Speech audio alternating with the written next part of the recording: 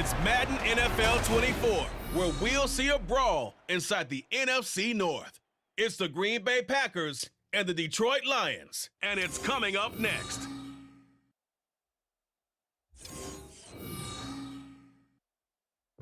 Downtown between Brush Street and I-375. That's where we're located in the heart of Detroit at Ford Field, which first opened back in 2002. Today we've got what's always a hard-hitting battle in the NFC North, as it'll be the Green Bay Packers taking on the Detroit Lions. Brandon Gaudin and Charles Davis with you from our broadcast perch. And Charles, as we get this thing started, what are you going to be keeping your eye on? Special teams. Field position is always a big determiner in a ball game. Who sets their offense up for success the best, that team will win the game.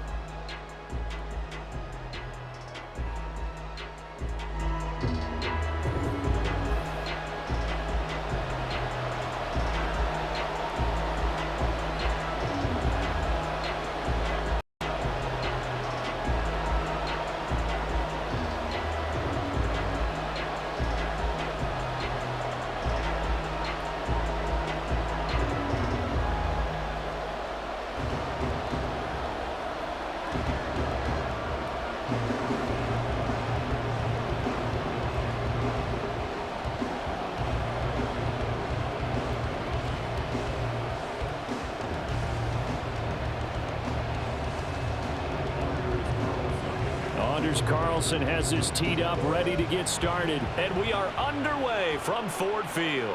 Here comes Khalif Raymond from his end zone. And ultimately cannot get this out to the 25-yard line as he's dropped at the 23. So here are the Lions now coming out for their opening drive. They'll be led out by their quarterback, the guy out of California, the former Cal Bear, Jared Goff. And at one point, the ascension of Jared Goff was really, really strong. Back-to-back Pro Bowls, took his team to the Super Bowl and came really within one quarter of winning it. But since that time, he's had bouts of inconsistency, and that's been the struggle for him as he tries to get back to the form he showed earlier in his career. They'll wind up getting 7 on the play, and it'll be second down. A good, safe pass there right off the bat. That's almost a rhythm play. That's what we like to call it. Get them into rhythm early, something safe, something they're confident about, something they feel good. And once that's completed, then you just keep moving from there because the confidence elevates. 4 yards the pickup, first down. Now that's the way to do it. Hand it to someone with vision and good footwork, and add a little bit of power, and you find a way to pick up first downs. Ball up to the 35 now as they come up on 1st and 10.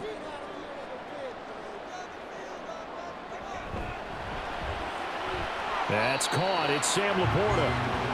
And that's good for a gain of 6, and that'll bring up second down. If you're these receivers, you got to be ready, because when he's going to throw it quick on that RPO, he's going to throw it quick. And this is why you spend time with your guy either in the offseason, during the week, the whole bundle. Because sometimes it's just telepathy. You both see the same thing, and he knows get the ball to him right away. A little short pass here taken in by Laporta. Back-to-back receptions for him, and it's another first down. I got a kick out of that one, partner. You and I talk often about trying to hide receivers in certain situations, but a guy of his size, can't really hide him. But the tight end drag route, definitely an effective way to sneak him across the formation for an easy completion and a first down. First down, here's the run with Montgomery. And it'll be a minimum pickup here as it will take us to the end of the first quarter. We're scoreless after 1.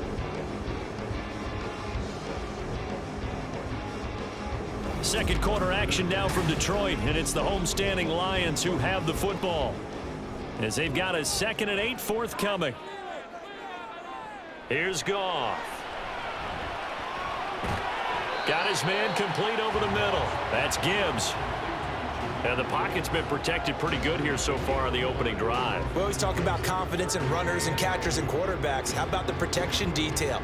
They're not allowing anyone near the guy throwing the football. They'll get to the line here, but remember, it's also 3rd down. Goff now to throw. Work in the middle of the field, and he's got a man complete. And he is going to have the Lions first down. It's a gain of 6 that time on 3rd and 2. Got to say, I was a little surprised to see him, Charles, come out in the shotgun on 3rd and less than a yard. Yeah, but the way the NFL is nowadays, we hardly ever see anyone really run for it on short yardage. So they're going to throw the football more times than not. That was a nice, easy rhythm throw right there, and they pick up the first down. He'll let this go deep for St. Brown. And this is caught inside the 5. The Lions will use the first of their timeouts as they'll stop it with just over a minute to go before halftime.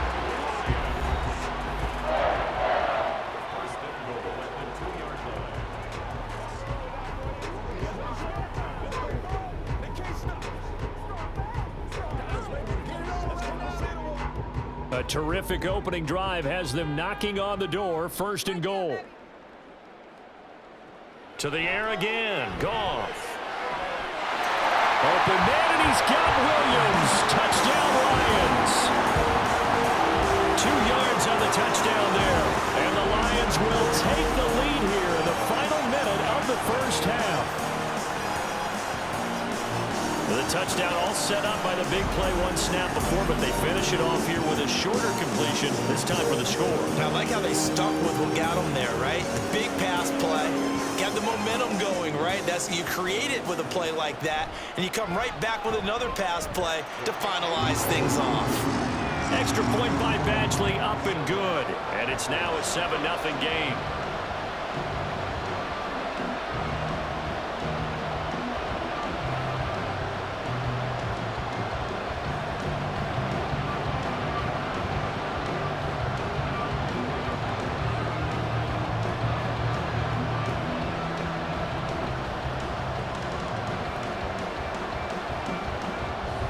The kickoff team on the field now as they will send this one away.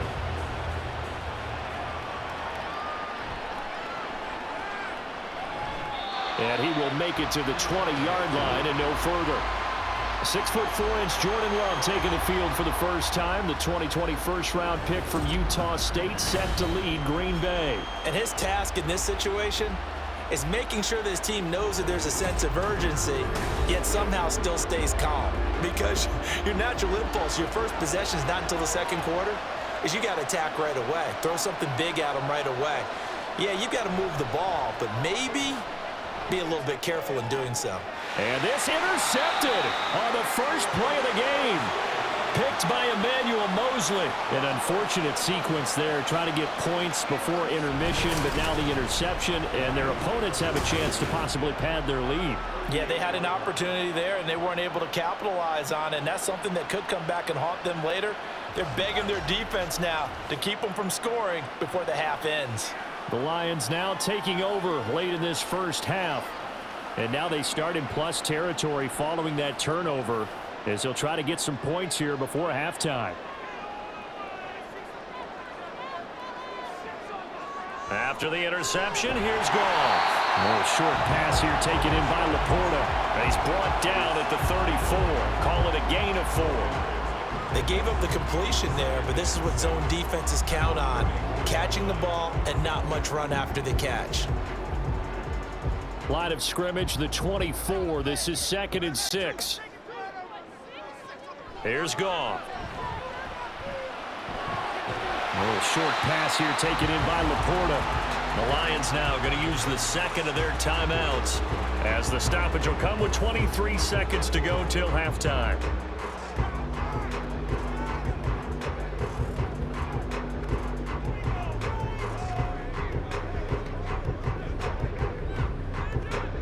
Coming up here looking for 3 yards to pick up the first. Goff on 3rd down. He's going to get that to his running back out of the backfield. And he is going to have the Lions first down, I do believe. Yes, he's got it by about a yard there on 3rd and 3. And they'll burn the timeout with 5 seconds left. A chance to try to add 3 points before heading to the locker room.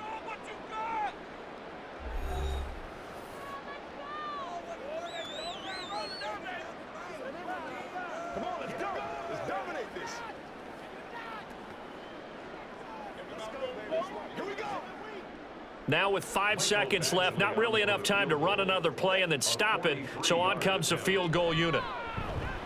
Badgley able to punch this one through, and that will extend their lead even further. So, Charles, they get to them with their first turnover of the game and then make it hurt a little bit extra with a field goal. And anytime you give the ball up, what's the first thing a coach tells his defense? Don't let them score off of this. You've got to put out the fire. In fact, in 2021, that's what one NFL coach termed his defense. The firemen. Go out there, guys, and don't let them put some points on the board.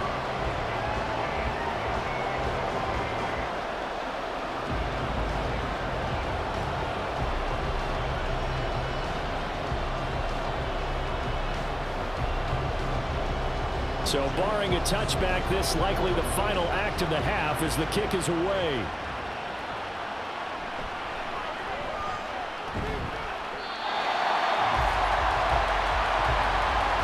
So we've reached halftime here in Detroit with the Lions out on top. As we'll send you down to Orlando, and we check in with Jonathan Coachman for our EA Sports Halftime Report. Coach. Okay, Brandon, thanks very much, and welcoming everyone to our downtown Orlando studios in this EA Sports Halftime Report. In the first half, it was the veteran quarterback Jared Goff who had command of the offense. He's got a touchdown pass on the ledger as his guys were able to build a double-digit lead. All right, Coach, thank you, and we welcome everyone back for quarter number 3.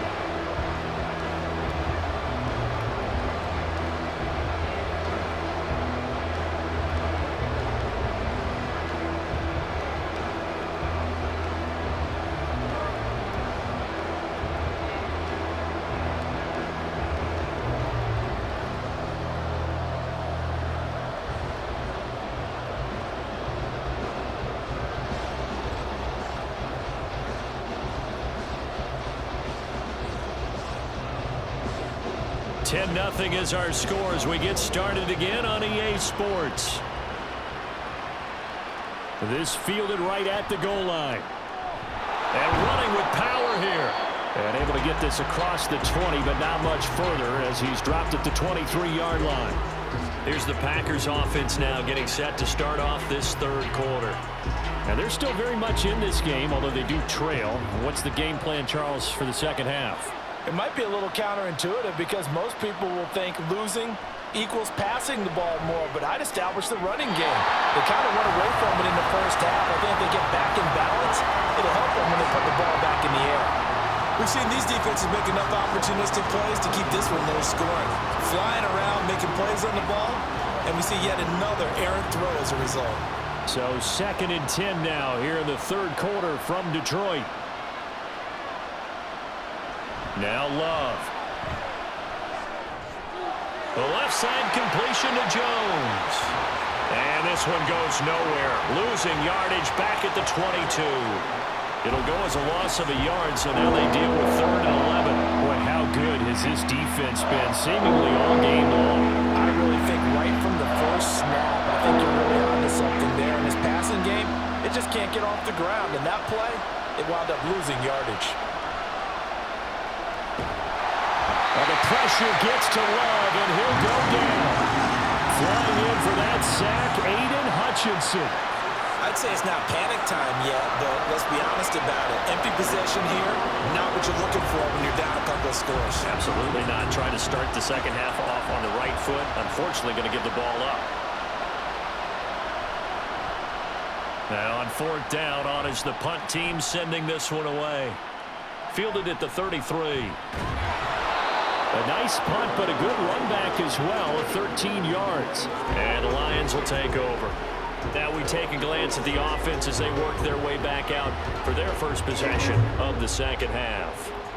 And both of these defenses have been stifling these last few drives offensively, just not able to get anything going, so what needs to change? I think a lot of the guys will go back and review, so to speak, because everyone has someone assigned to how did each play work. Okay, what did we use that kind of worked for us during this game? Try and get back to some of those plays, as well as the possibility of showing something you haven't shown already in this game and trying to change things up. We'll see if they take the advice of Mr. Davis. Goff now looks to throw. And that'll be incomplete. Took a pretty good shot as he tried to pull that one in. Couldn't hang on, third down. To give you an idea of how accurate he's been throwing the football, we're in the second half. That's just his second incompletion. Well, if he's that locked in, that means everyone's locked in, because to me it's like throwing a no-hitter in baseball. The pitcher may get the credit, but a lot of people making plays behind him in the field. They'll set up the screen to Montgomery. And he'll take this to the 47, but no further, as they get him down well short of the line to gain. They'll get only a yard out of that, and it'll bring up fourth down. The key to any screen play is all in the deception. That means everyone on the offensive side of the ball, but someone gave it up because that one wasn't very well concealed. And the defense able to rally to him and hold him for just a short gain. And here now the punter Fox as he sends this one away. 3 quarters in the books. You're watching the NFL on EA Sports. Back now at Ford Field. It's the Packers who have the football, but in need of points as we begin quarter number 4. First down, going to the air with Love. That's taken in, Dontavian Wicks. Well, they're not going to go quietly. That's a big play right there. 2 scores down. They're not out of this, but they've got to move.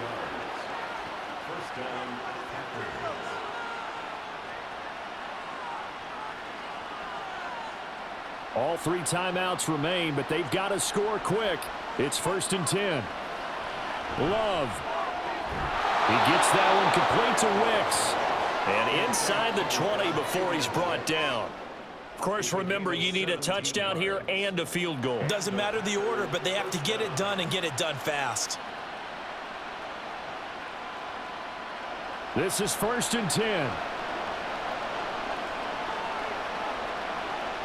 Here's Love. And this is caught now for a late touchdown. So hold everything here. This one's not over yet.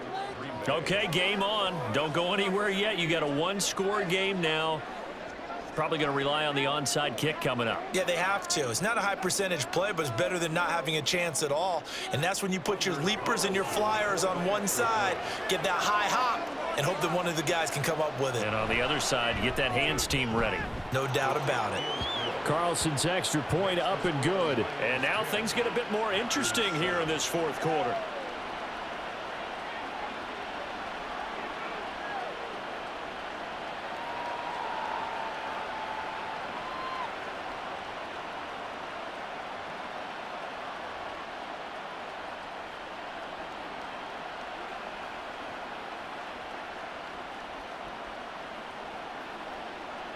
So with just over a minute to play, this becomes a make-or-break onside kick. And the Lions are able to cover this one up. A tough one there. They certainly wanted that when they needed it, but they didn't absolutely have to get it. They still do have 3 timeouts. You're exactly right. They had to attempt it. But even though they didn't get it, as you noted, with 3 timeouts, if they can get these stops on defense, all hope is not lost. So the Lions offense ready to go back out onto the field. And this game not quite in hand yet. We'll likely see all 3 timeouts defensively and then reassess where we are. We got to have 2 hands on the football here as they run on 1st down. And an excellent job of finding the opening as he's got this now all the way down to the 22.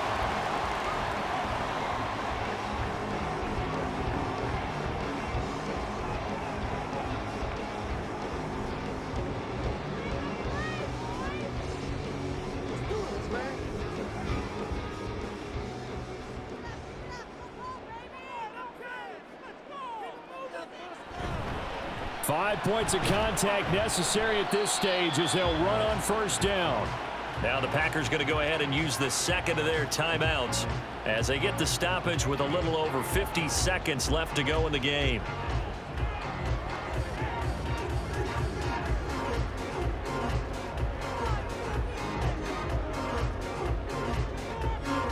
So 2nd and 9, and you'd have to figure just about all 11 probably crashing the line here. Again, they'll go ground with Montgomery. And he's going to get this one down inside the 15. Now the Packers going to burn their third and final timeout as they get the stoppage with just under 50 seconds remaining in the fourth.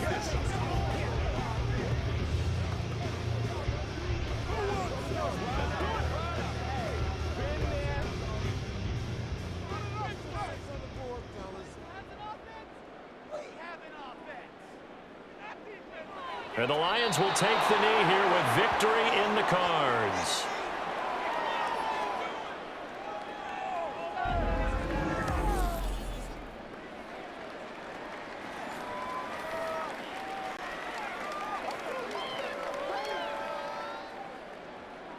So here comes a very important kick now for Michael Badgley. This to swell the lead to 6. And this one is right through. And that will double their lead as it's up to 6. Well, in a close game like this, obviously you want the touchdown, but certainly they will take the 3. And they'll be okay with that, but let's throw a little credit to the defense as well. I'm just glad this doesn't come down to a debate, right? Which side won, partner? Because the defense, hey, we didn't give up a touchdown. The offense, hey, we put 3 on the board. Either way you look at it, I think both sides gained something out of that drive.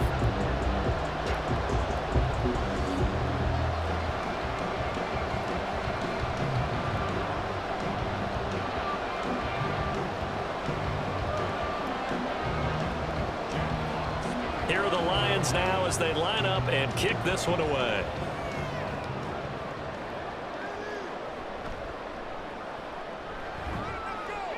And they'll start this drive just across the 30. Pretty nice work on the return. About set to get this drive started. The Green Bay offense at the line. One last shot now for Love. To Dobbs, and he holds it in. And brought down, but not before reaching the 45-yard line. A fun, close ball game comes to an end. On that last play, Charles, they were on the wrong side of midfield. They needed something near a miracle, and they couldn't get it done. Yeah, the effort, that was good. Very good, in fact. They were just a little too far out to get a decent look in the end zone for that last opportunity. Couldn't get it done, but a nice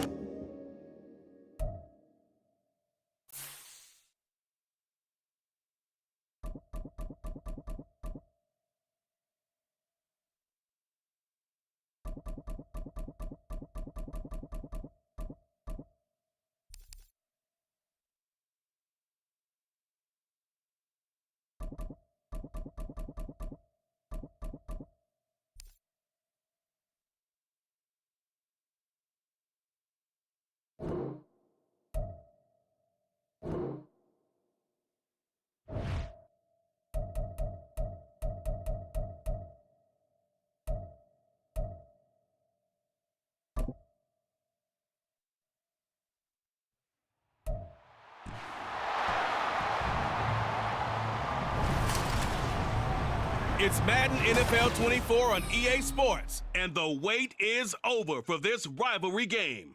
It's the Cleveland Browns and the Pittsburgh Steelers, and it comes your way next. Oh, the cold weather certainly helping set the stage for what should be a physical primetime contest at Pittsburgh's Acrisure Stadium. Straight ahead, we've got a pretty good one on tap here, as it'll be the Cleveland Browns taking on the Pittsburgh Steelers. Brandon Gaudin alongside Charles Davis. Before kickoff, Charles, quickly your keys to the game. Well, partner, I could give you the standard ones, turnovers, special teams play. But here's one that doesn't get talked about much anymore, and that's time of possession. Whoever controls the football, gives their defense a break, and takes care of business, that's the team that's going to win this ball game.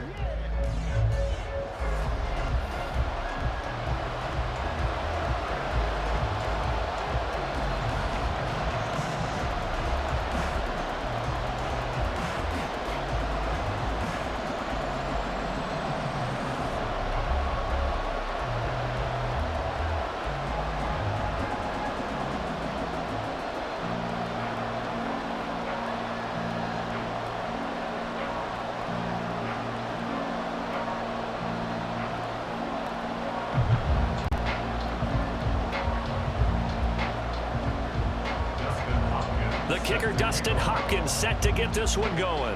And we are underway from Pittsburgh. On the return from his end zone, Godwin Igwebuike. And no alley to be found. The coverage was solid, and he's dropped at the 18. So out come the Steelers now for their first drive.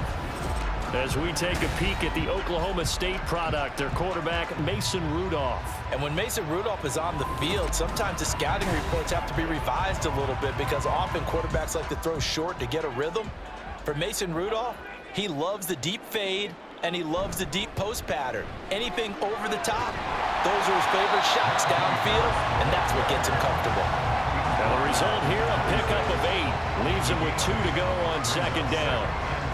But you often say that sort of opens the playbook now, second and short. What do you think, early shot here? I like where you're going. Obviously, we've been together for a while because you know me. I want to take that shot early and loosen things up.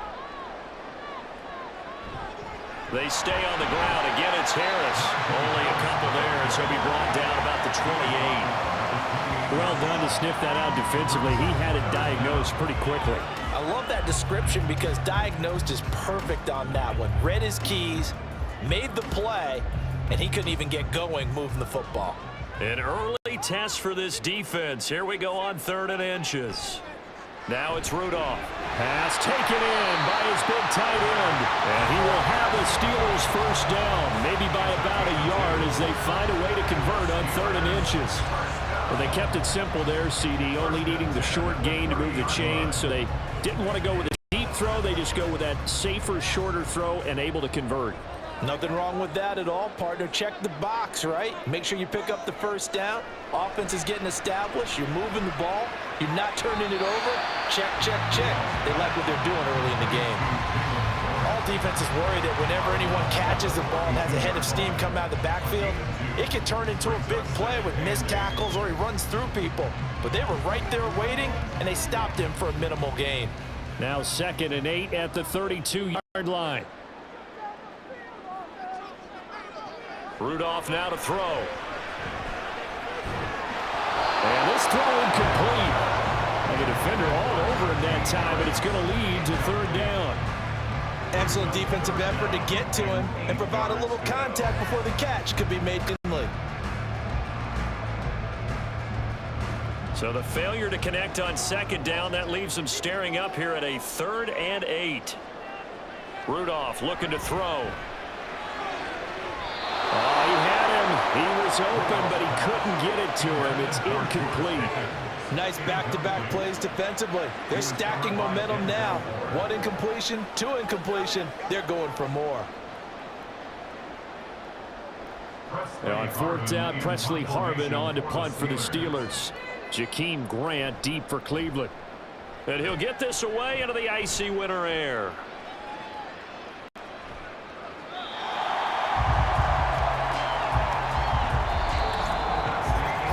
No score after 1 on EA Sports. The start of the 2nd quarter, and it's the Browns in control of the football as they finally get their chance on offense. 1st and 10. Now it's Watson, a bootleg. Got an open end. That's David Njoku, the tight end. And he'll be taken down, but not before they work it across midfield. A gain of 32 that time. This offense has been slow to get started, but that play will certainly give them a little bit of life. Maybe the late wake-up call that they had been seeking. 1st down now, but that clock rolling. Here's Watson. And that's going to be incomplete. Too tough to hold on to that one. It's 2nd down. He did a fine job there of not hitting him before the ball arrived, and I've got to tell you, you can often mistime that play because of the angles of approach. When you're going to get him, sometimes you panic as well and think, I've got to be there right now. Instead, in this case, timed it perfectly and knocked it free. Another throw on 2nd down, and this one incomplete as well. Feels like they're getting caught in between here because any incompletions on 1st and 2nd down, now you got to worry a little bit about the clock because you prefer not to give them another shot here in the 1st half. If you don't pick up the 1st down, guess what? You're likely going to have to.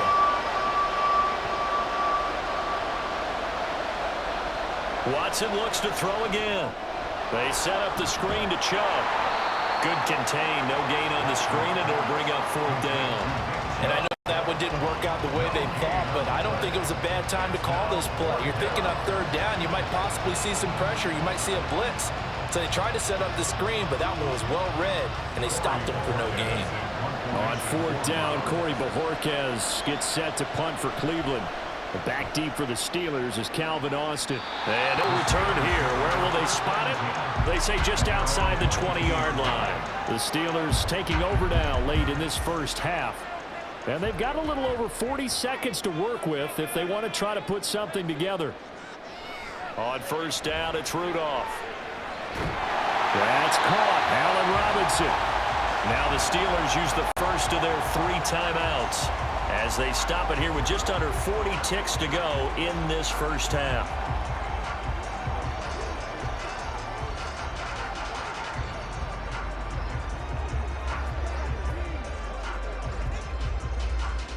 Two yards to go, 2nd down.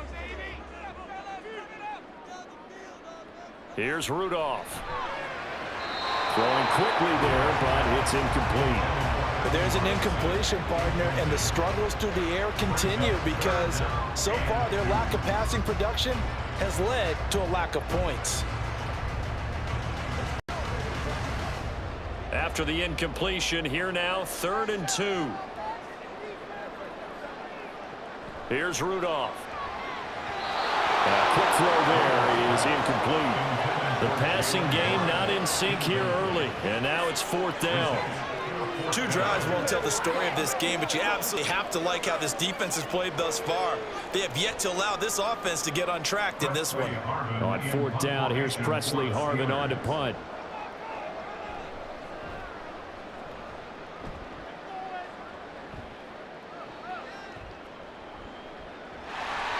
It'll go as a 50-yard punt, 6 yards on the return. And the Browns will take over, 1st and 10. The Browns going to go on offense one final time in this first half. And with time quickly fading here in the 2nd quarter, not sure how aggressively, offensively they want to play this. I think we'll find out just how much they trust their guys in this situation if they decide to take a shot. And now a throw on 1st down there, but it's incomplete.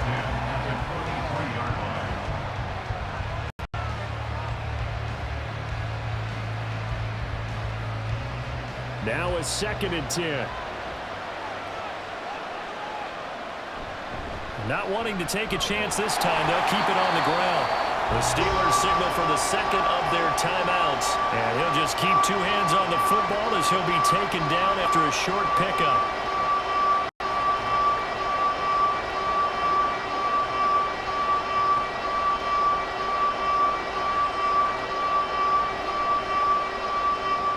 Third down at 6.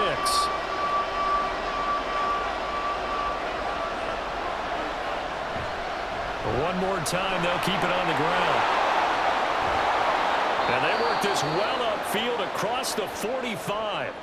Now the Browns will use the first of their 3 timeouts as they stop it with 11 seconds remaining in this first half. Let's go, man. It's one play at a time, baby. Let's go. Gotta have it, baby. Gotta have it.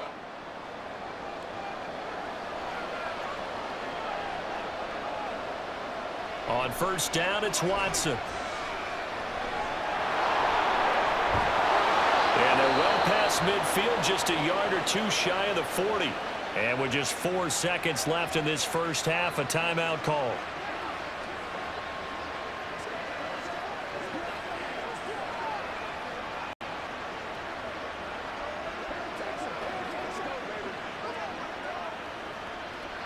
So with 4 seconds to go in the half, here's the field goal unit onto the field. So this will be spotted on the midfield logo. It's a 58-yard attempt. And that is no good. And this will remain a scoreless game. So we've hit halftime here in what obviously is a very fast-moving first half of play. As we'll head down to Orlando, that's where we find our man Jonathan Coachman at our EA Sports Halftime Report. Coach. Not too much to show you in terms of scoring plays. In fact, there's nothing to show you. A scoreless tie here at the half. Both of these defenses have been outstanding thus far.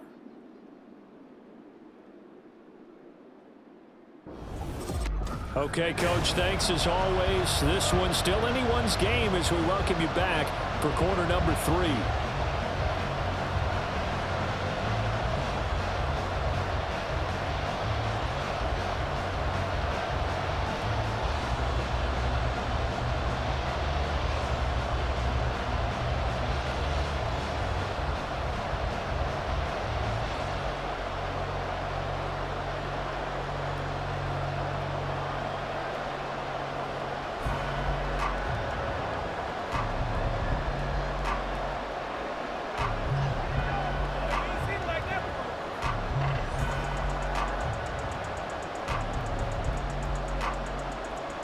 So no scoring in our first half. What will the second half bring as we are now back underway?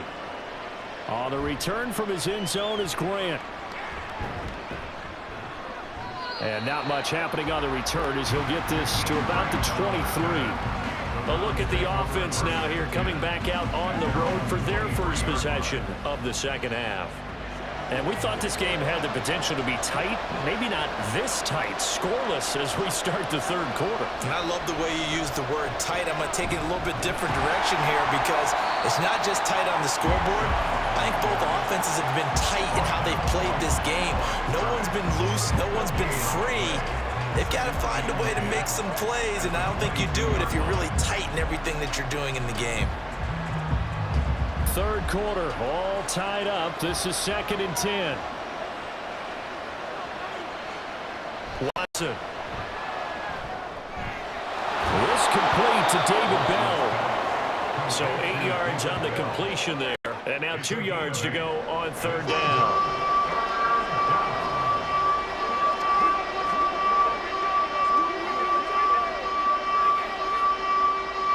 They'll come to the line, needing only 2 yards to gain the first here. 3rd and 2, Watson. And that is incomplete. And so many times we look at the opening drive of the third quarter as a tone setter, and many coaches do emphasize it, and that's a strong performance there defensively to force incompletion and, more importantly, force a quick punting situation. The Browns send out their punter now as he'll kick it away for the second time. And this is away. It's a high kick, and he got all of it. And that'll hit at the 5 and go into the end zone for a touchback. Time for the Steelers offense now to get set for their first possession of half number 2. Rudolph going to lead the Steelers up now 1st and 10 at the 20. No, bottled up, fumble. It's out, it's loose. Oh, and one of the linemen on the other side has got it. Much like a running back going through the line, quarterbacks have to be aware of protecting the football as well. He left it exposed that time, wound up having it knocked free, but fortunately, had an alert teammate who was able to get it.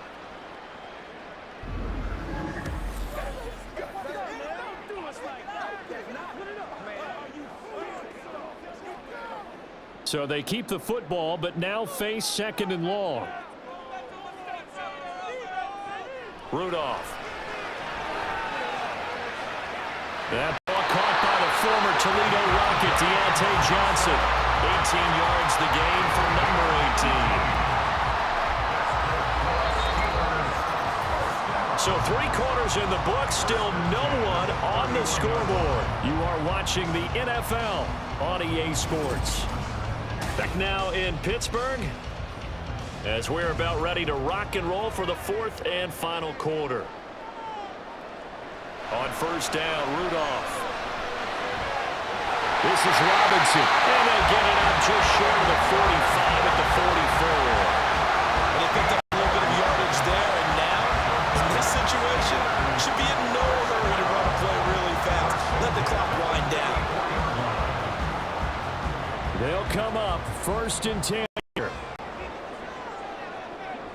Throwing here, Rudolph. They'll try and set up the screen. It's complete. And he's going to get out of bounds with the first. And they are knocking on the door. Field goal range now. When you run a a screen pass really well, you got to like the look of it because so many parts come together to make it work well. The offensive linemen, where they're faking people out, the back slipping out there, catching the football, then all of them going together as one unit downfield. A really nice pickup. Rudolph's throw pulled in by Robinson here. That completion helps out in a nice way. Now they can take a little bit more time, but guess what? They've got to make sure on their throws that they see it open, not just anticipate it. They'll come up now on second down.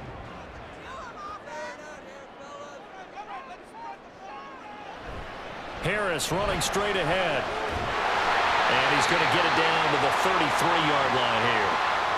Now the Browns will use the first of their 3 timeouts as they get it with under a minute to go now in the football game.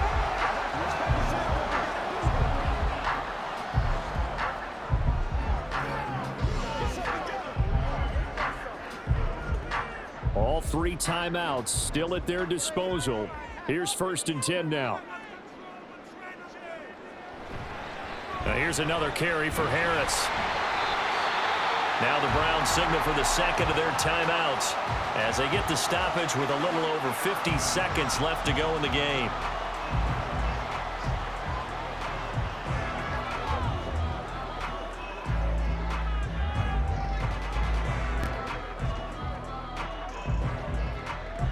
Now 2nd and 4.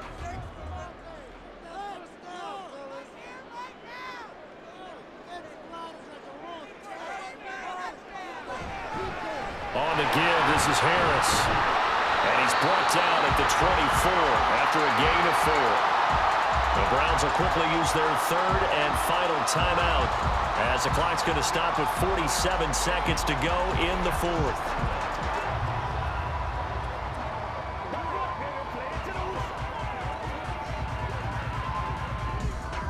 Boy, here's a big one. You can just feel it. This is 3rd down now. Trying to pick it up on the ground with Harris. And he will have the first before he's brought down right on the chalk and a try. I think they like this drive a little bit better there, partner. Running game helping out, picking up some of the slack. Because remember, the last drive they went 3 and out. All 3 timeouts remain. How much that'll matter remains to be seen. It's 1st and 10. And now we won't see a play on 1st down. We're going to get a timeout instead. It's just their first. They've got 2 more to use here in the final stages. Let's go, man.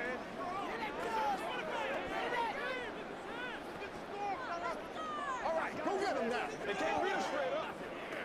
So on now for the field goal try, Chris Boswell. This to almost certainly win the football game. And his kick is good. And it's celebration time on that sideline as they have taken the lead in the final seconds. And I tell you, when it comes to needing a field goal in closing seconds, pressure situation, there's something to be said for having a veteran kicker trot out there. Agreed. It's so nice to have someone you can rely on, someone who you know has done it before. And this guy's as cool as they come, isn't he?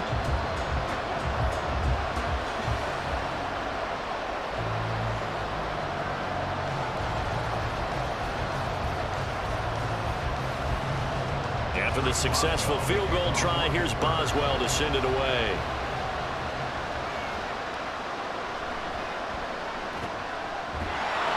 And his guys will get the football right at the 20-yard line.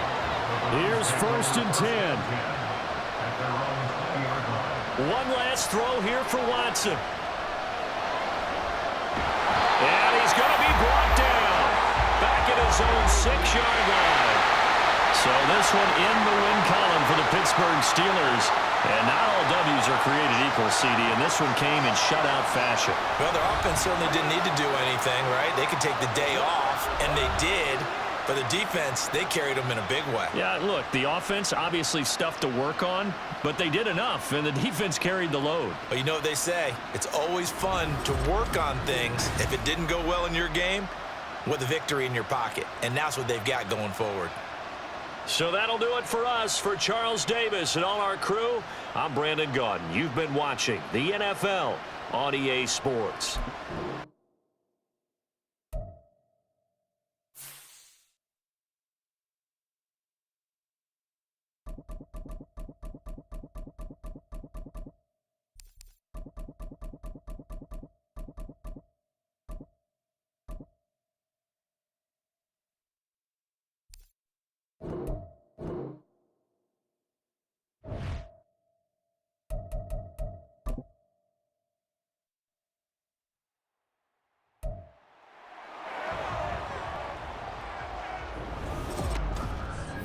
It's the National Football League on EA Sports. And if it's in the game, it's in the game.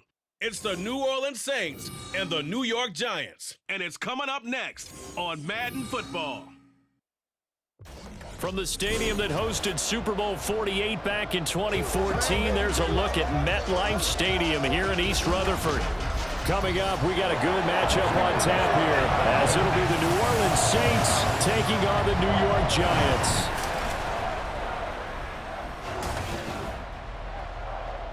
Alongside Charles Davis, I'm Brandon Gaudin, and Charles, kickoff moments away. Quickly, what are you watching in this one? The offensive line for both teams, because both teams have a terrific pass rush. They've got to keep their passers upright. If they have a chance to do that, they can both thrive on offense and move the ball downfield.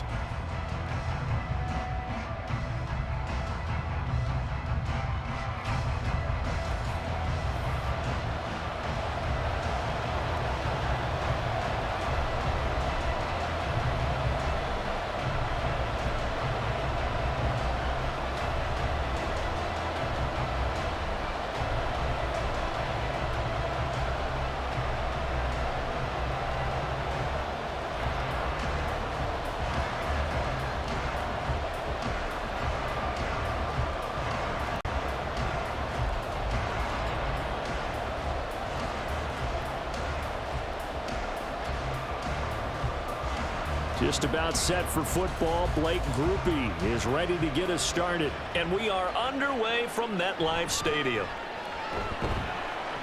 And he'll be brought down right on the chalk of the 20.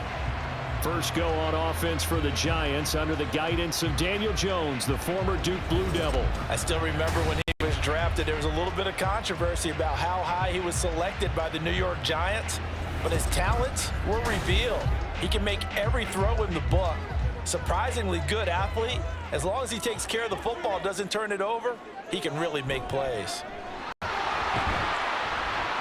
Stopped at the 24-yard line after a gain of 5. Nice satisfying run up first down for the offense, picking up 5, which means defensively, the thought process is entirely different. You don't want to panic, but at the same time, you're saying to each other, we've got to tighten this down. We can't give up gains like that. 2nd and 5. Now Jones. And that falls to the ground, incomplete. A nice job of bodying him up defensively, and now it brings up 3rd down. It's another zone defense. It looks like it's open for possibilities, but they did a nice job patrolling the middle of the field and forcing an incompletion.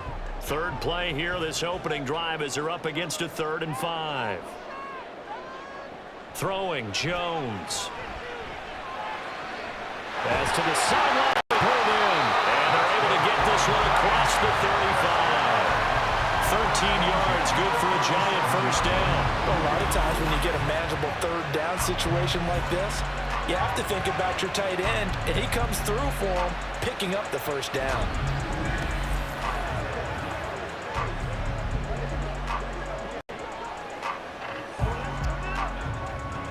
Line of scrimmage, the 37 on 1st and 10. Operating from the gun, Jones. Oh, trying to fit it into Shepard, but it's intercepted. Picked off by Paulson Adebo. And he will take this one home. It's a touchdown. So a big defensive play there on the opening drive, no less, as they make the interception and bring it back for the score. And I think that's a signal for how this defense wants to play. They want to be disruptive, and you know they're going to take some chances. Well, sometimes it can burn you, but right there, it paid off.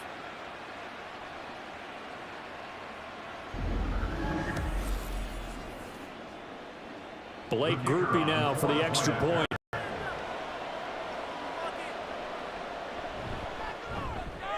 And it's good as the Saints have a 7-0 lead. So the defense creating some points, not only getting the interception, but then returning it to the end zone for the pick 6.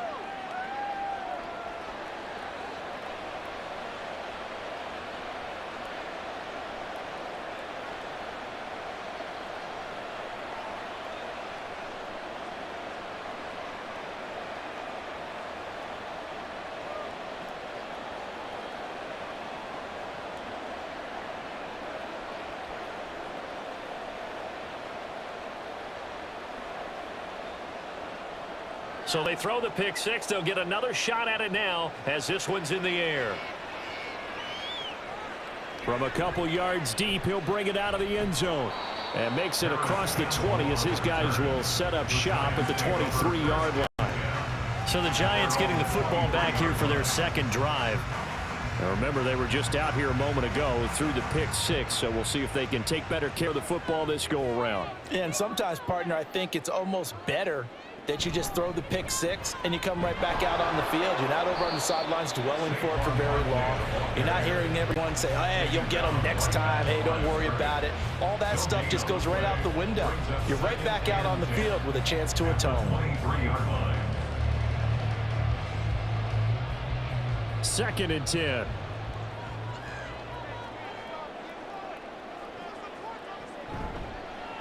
All the option left, it's Jones.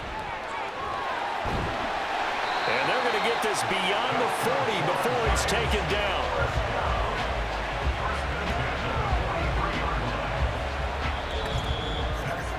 After one, 7-0 on EA Sports. Ready to roll for the second quarter from MetLife Stadium. The Giants with the football as they've got it with a 1st and 10. Jones with a handoff to Barkley. And he's going to take this ahead for right around 3 yards, but no more than that. 2nd down. Not a huge carry there on 1st down, but not all of them will be. But still, all in all, a positive play for the offense. It's all picking up at least a few to set up what you're going to do here on 2nd down. Clock rolling as the Giants will hurry to the line. Now they'll switch it up here and look to throw. And he'll get this underneath, dropping it off for Barkley. And this is going to be another 1st down as the tackle's made at the Saints' 43. It's a gain of 11 yards that time, and it produces a new set of downs. We often talk about understanding the playbook, understanding progressions, and understanding what the defense is doing. We saw all of that on that play. Great recognition and understood where his running back was going to be. Found a way to have him leak out underneath, hit him with the football, and he picked up the 1st down. Throwing on 1st down, but this one winds up to be incomplete. Well, the incompletion, yes, but maybe here not the worst thing in the world? No, not on 1st and 10. Actually gives them a chance to regroup, relax just a little bit. They huddle up, talk it over. Then they get a chance to continue their drive. Throwing again on 2nd and 10. Jones gets this out to Saquon Barkley. They do get a couple, but they'll be left staring at a 3rd and 8 coming up. Well, offensively, that's the mismatch that you want. You want to force a linebacker to try and cover your back out of the backfield, out in some open space. The linebackers nowadays, they run like backs, and they take a lot of pride in covering. What a nice play he made there in the open field. That is caught. And this is going to be another 1st down as the tackle's made at the Saints' 25-yard line.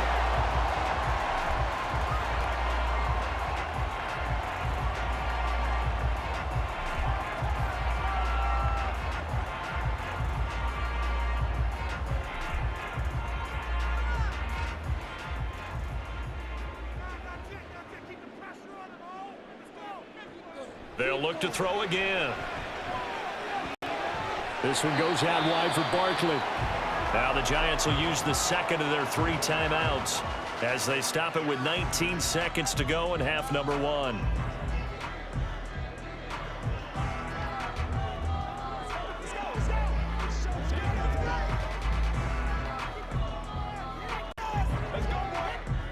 Here's a 2nd and 5.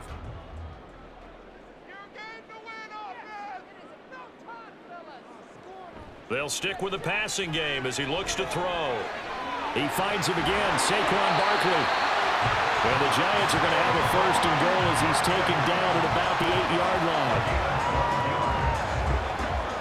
And with just 4 seconds left in this 1st half, a timeout call. 1st and goal at the 8-yard line.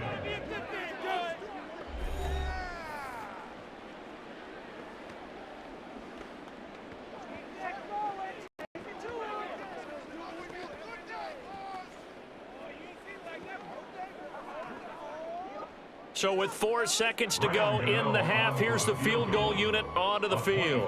From the left hash, a chip shot here. Gano's kick is good, and they are on the board, but still trailing. It's 7-3. Maybe a moral victory of sorts. They're on the board here late in the first half, but this offense just hasn't looked that sharp. Yeah, but at least they got the 3 points, right? At least have something to, quote-unquote, hang their hats on and maybe feel a little bit better about themselves as they head to the half.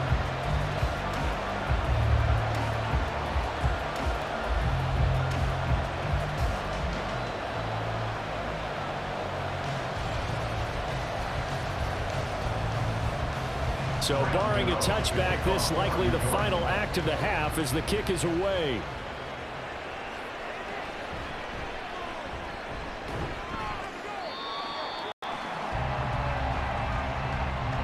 So we've reached halftime here in a 4-point game. As we'll get you down the coast to Orlando for Jonathan Coachman at our EA Sports Halftime Report. Coach. All right, Brandon, thanks very much. Welcome, everyone, to our brand-new studios here in downtown Orlando in the EA Sports Halftime Report. We were certainly treated to an entertaining first half. Both these teams with some high points and maybe a couple of low points as well. So it's going to be a question of who can be the most disciplined team going forward. All right, Coach, thanks. Yeah, both teams likely to make some changes in what's been a closely fought battle to this point.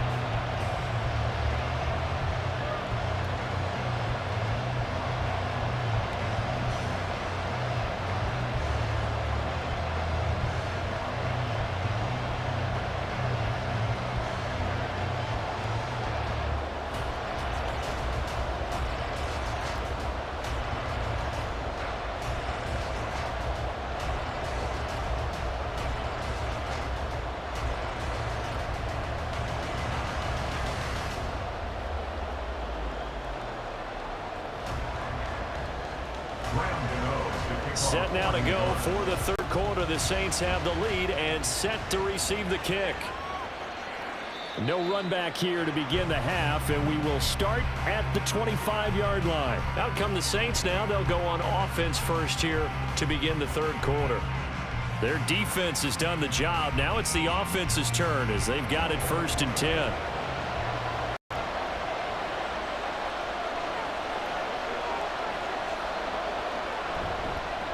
They start the second half here with Williams. And boy, showing how tough he can be to bring down, just fighting his way forward to pick up 7 yards.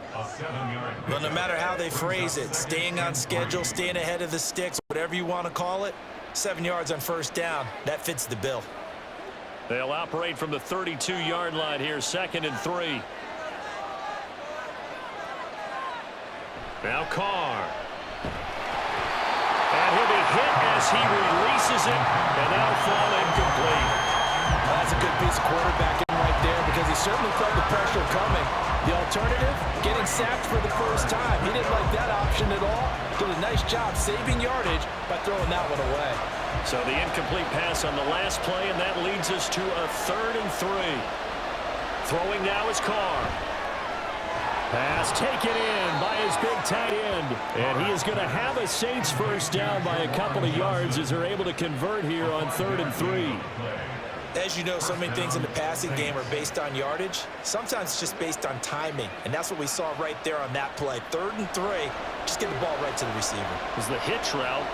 Tell us, what is the hitch route? Yeah, just take really one step, driving off the line of scrimmage, get the defensive back on his heels, get the ball out to the receiver, and he does the rest.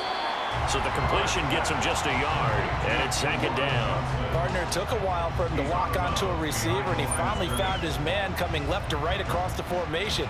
But by the time he got the ball to him, not much of a chance to turn upfield and make anything out of it. So from the 37, here's a 2nd down and 9. Here's Carr to throw. Looking left side and completing it to Thomas. Pulling a gain of 3 on the play. And now 3rd down and 6 to go. And forget about the run to set up the pass. They're just coming out throwing. Forget trying to set anything up. They feel like they have the advantage. They feel like they have the matchups, and they're just attacking right now. Yep, going to the air on the opening drive. Now Carr again.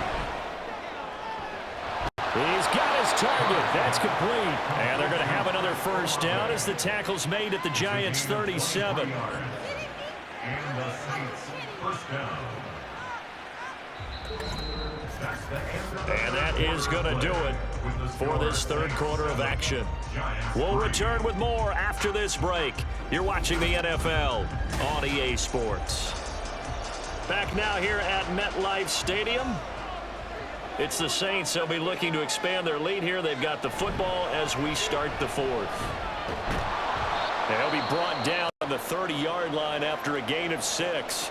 And now right out of the 2-minute break, we'll get a timeout used defensively with 1:56 to go.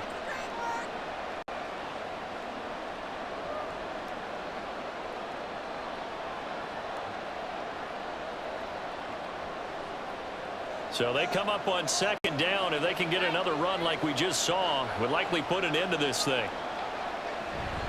Again, it's Kamara. And he works his way free all the way down to the outskirts of the red zone. Now the Giants will use the second of their 3 timeouts. That'll leave them with just 1 remaining in this fourth quarter of play.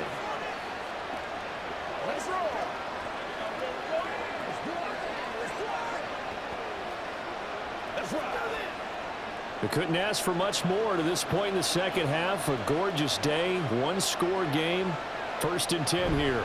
On the counter, here's Kamara. And this time they were waiting for him as he'll be knocked down before he can get back to the line of scrimmage.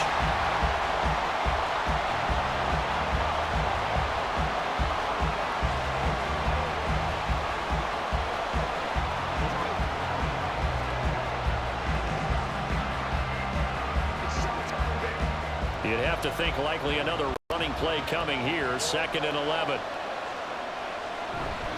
They'll pound it up the middle with Kamara. And able to fight forward inside the 15 to the 13. I like it. I like the call. Still an opportunity to run the football and chew up a little more time off the clock. And it's 3rd down.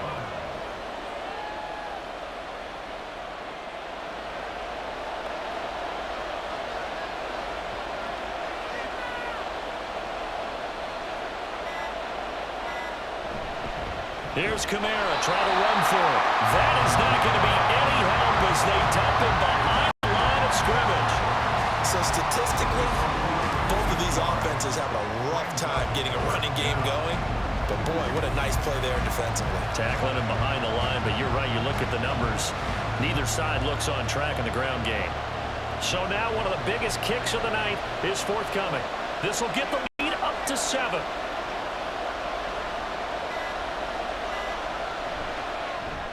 And his kick is right there. It's good, and the drive will wind up yielding 3.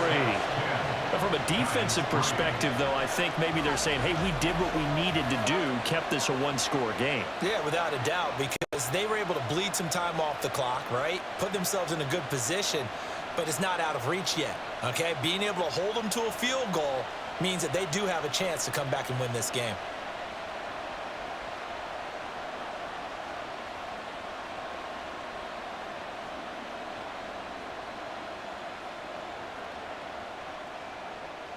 So after the field goal, back out is Groupie to send this one away. This taken in at the goal line. And he returns this to the 22.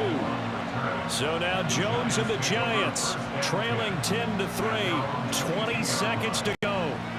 They need a touchdown and the PAT to tie it as they come up 1st and 10.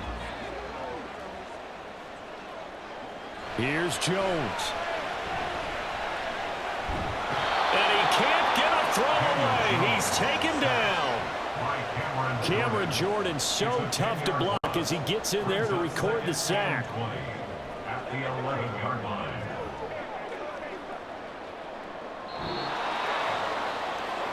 Well, it took us until the final play, Charles, to officially decide a winner. Although on that last play they were so backed up, it would have taken a miracle, and they couldn't get that miracle done. Well, I like how you stayed with it because we both knew that this had to go down to the last play, and neither side was going to exhale until that play concluded because we've seen the improbable before. A couple of laterals, maybe some poor defense on the back end. They might have gone all the way to the end zone. In this case, though, it didn't happen. Perhaps next time.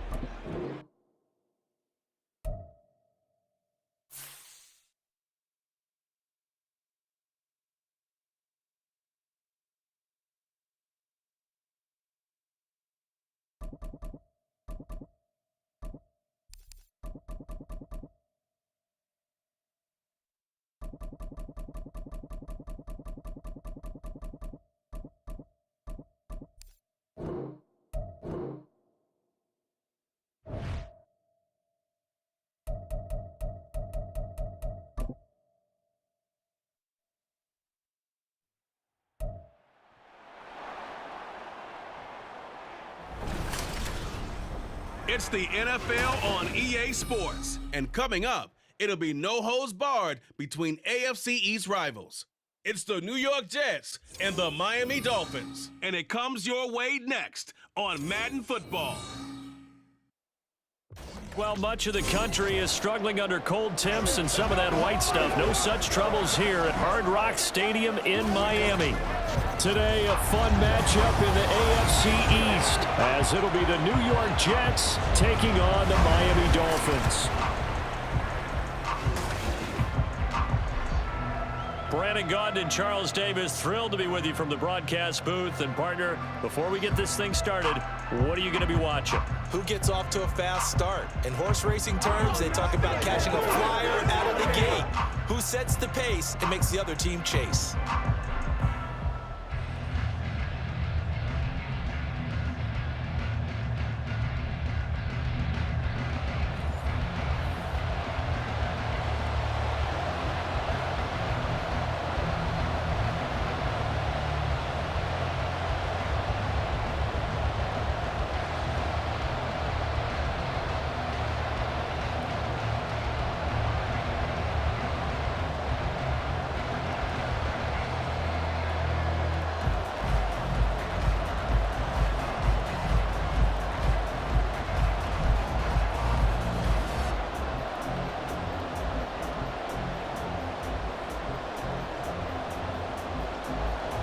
Here's Jason Sanders now to get this one started, and we are underway from Hard Rock Stadium.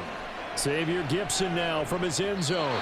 And he's probably realizing he should have stayed in the end zone as he can only muster a return to the 14-yard line. So here are the Jets now backed up to start their first drive. They're led out by a former #2 overall pick in the draft from BYU, it's Zach Wilson. And what was really attractive about Zach Wilson coming out of college, coming out of BYU, his ability to create and make plays when many people thought they didn't exist. But what's been even better is watch him improve in the pocket, able to hit the back foot, make the right read, and the right throws. And throwing here to start the drive as they connect left side. And he almost gets this to the 30, taken down about a yard shy. 14 yards there on the first play from scrimmage. Love this look to start the ball game. They empty the backfield right away, and that's going to put some early stress on both their offensive line and on the secondary. And here they get the completion and a quick first down. And now a throw on first down there, but it's incomplete. Had an open man that time. They ended up putting a little too much heat on it, don't you think, partner? Absolutely. Just needed a touch more air under it. Instead, he fired an absolute bullet. Here's 2nd and 10.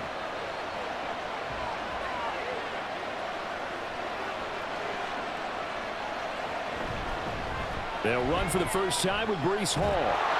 And he'll get it out near the 40 to the 39.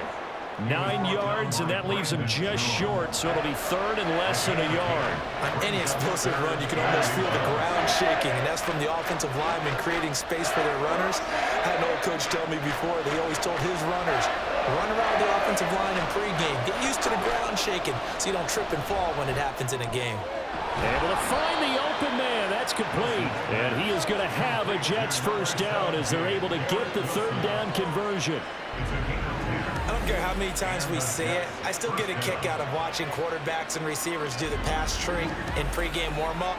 But I always remember that when we go to practices, We see that after practices as well. They really tune it up, don't they? They tune it up. They know why they do it for these situations. First down. And they build that trust, and that's why they're able to find him in this type of a situation. And some solid footwork there as he'll take this down to about the 38. Back-to-back nice gains. That one for 14 yards and another first. How best to describe that one? I'd say right down Broadway on that run. A straight-ahead running. I think that might be something we see a lot of between the tackles today. Well, he's enjoying things so far here this afternoon. Sees a crease and bursts through it for a solid gain. We're scoreless.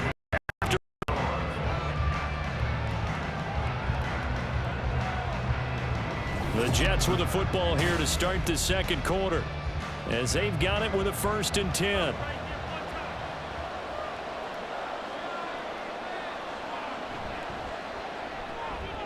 Throw right side, Wilson. And down to the 20 he'll go before heading out of bounds. Another big hitter there. This one good for 18. And he's already got 2 catches on the opening drive. They know he's going to be a handful. And sometimes you game plan for that offensively. You want to make sure that guy touches the ball, and sometimes it just happens naturally. And then you change your game plan. When he has the hot hand, you keep going back to him because he's running routes with confidence as the game goes on. Now Wilson. That's complete to Lazard. And the Jets are going to be set up with a 1st and goal on a pass play that moves them all the way down to the 1. A lot of precision being shown us opening drive. They've been methodical, they've been crisp, and as a reward, they're going to be set up with an early 1st and goal. 1st and goal, a chance for an early statement here on the road. They'll run with Hall. And he'll actually lose a little bit of yardage here. Back to the 2. That's going to go as a loss of 1 on 1st down. Got to give a lot of credit to the defensive front there. They held their ground, pretty much stoned them on that play, and ended up creating a lost yardage play. Yeah, drop them from the 1 back to the 2. Back at the 2 now. Here's 2nd and goal. Abanikanda trying to get to the goal line, but he's going to be stopped just short at the 1. The Jets are going to use the first of their timeouts as they'll stop it with a little over 30 seconds to go in the first half of play.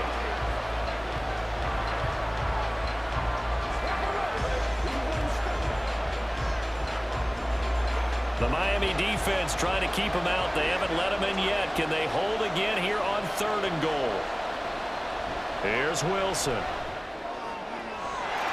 Got a man. It's caught. Touchdown, Jets. The 2 Wilsons, Zach and Garrett, team it up there. And the Jets post the first points of the ball game as they take the lead here in this second quarter. And that touchdown gives them a touchdown lead before they attempt the extra point.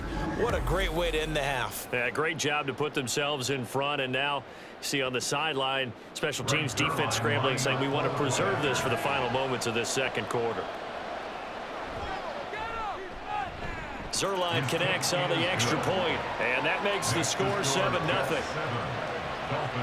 A 10-play drive that time. And Garrett Wilson capped things off with a touchdown grab.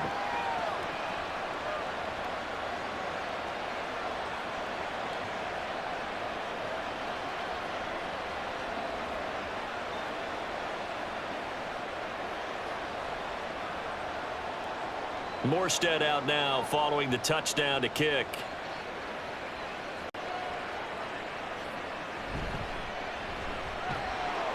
And he'll get it up past the 20 to about the 22. The Dolphins take the field with Tua Tagovailoa, their quarterback from Alabama, at the helm. The secret to his game and his success, incredible chemistry with each and every one of the guys who catches passes with him. And not only does he ask them to stay after practice or meet it before practice, he actually demands it because he knows if they have that kind of chemistry built up, they're going to be hard to beat each and every ball game. On 1st down, Tagovailoa. That's caught by the Notre Dame man. It's Durham Smythe. Now the Dolphins going to burn the first of their timeouts as the clock will stop with 20 seconds to go in the first half.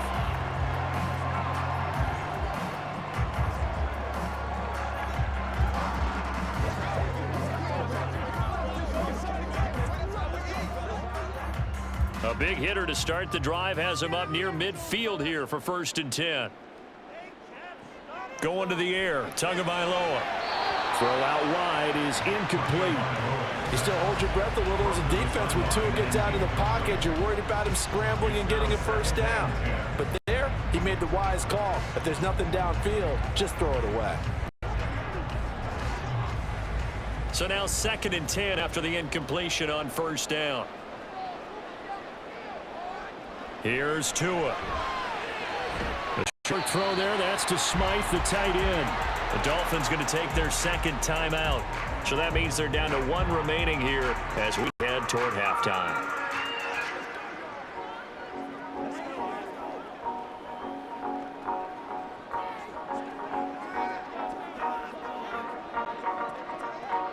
Here now a 3rd down and 8.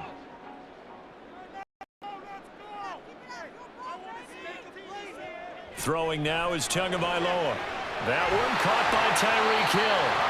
And that's going to be another 1st down as the tackle made at the Jets' 36. And with just 4 seconds left in this first half, a timeout call. 1st and 10 at the 36-yard line.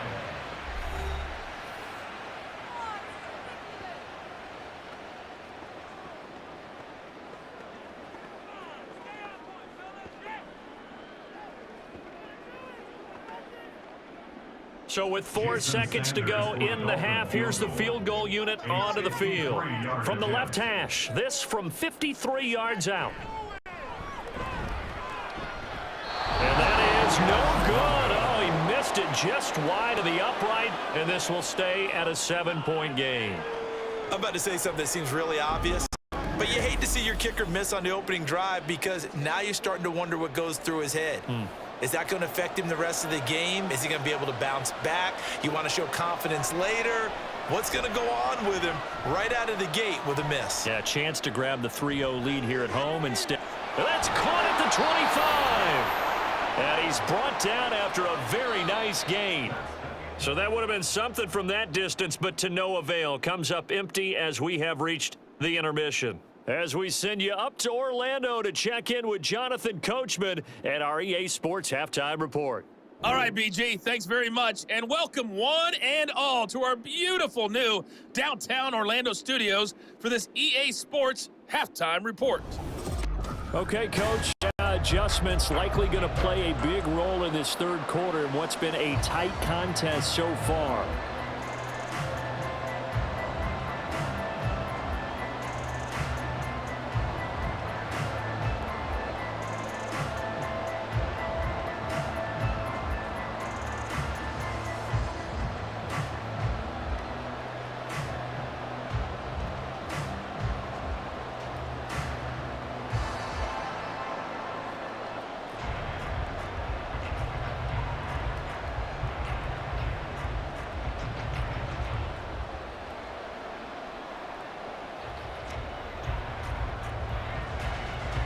Just the 1 touchdown in that first half. 7-0 our score as we get going in quarter number 3.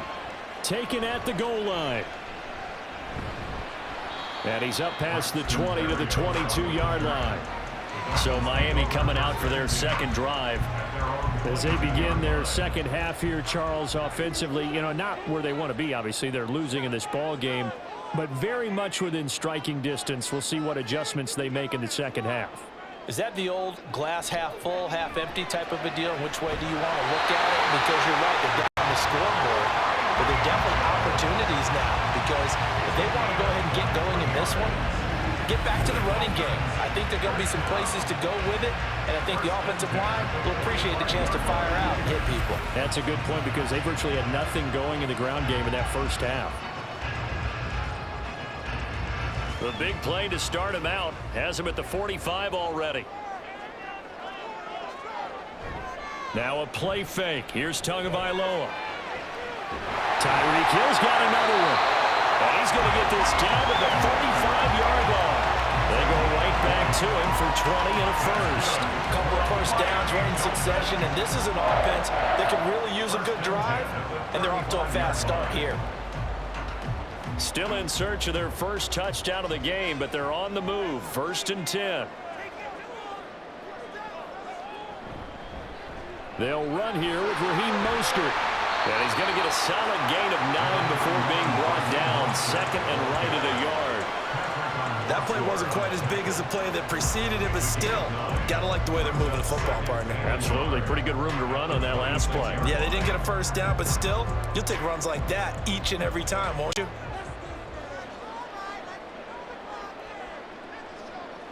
Tagovailoa to throw on second down here. It's Hill, complete. And Hill is going to have the Dolphins first down as a tackle made at the 18. That'll go as a pickup of 8. Well, if you do read man coverage, Brandon, the drag route's a pretty good one to run against it because you're running away from people on it.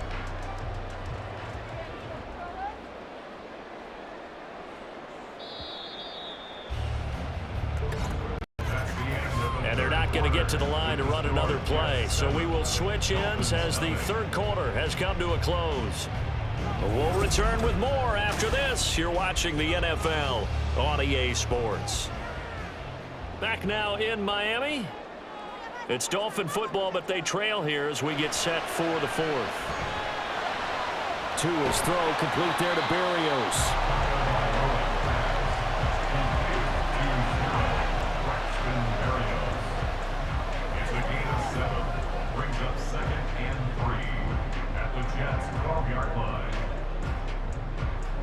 Here's second down and 3.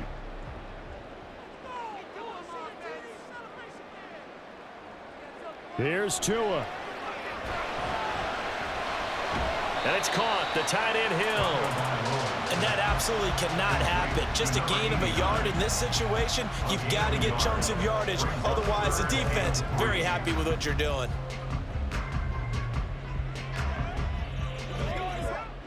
A big play looming on third down. Throwing Tua. And that is incomplete. But a pressure there on third down, forcing the errant pass. Fourth down coming up. Partner, they've got one chance left to keep this one going, and I think for you and me, let's think along with their offensive coordinator now. Has to think back, cycle through every play of this contest, and remember what's worked and what hasn't.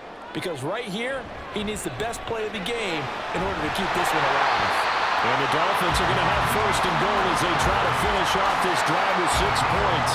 Well, they did the part they had to do. Quick throw got the first down. But that doesn't allow them to relax. They still have plenty of work to do. Here we go. First and goal. Tua. Toward the pylon, caught. And yes, he's into the end zone. So they get the late score they needed. And now the extra point can tie this thing up in the final minute. And while it appears the heavy lifting was accomplished by scoring the touchdown, they're still down 1. That extra point is not a gimme.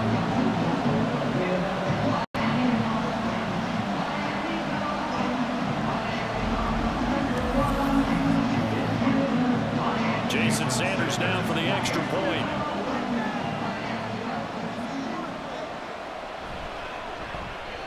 And we are tied here in the fourth quarter.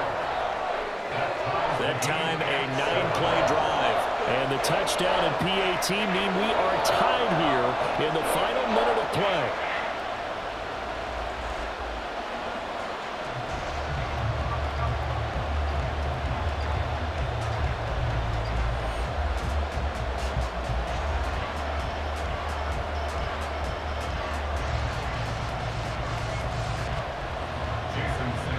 This one, all we could have asked for. All tied, final minute as it kicks away here.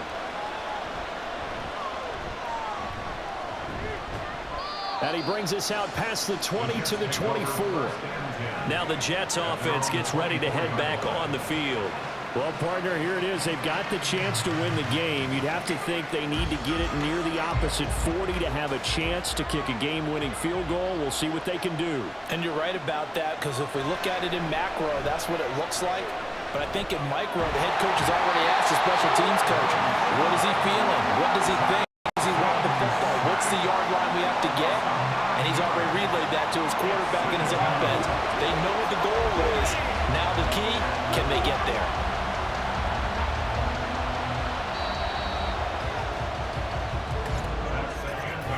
And we have free football. Overtime. Here we go, my friend. And the way this game played out, this is exactly how it should end, going to overtime, because neither one got an advantage today.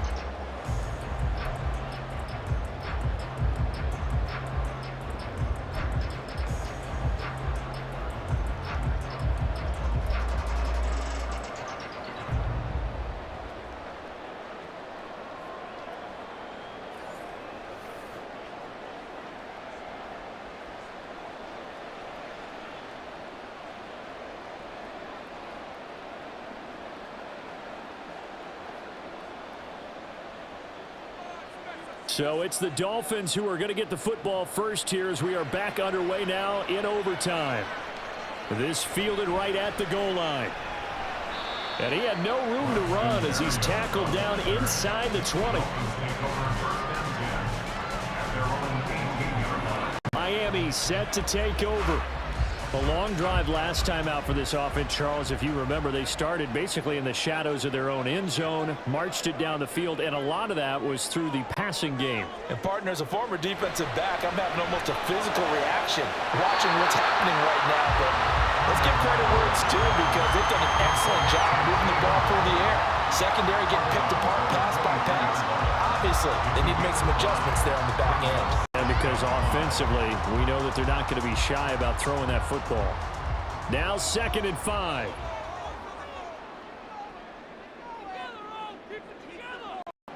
Now Tua. A short throw there. That's to Smythe, the tight end. A little dinking and dunking that they're doing. At some point, is it appropriate to maybe take a shot? It is if you feel good about it. But otherwise, you do what a coach told me a long time ago. Take what they give you, but make them tackle. In other words, get it to one of your guys in space. If he makes someone miss, that could turn into the big play you're looking for. Here's Tua. And that is incomplete. He couldn't hold on through the contact. Brings up 2nd down. That's a tough spot for a running back coming out of the backfield, because you know he's got to look for the football, knowing full well he's got a man coming his way full steam, and he broke that one up. So now they'll come up on 2nd and 10, once again from the 28. Now Tua. Completes it to the tight end, Smythe. And they'll get it up just short of the 45 at the 44. Well, that's always a good place to throw it, just because he's one of the biggest targets not only on this team but in the National Football League. And you and I both know the quarterbacks love these large-body tight ends, and why not? Nowadays, they're really wide receivers who are just taller and have a little bit more weight. These guys catch the football, make big plays downfield. In the old days, we wanted them to block. Now coaches want him to catch the football first. Running on 1st down is Mostert, but he can only manage a yard, and that's about it before he's tackled. Yeah, things were pretty stacked up there in the middle of the line. A lot of bodies, not much space. I think ultimately he was fortunate to get anything out of that run. 2nd and 9.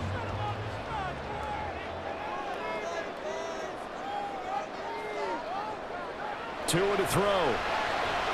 Over the middle, he gets it to Berrios.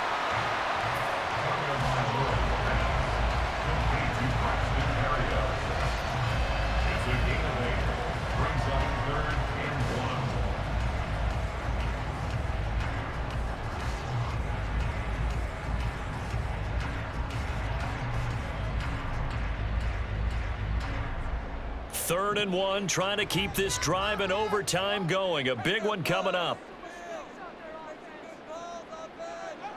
Tagovailoa. And this is going to be incomplete. Decision time now on 4th and about 1.5 yards. I can still hear my high school coach John Ford right now. I want my #1 play with my #1 runner over my #1 blocker. Get me the first down. But some may very well say, punt this thing away, pin them down deep, and play field position. And the punter Bailey on now as he sends this one away. And this one will not be returnable as it sails out of bounds. The New York offense taking over for their next possession. Now, their defense did the job, got off the field without giving up any points, and now, Charles, all they need here is a field goal, and they get the victory. Yeah, and this is the way I love overtime. I'm one of those really, really old school guys that like sudden death right from the beginning. Well, we've got it now because any points wins the game. On defense, get a safety, a pick six, fumble return, you can win it as well. So I'm really looking forward to this series and see how both sides play it. One overtime, how about two? We need another. We're still even. We'll switch sides and have that second overtime in just a moment. On second down, a run with Hall. And tough going there as he'll only get it up to about the 31. Absolutely love the effort there. The ability to flow from his inside spot and stop that one at the line of scrimmage. Nice linebacker play. Overtime with 2 minutes to play. We are in sudden death, but still all tied up. The Dolphins bring on an extra defensive back on third down. Now it's Wilson. It's complete. Lazard. And he is going to have a Jets first down by about a yard as they're able to convert on 3rd and 2. Would it be safe to say that as precise as routes are supposed to be run in the NFL, maybe they're not quite as precise in college ball? That's accurate, yeah. And I think we saw a college route in the NFL there. Just find the soft spot, find the dead zone, and find the first down. And that's what he just did. Steps away to his left. He'll take this to the other side of midfield before going out of bounds. Give him a little extra credit there. His head was cool as the play broke down. Didn't force a throw, and in the end, got to show off his athleticism with a nice gain to bring up a new set of downs. So now 1st and 10 as they've crossed into Miami territory at the 49-yard line. On 1st and 10, it's Hall. Well, able to avoid him. And they'll get him down as he's inside the 40. For a lot of guys playing this game, there's no better feeling than running right through a tackle. He's able to lower his center of gravity and churn his legs for a really nice pickup. So here's a 1st and 10 at the 38.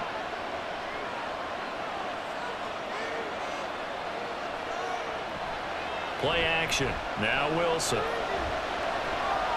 Now he's forced out left.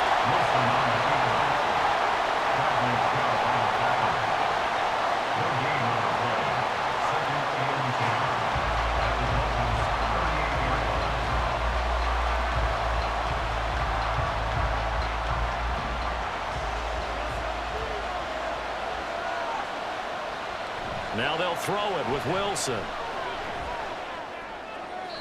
Throwing left sideline there, but it's incomplete. Another nice job there defensively. They've really stymied their passing attempts, and it continues in overtime. And for them to do that, that means they've had to be cohesive on defense. Pressure in the quarterback's face, good coverage of not just the wide receivers, but the tight end, the running backs when they try and slip out, and making sure they're at the point of attack. When the ball's in the air, they get there and help force some of those incompletions. Wilson and Wilson connecting here. And they'll have it in the red zone before he crosses over out of bounds. A lot of efficiency here on this drive. Heck, this may be their best drive of the game. Yeah, if they'd moved it like this throughout the entire game, we probably wouldn't be here in overtime. But right now, what you just said was the key word, efficiency.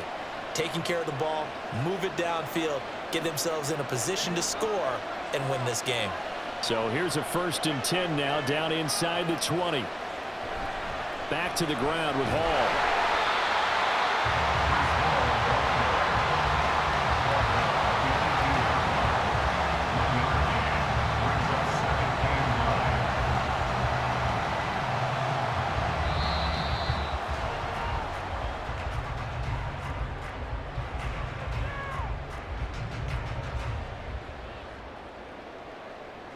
So the OT clock hits 0, and we're still not done. We'll switch sides and need at least one more OT to decide it after this. They work now on 2nd and 9. Wilson.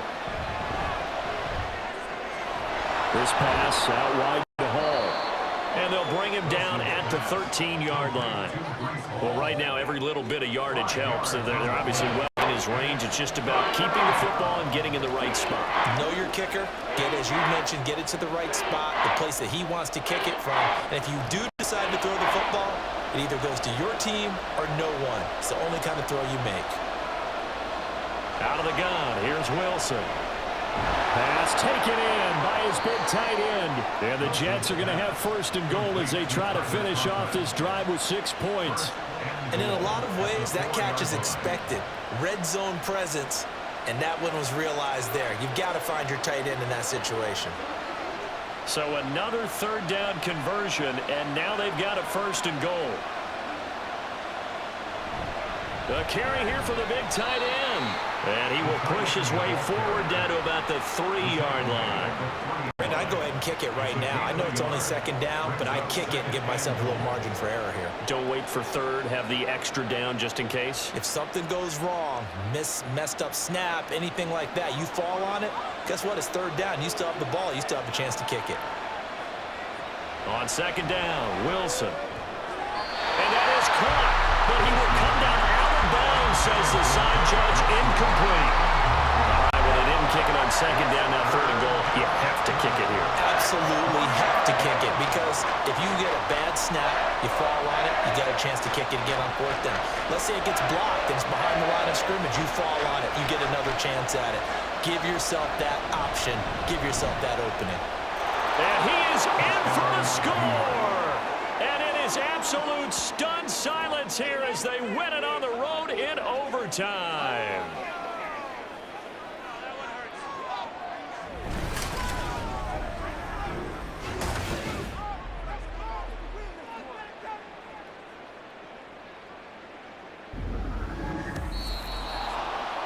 And for the visitors, it is going to be a happy flight home. It is always such a treat, Charles, in the NFL when you can go on the road and get a victory, and that's exactly what they accomplished here today. Oh, the trip home so much sweeter, isn't it? All the noise they heard before, how tough it is to win on the road, how tough it is to play in this stadium, how hyped up that crowd's going to be. They just used it as fuel, came in full of confidence, believed in themselves, and got it done. So that'll do it for my partner, Charles Davis, and the best darn crew in the industry. I'm Brad.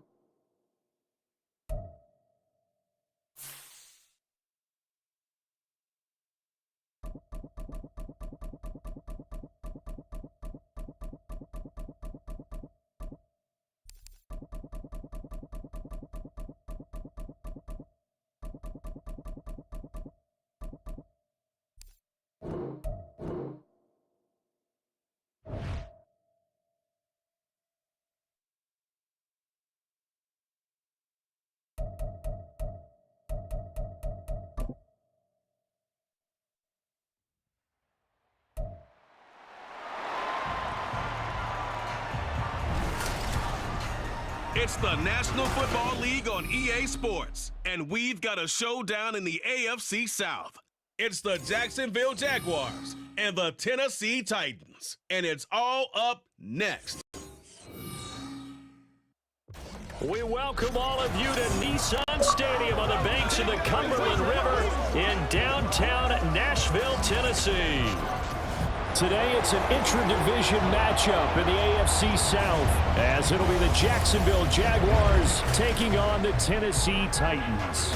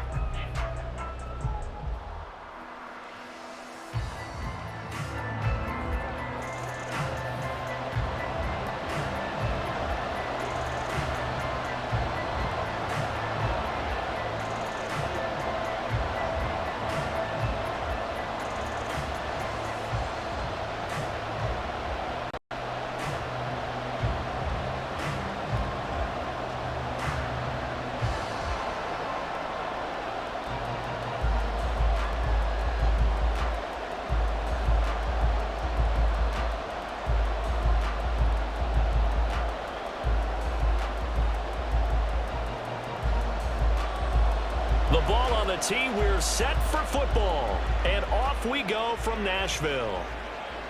Now Jamal Agnew from his end zone. And able to take it past the 25 and up to the 28-yard line.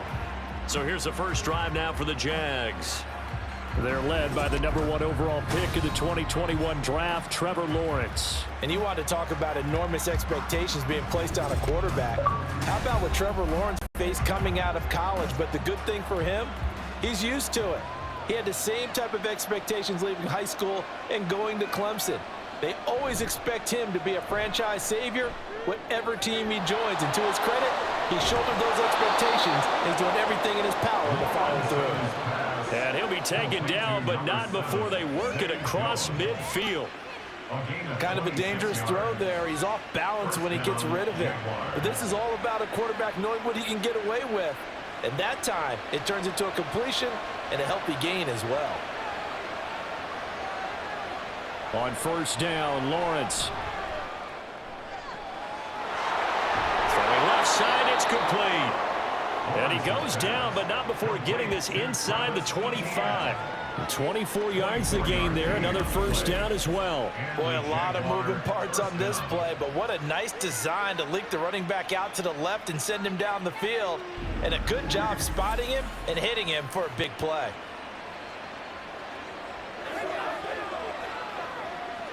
Clock running, under a minute to go in a scoreless first quarter.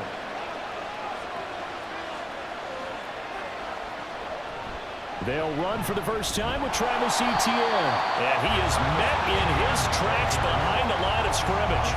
2 yards the loss, 2nd and 12. Sometimes I forget how much information he has to go through before the ball's even snapped. But what a diagnosis right there. Saw the play, shot through the gap like a rocket, ends up spilling it for a loss.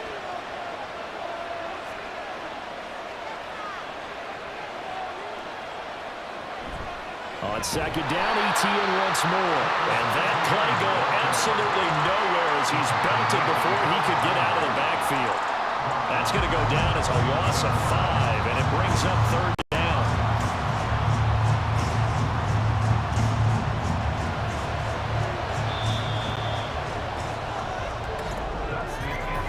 No score after 1 on EA Sports.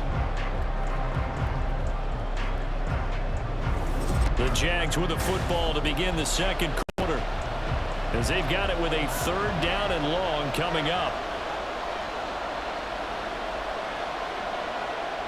Now on 3rd and long, they'll look to throw.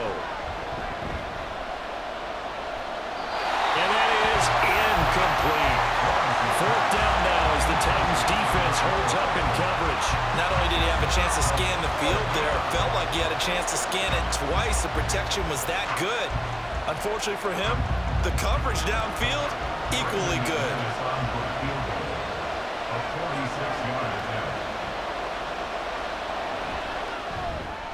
The kick by McManus is good.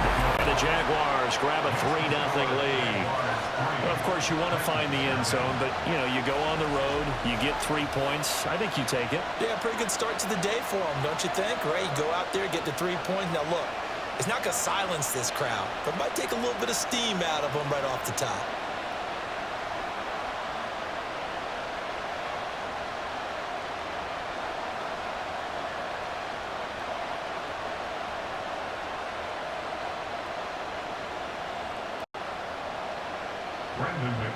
After splitting the uprights, McManus to kick it away. This taken in at the goal line. And he will be brought out here inside the 20. Good coverage as he's dropped at the 17. So here are the Titans now for their first drive. And they will be led out by their rookie quarterback. And the first possession isn't until the second quarter, but what's nice about it, it's only down 3. So what you sell your team on is, look, 1 possession, 1 drive, we put it in the end zone. We're in the lead in this game. Let's go, guys. That's caught by his tight end, Trevon Wesco. And he'll take this across the 25 before going out of bounds. It'll be a gain of 10 to start the drive out by a few inches. That'll be a first down.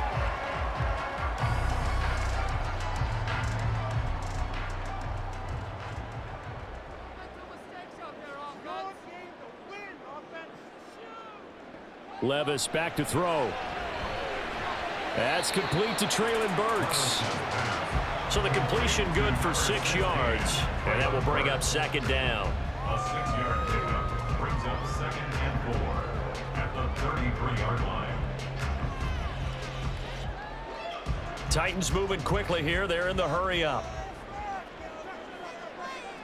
A second down throw from Levis. The catch made by DeAndre Hopkins. And he'll be tackled right on the chalk of the 45.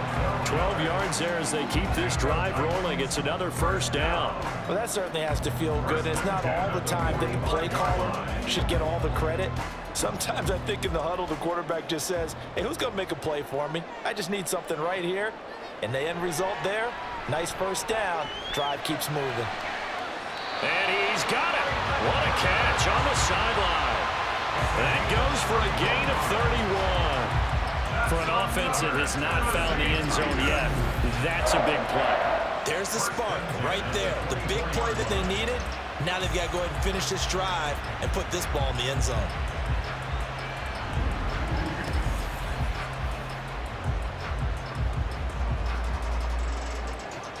So the big play gets them all the way down to the outskirts of the red zone here for 1st and 10. Here's Levis. It's complete to Hopkins. And he will reach the 8-yard line before going out. Another nice gain, 16 yards there, and a first down again. How about the way they're moving the ball down the field? They had a big play a moment ago. Followed it up with another nice one here. And before you know it, they're already looking at 1st and goal. 2 big plays in succession. Not sure this D knows what hit him, but now they got to get ready. It's 1st and goal. Now here's a look for the end zone, but that one's going to wind up incomplete. Had the right idea there, trying to throw it to the sideline, but he let him just a little bit too much, trying to get it out to his receiver. Ends up falling to the ground, incomplete. Nothing on first down, so the ball remains at the 8-yard line, 2nd and goal. They'll throw it again with Levis. And he's got it. And it's a Titans touchdown. Traylon Burks from 8 yards out. And the Titans will take the lead here in the final minute of the first half. Walking into the stadium, we saw a ton of people donning the jerseys of this rookie quarterback, so you know they love that opening drive, and he throws a touchdown pass. He gave a little bit of confirmation about what they had hoped, right? Because they thought they had a quarterback. They're thinking they have a quarterback. You do this, they believe they've got a quarterback. Look up, elbowing each other up in the stands. That's our guy. Fulk connects on the extra point, and that makes it a 7-3 lead.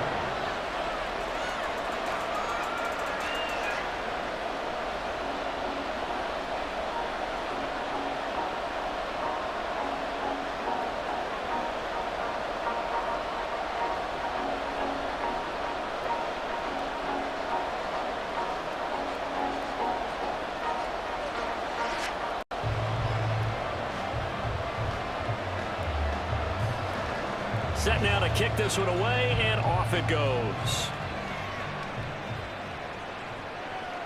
And no return here for Agnew, and they'll bring it out, start the drive at the 25. And the Jags going to go on offense now late in this first half. A slim deficit here in a one-possession game. Not much time left, obviously. We'll see if they can march this down the field, at least get 3 and take some momentum into the locker room. Throwing on first down, but this one winds up to be incomplete. After watching him drop that slant, I can hear my old coach's voice ringing in my ears right now. You can't run with the ball until you catch it.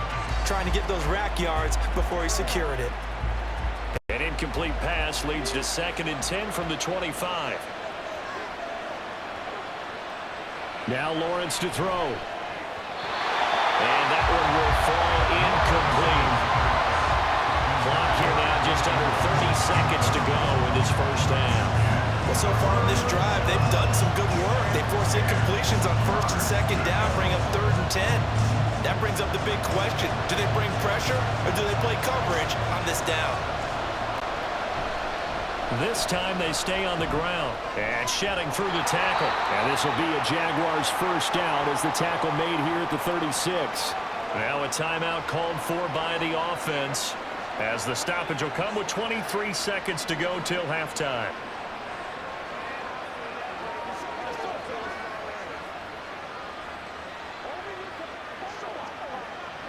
So from the 36 now, 1st and 10.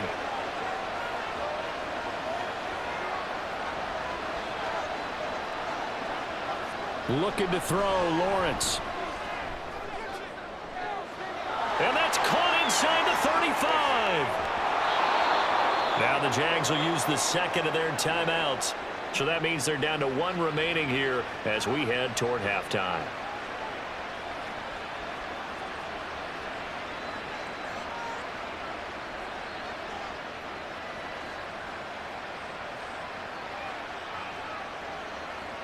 So it's 1st and goal and a great opportunity to get that lead back before the break. Lawrence will throw. To the goal line, but it's incomplete. On that snap, he's the hero of his defense after the play he just made. A one-possession game, and his hit kept it exactly that.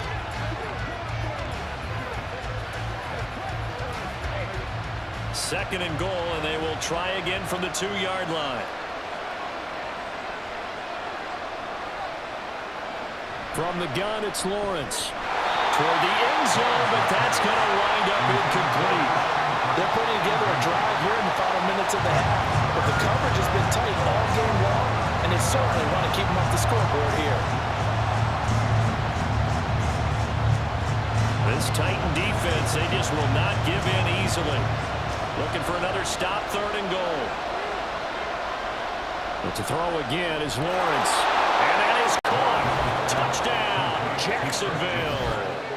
Christian Kirk in the final seconds of the first half. And the Jaguars have taken the lead here in the final stages of this first half. That's one of the better examples of clock management I've seen. Whittled it all the way down just about and still put the ball in the end zone. Yeah, just a methodical drive and something really to take into the lockers here. On here, Brandon McManus for the point after. And it's through, and that makes the lead 10-7. So the drive winds up going 75 yards in 7 plays. And it culminates in a Jags touchdown.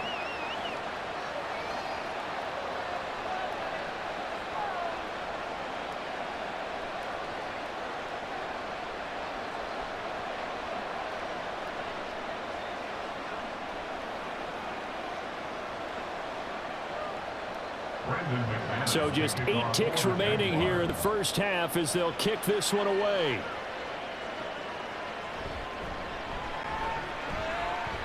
Now a crease here as he's past the 30.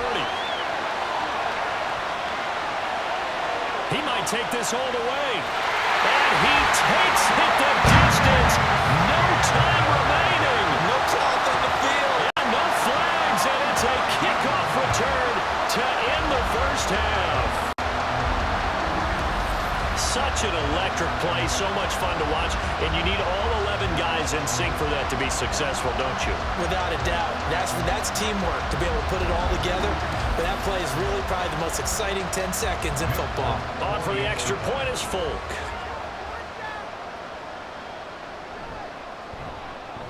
And that makes it 14-10. So we've reached halftime here in a 4-point game. As we send you down to Orlando, where Jonathan Coachman has our EA Sports Halftime Report. Coach. Okay, Brandon, thanks very much. Back to you guys in a bit. But first, we welcome everyone to our EA Sports Halftime Report. We got a solid first half out of the man from Kentucky, Will Levis. He was on point, throwing a touchdown pass to help his guys take the lead into the break. Okay, Coach, thanks as always. This one's still anyone's game as we welcome you back for quarter number 3.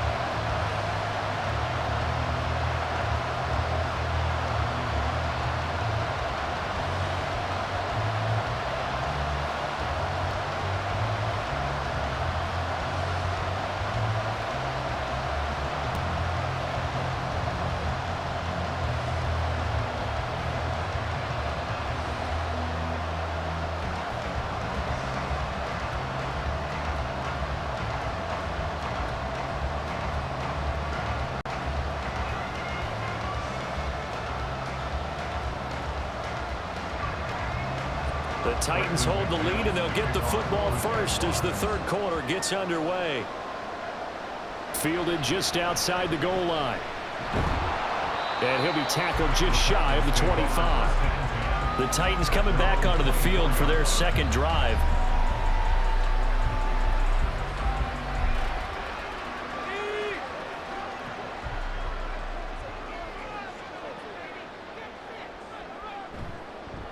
Second half begins with a run by Henry. Takes it to the 26, just a 1-yard gain. Well, it's time for them to be good teammates right here. What I mean by that is possess the ball for a little while. Get at least 2 first downs. Give their defense a chance to settle down a little bit after they give up a touchdown. From the 25, here's 2nd and 9.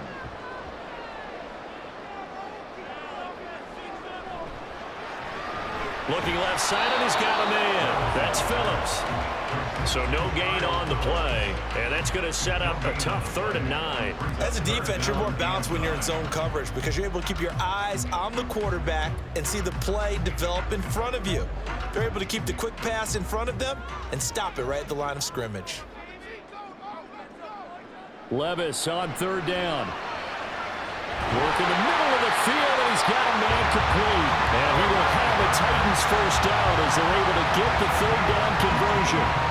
Whenever we talk about moving the sticks and controlling the football, there's a great example right there. Those are the 3rd downs you need to convert to win football games. We're in the 3rd quarter of this one, and this is a tight one. In order to maintain pace, keep the ball away from the other team, and put points on the board, those are the plays they need to continue to convert. Levis now on 1st and 10. He's got it complete. Derrick Henry. So give him 5 yards there on the pitch and catch, and that's going to bring up 2nd down. Caught that look from you there, partner. I think we're on the same page on that one. Just his first catch. I think we both thought he'd be a little more active in the passing game. Let's see if that's the start of them trying to get the ball to him a little bit more here in the second half.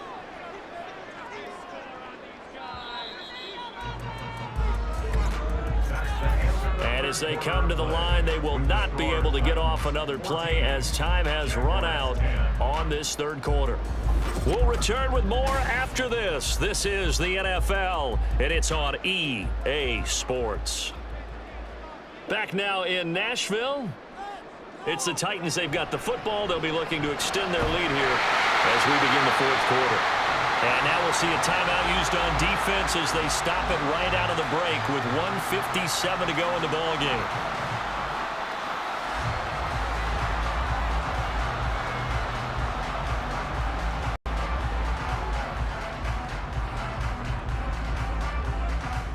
Not totally home free yet, but it's looking good as they come up 1st and 10. Again, it's Henry. And he'll fight forward on the straight-ahead running for just a couple of yards, 2nd down. Now a timeout called for by the defense. That'll be their 2nd, so one more chance to stop the clock here, and we'll be back.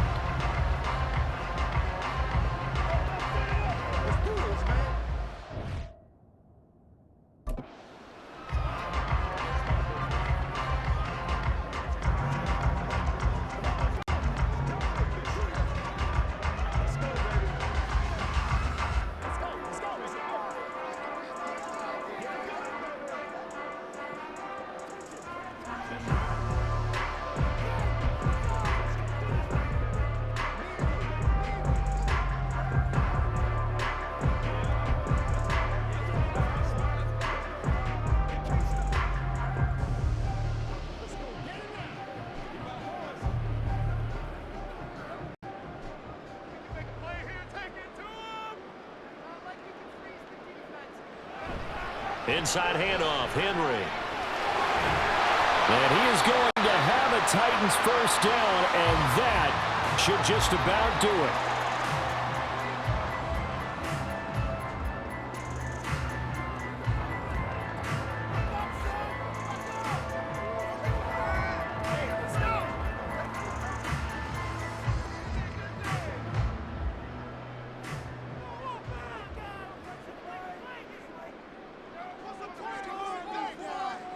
And they take a knee.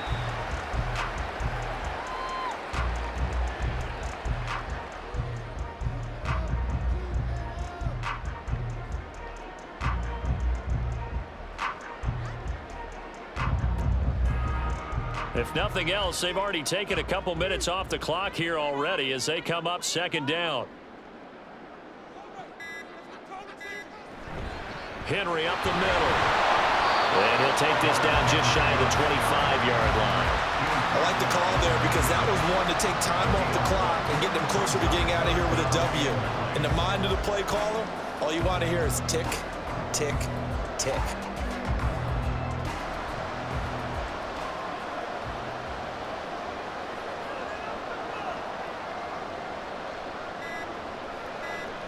Levis takes a knee here, and that should just about do it.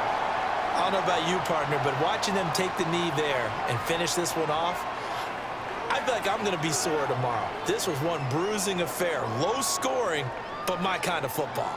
Not a work of art, but maybe in your world, a little bit of a work of art. You like the defensive side. I thought it was pretty. I can't help myself. I thought it was pretty. And it ends in a kneel down as the clock rolls down to zeros.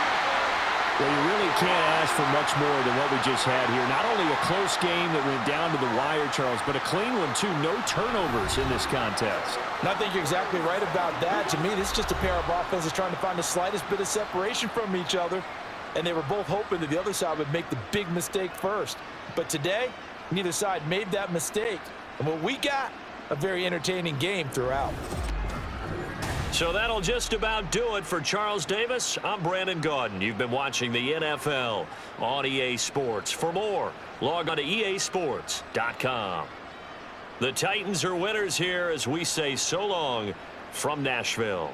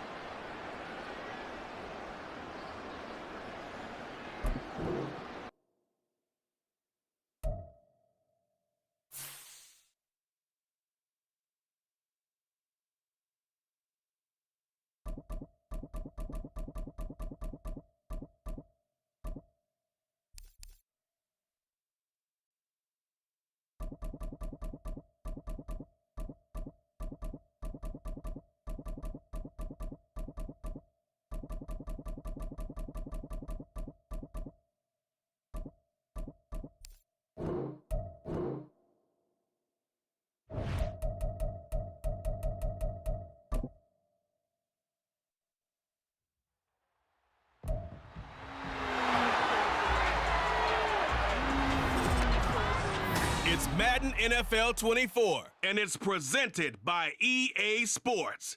It's the Atlanta Falcons and the Minnesota Vikings coming up next.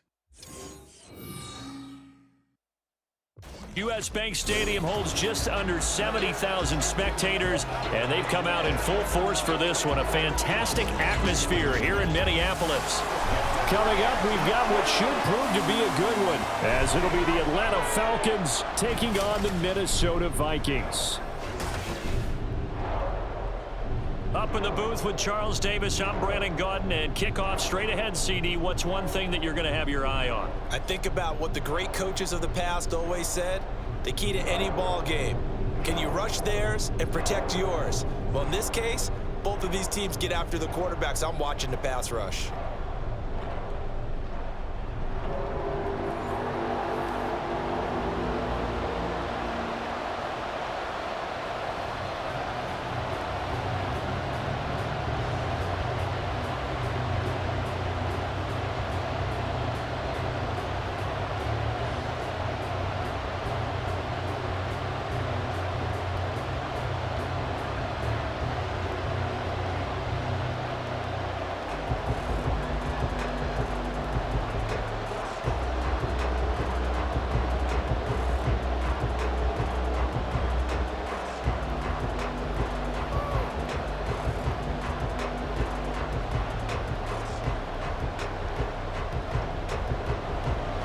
Joseph now ready to get this one started, and we are underway from Minneapolis.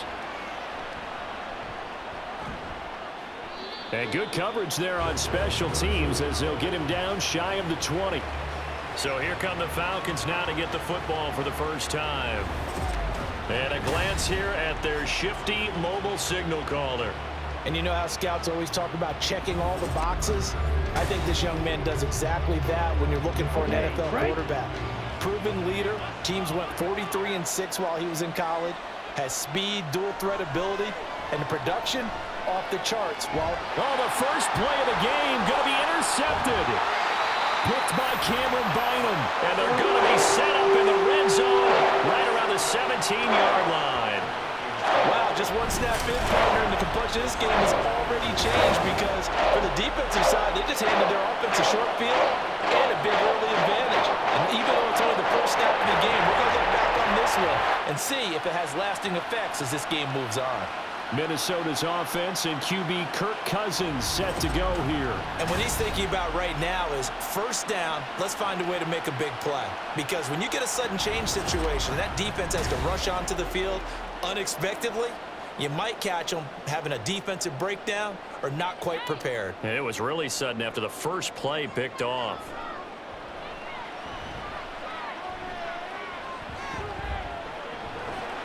Cousins throw pulled in by Jefferson. Call it a gain of 6 on the play, and it'll be second down.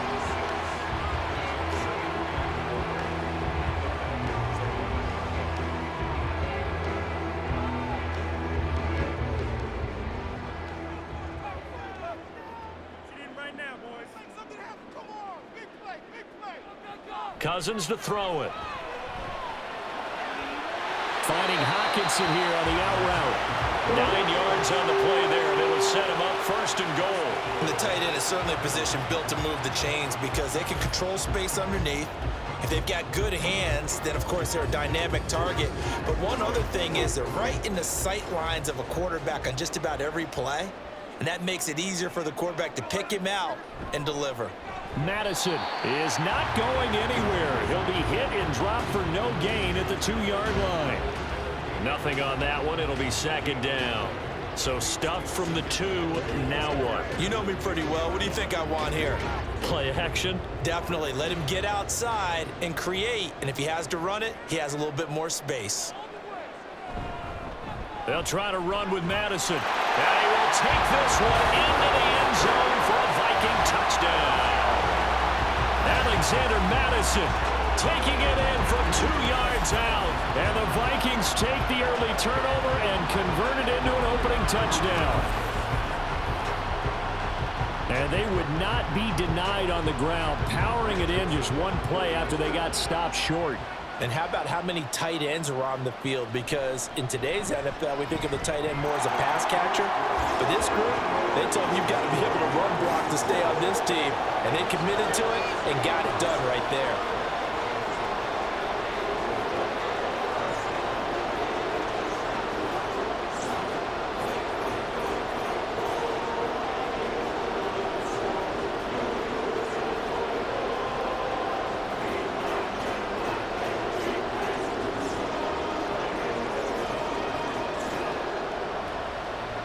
Now Joseph tees it up to kick off following the touchdown.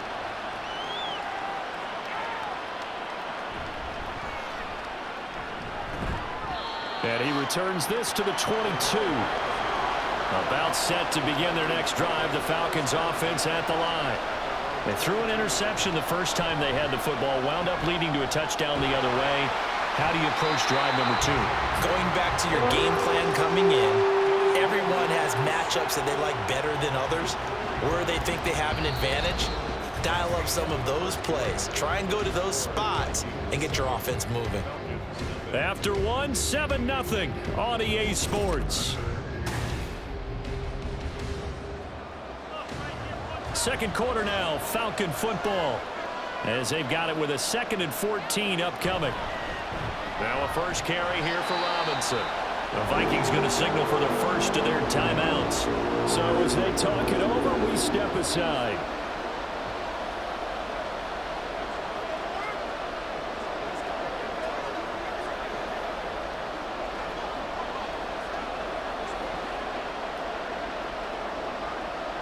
They need 12 here. It's 3rd down.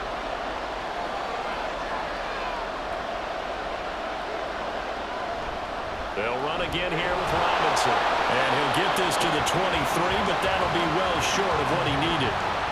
Now the Vikings will use the second of their timeouts. So that means they're down to one remaining here as we head toward halftime.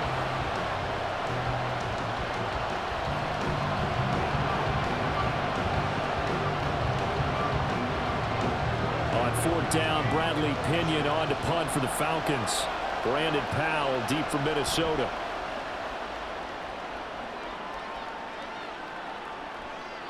Fielded at the 20. And that's going to go in the books as a 55-yard punt. Well done. And it will be Vikings ball, 1st and 10. The Vikings taking the field here for their second drive of the game. This could end up being a pretty big drive. I mean, look, yes, it's early in this game, but they scored the touchdown. They got the stop. And now if they could get in the end zone here again, CD, they could grab an early stranglehold on this one. Yeah, they certainly can, and that's what you're looking for. Where's the advantage? Can you gain it? Can you press it? Now for them, finishing it off, because right now it's out there for them. They've just got to go seize it. Any questions of how they'd approach this drive were answered right there. They come out throwing, and they get a nice pickup here toward the end of the first half. Cousins on first down. And incomplete, a drop there in the middle third of the field. That'll bring up second down. He was waving as hard as wanted the football, but he dropped it. And that reminds me of a story you told me from your days at Tennessee. We don't need to mention the other guy's name, but when he dropped an open pass that you blew coverage on, what'd you say to it? Yeah, it's really not right since I blew coverage, but since he dropped the pass, I said, well, maybe next time he'll just walk it out here and hand it to you. Would that be easier? He wasn't real thrilled with that answer. That's cold-blooded. Cold-blooded. Another throw on second down, and this one incomplete as well. The intended target, T.J. Hawkinson, and it'll bring up third down.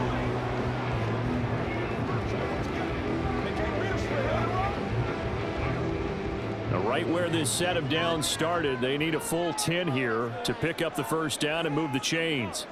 On third down, Cousins. A throw out wide, going to be incomplete.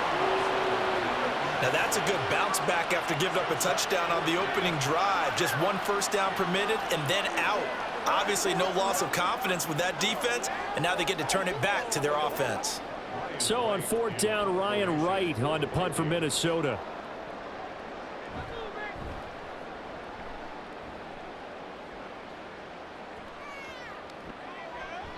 And he couldn't get it to check up. That kicks all the way into the end zone for a touchback. Well, the Falcons now going to go on offense late in this first half. And with just under a minute to go, they might try to think about mounting a drive here if they can and get in the end zone. Could potentially tie this game up. And his throw here is incomplete. Well, congratulations to them. They come through defensively with another stop. And let's face it, this secondary, they've gone unchallenged so far in the first half. Again from the 20 after the incompletion. Here's 2nd and 10. Back to throw, Ritter. That's out wide here for Robinson. And he's got it past the 30 before he's hit and dropped. Now the Falcons going to use one of their timeouts as they'll stop it with just over 40 seconds to go in the first half.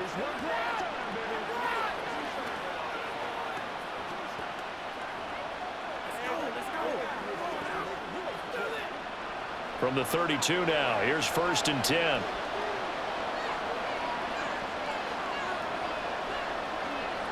Here's Ritter. And that one's going to come up a little short. It's incomplete. Well, this defense is going to have to finish the job. There's still a second half that they have to play. But so far, an absolute total effort. They've disrupted the passing game, stressed the pocket for the quarterback. They forced him into errant throws. Everything they're doing has been executed well. Looking to throw once more. Here's Ritter. And he'll protect himself at the end here as he winds up getting pretty decent yardage. The Falcons going to use the second of their timeouts as they'll stop it with a little over 30 seconds to go in the first half of play.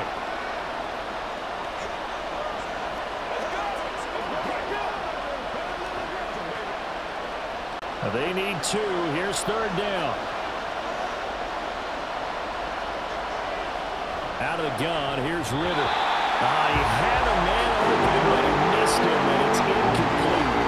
It's going to be another frustrating end to a drive here. This offense, they've not been able to get anything going in this first half. And now it's going to be time to gather on the sidelines and try to figure out what's going wrong. Who has an idea? Who has a plan? Time to implement it. The punt team on now as Pinion sends this one away. And that hits at the 6 and carries into the end zone for a touchback. And the Vikings going to take over here one more time before the half. And they may be content to take this 7-0 lead into the locker room. We'll see. Cousins now to throw on first down. Finds his man. There's Jordy Madison. The Vikings going to use their third and final timeout as the clock will stop with 18 seconds to go in the first half.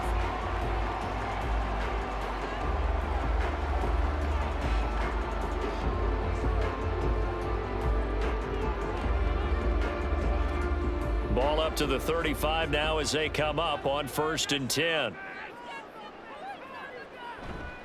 They'll go Madison up the middle. And defensively, they're just looking to keep him contained as they're able to get him down. Nifty running there, but it'll come on what should be the final play of half number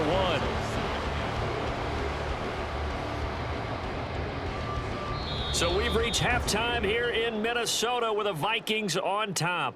As we'll send you down to Orlando, and we check in with Jonathan Coachman for our EA Sports Halftime Report. Coach. Okay, Brandon, back to you guys in just a moment, but welcome everyone to our Creative Village studios in the EA Sports Halftime Report. It was a running back, Alexander Madison, who put together a solid first half. He wound up finding the end zone on a touchdown run to help give his guys the advantage here at the break. All right, Coach, thanks. Yeah, both teams likely to make some changes in what's been a closely fought battle to this point.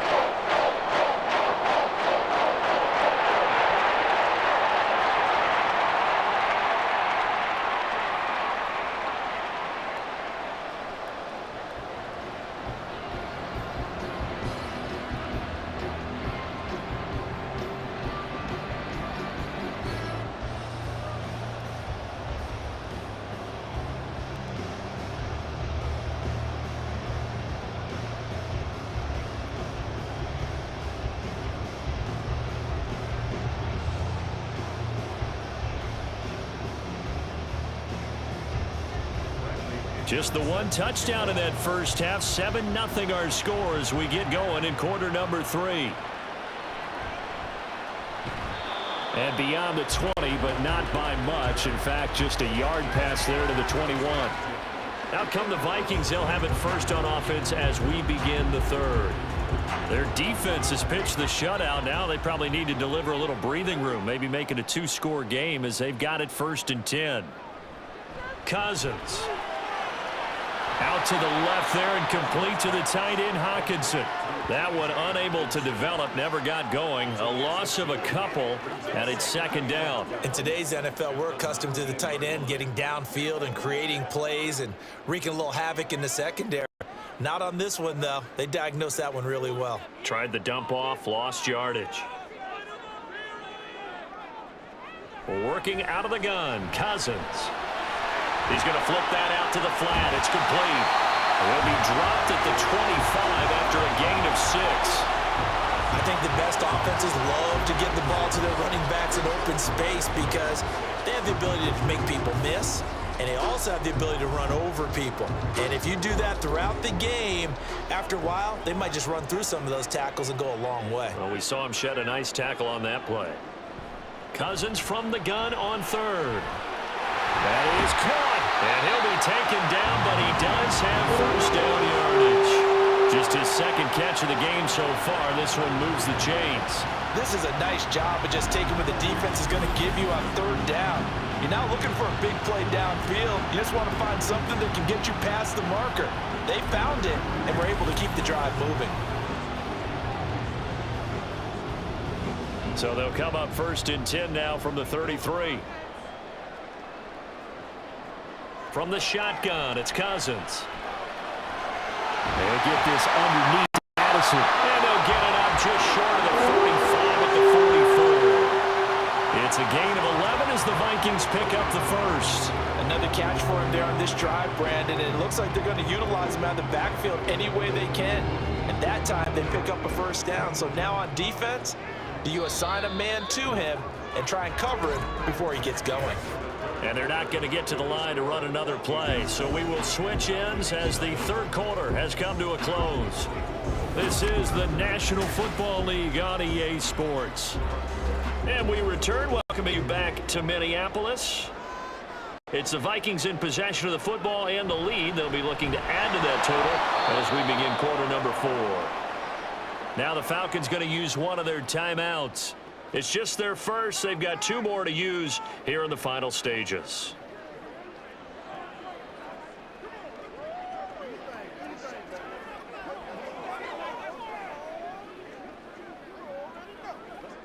Second and 12, and you'd have to assume another all-out effort to stop the run is coming. Running from the shotgun with Madison. And he will be brought down at about the 43 that time. And quickly, we're going to get another stop here with 1:54 left as they call the timeout defensively.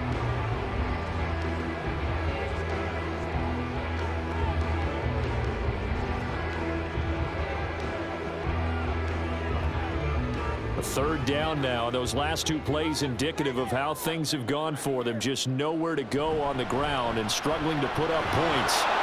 And he gets us to the 48, but no further. Well short of the line to gain. Falcons going to use their third and final timeout.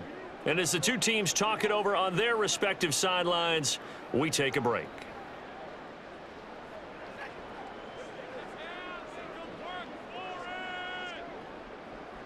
And here's Ryan Wright now, as he'll punt it away for the second time. And the kick's away as he angles this one for the sideline. And no return possible here as they angle this one out of bounds. So now Ritter and the Falcons down 7-0. A minute 46 to go. They need a touchdown and the PAT to tie it as they come up 1st and 10. Well, this is taken in. It's complete. And he gets us to the other side of midfield across the 45 before going out. And this is one of those gotta-have-it drives. You can't start much better than that. Big yardage there. And just as important, he's able to get out of bounds. And now, that changes everything.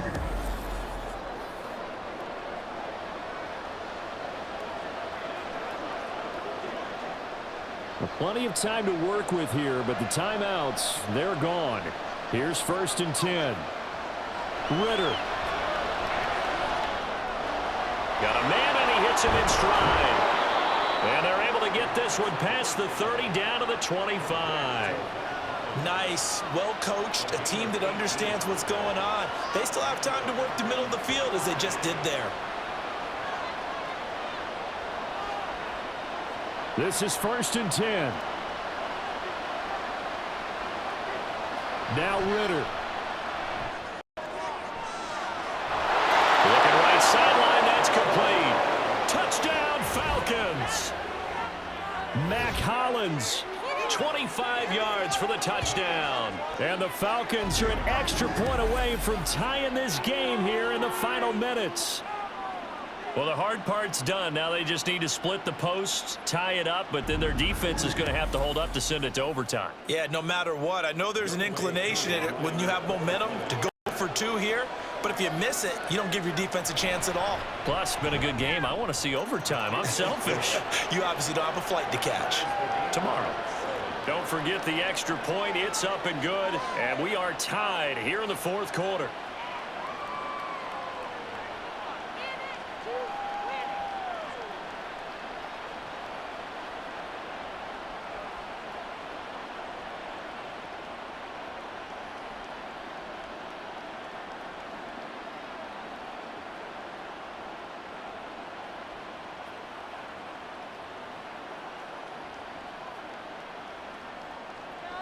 Now this one setting up for a great finish. All tied in the 4th as the kick's away. And he won't get this to the 20-yard line as he's down at the 19. Minnesota's offense takes over possession. They'd like to avoid overtime here, so maybe they can work the sidelines, but then defensively, how do they adjust to that if they do work the sideline? It's the old leverage game, and we usually talk about leverage at the line of scrimmage, right? Who's going to win with the low blocking and everything that goes along with that. But in this case, you're trying as a defender to leverage them towards the middle of the field, not let them get to the sidelines and try and tackle them inbounds in order to run the clock out. Chess match here late. Cousins. And he can't get a throw off. He's taken down. What a huge play at this point in the game.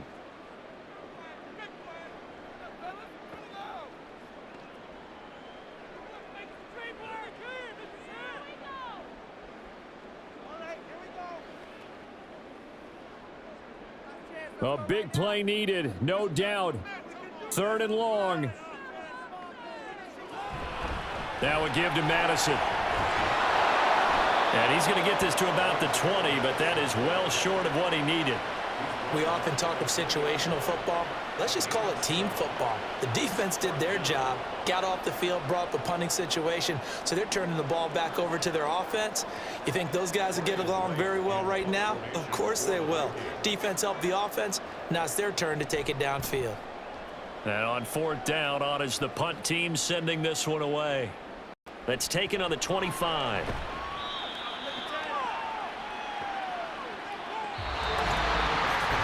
Final whistle blows, and we need some extra time here to decide who will be the victor. 60 minutes, just not enough some days to decide who's going to win the game.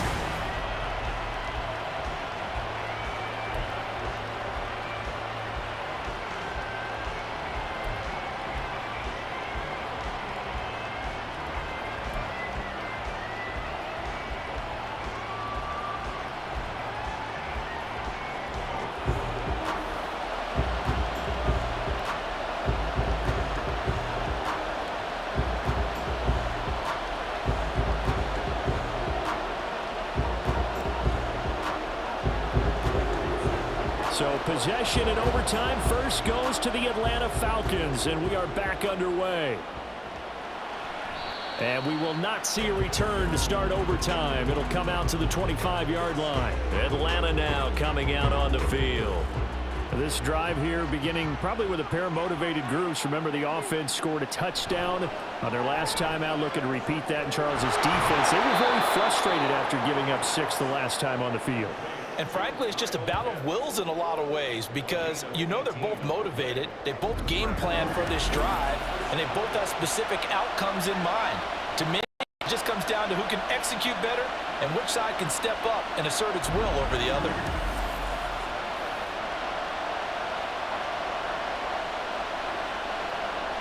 One play has him up past the 40 already, and another 1st and 10. Robinson up the middle.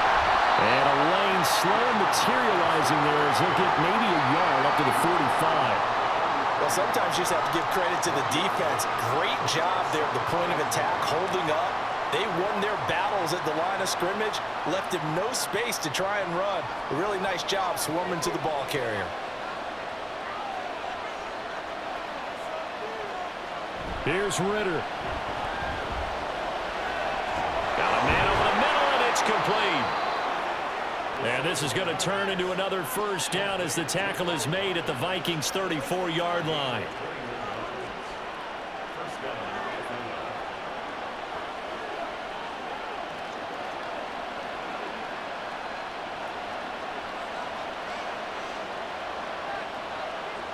Ritter looks to throw it. And that's going to be incomplete. Once that ball was popped in the air, you could almost hear the silence, the collective breath being held here in the stadium. Let's be honest about it. We both came out of our chairs, didn't we? All right, anytime you see the ball in the air like that, there is that collective rise, the crowd holding its breath, and boy, oh boy, the moment of truth as it comes down. Man, that was something. Everything magnified here in overtime. A pickup of about 3 yards as he's taken down at the 31. Pretty good little 2-play sequence there. You force the incompletion, then a very short pickup. Yeah, now maybe bring in an extra defensive back or two because you want to try and defend on 3rd down. They like to play those nickel or sub packages, don't they? What will they draw up to try to keep this opening drive of overtime moving? 3rd and 7. Looking to throw it here. Ritter. And he'll complete this one to Patterson. And he is going to have a Falcons first down as they're able to get the 3rd down conversion.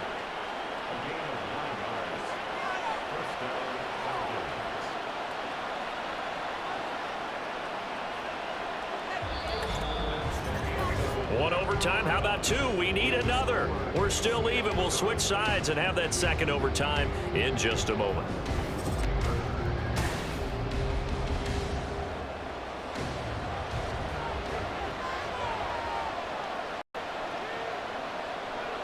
Ritter on 1st and 10. This is caught. And so close. He gets it to the 1. Out of bounds right there.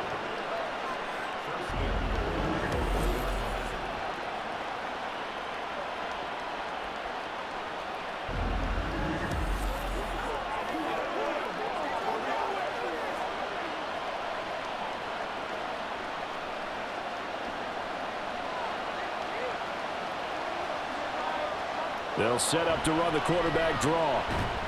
And he goes backwards on this one, losing yardage to the 7. Kept it in his hands and tried to push it across the goal line himself, but the defensive front wouldn't allow him to do so, bringing up 2nd down and a bit farther. Now from the 7, here's 2nd and goal. Ritter back to throw. Over the middle, and it's incomplete. Not sure what happened out there, but it looked like the timing was a little off on that throw. Well, you know I'm a defender, so what am I going to say? Great defense. Darn right. They did something to disrupt that timing. They've been denied touchdowns in the red zone twice already. Here comes 3rd and goal. Ritter from the gun. And this is going to be incomplete. Great defense there on 3rd and goal. They took away everything, forced him to fire that one to the sideline where no one could get it. So here we go. Maybe the biggest kick of the game forthcoming. This to at least get him a lead here in overtime. And he got it. The kick is good. And they have won it here in double overtime. So they do get the short field goal here to get them the all-important overtime lead. But, Charles, you wonder if they'll wind up ruining the fact that they were able to get down into the red zone, yet not able to find the touchdown that would have won them the game. Brandon, you're absolutely right. In overtime, when you get the ball first, the hope is your opponents never see the football. But now they're going to get a drive to try and win it, or at least keep the game alive with a field goal. And I'm getting a dictionary out to look up ruin. So only a field goal on that opening drive of overtime. Will that hold up? We'll find out as the kick's away. Kene Nwangwu now out of his end zone. And they'll get him down right at the 25-yard line, so the same result, and he opted for the touchback. And now out comes Minnesota. Well, it's pretty simple now. They need a field goal out of this drive to extend overtime, or obviously Charles a down to win it. Yeah, and I'm taking the defense's perspective on this one, partner, because now they know with a 3-point lead, they can afford to give that up because you just keep playing, right? The overtime gets extended. But if you give up the touchdown, it's game over. So on offense, every play you make, you've got to try and get just a little bit more out of each one in order to try and get to the end zone because they're going to play everyone back, keep everything in front. Here's a 2nd and 2 now from the 33.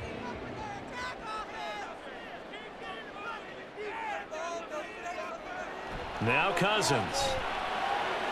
Pass complete. It's Hockenson. And Hockenson going to have the Vikings first down as he'll get this up to the 43. Charles, you get into these overtime situations, that's not a bad guy to dial into.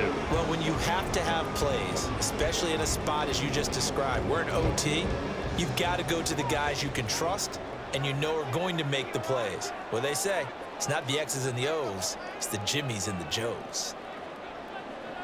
First down, here's Cousins. Looks again for T.J. Hockenson, and he's got him again. And he goes out of bounds and looks like right at the 50.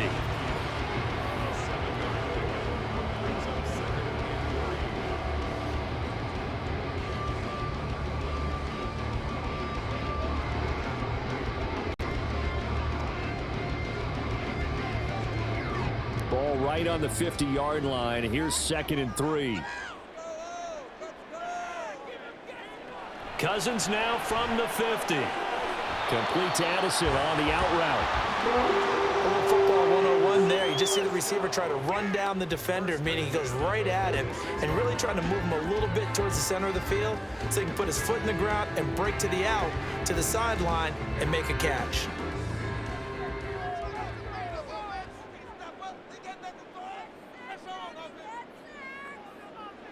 Again, it's Cousins. Going underneath, he's got Hawkinson.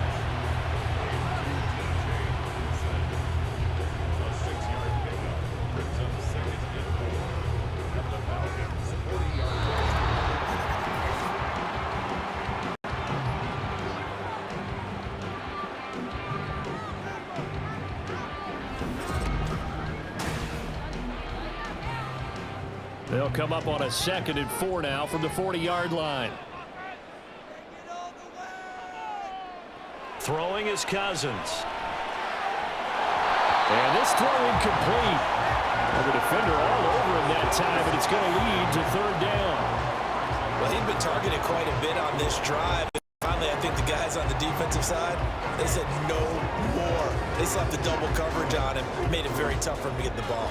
Here's the 7th play of this drive. This is 3rd and 4. Cousins to throw it. Pressure brought in, and the Falcons get there for the sack. Bud Dupree off the edge and getting to the quarterback. Even keeping the back in for extra protection on 3rd down, they still couldn't prevent the sack. Now it's 4th and long thanks to a terrific individual effort on defense. A big call here in overtime. They're going for it on 4th down. To throw, Cousins. And it's incomplete. They cannot convert, and they turn it over. The Vikings unable to convert here on 4th. And the Falcons defense stands tall. They'll get the football back. Well, partner, you and I were excited for this one today, and certainly had its moments. Some good execution at times by both of these offenses. Defenses both made some plays as well. And always a joy to be up here in the booth next to you, my friend. Yeah, it's a privilege to be up here in the booth next to you as well. Thanks for taking the time, and let's go ahead and get ready for our next one, right? I'll see you in the film room. Get that preparation started now. That'll do it for us. For Charles Davis and all our hardworking crew, I'm Brandon Gaudin. You've been watching the NFL on EA Sports. For more, find us on Twitter at EA Madden NFL. From Minneapolis, so long, everybody.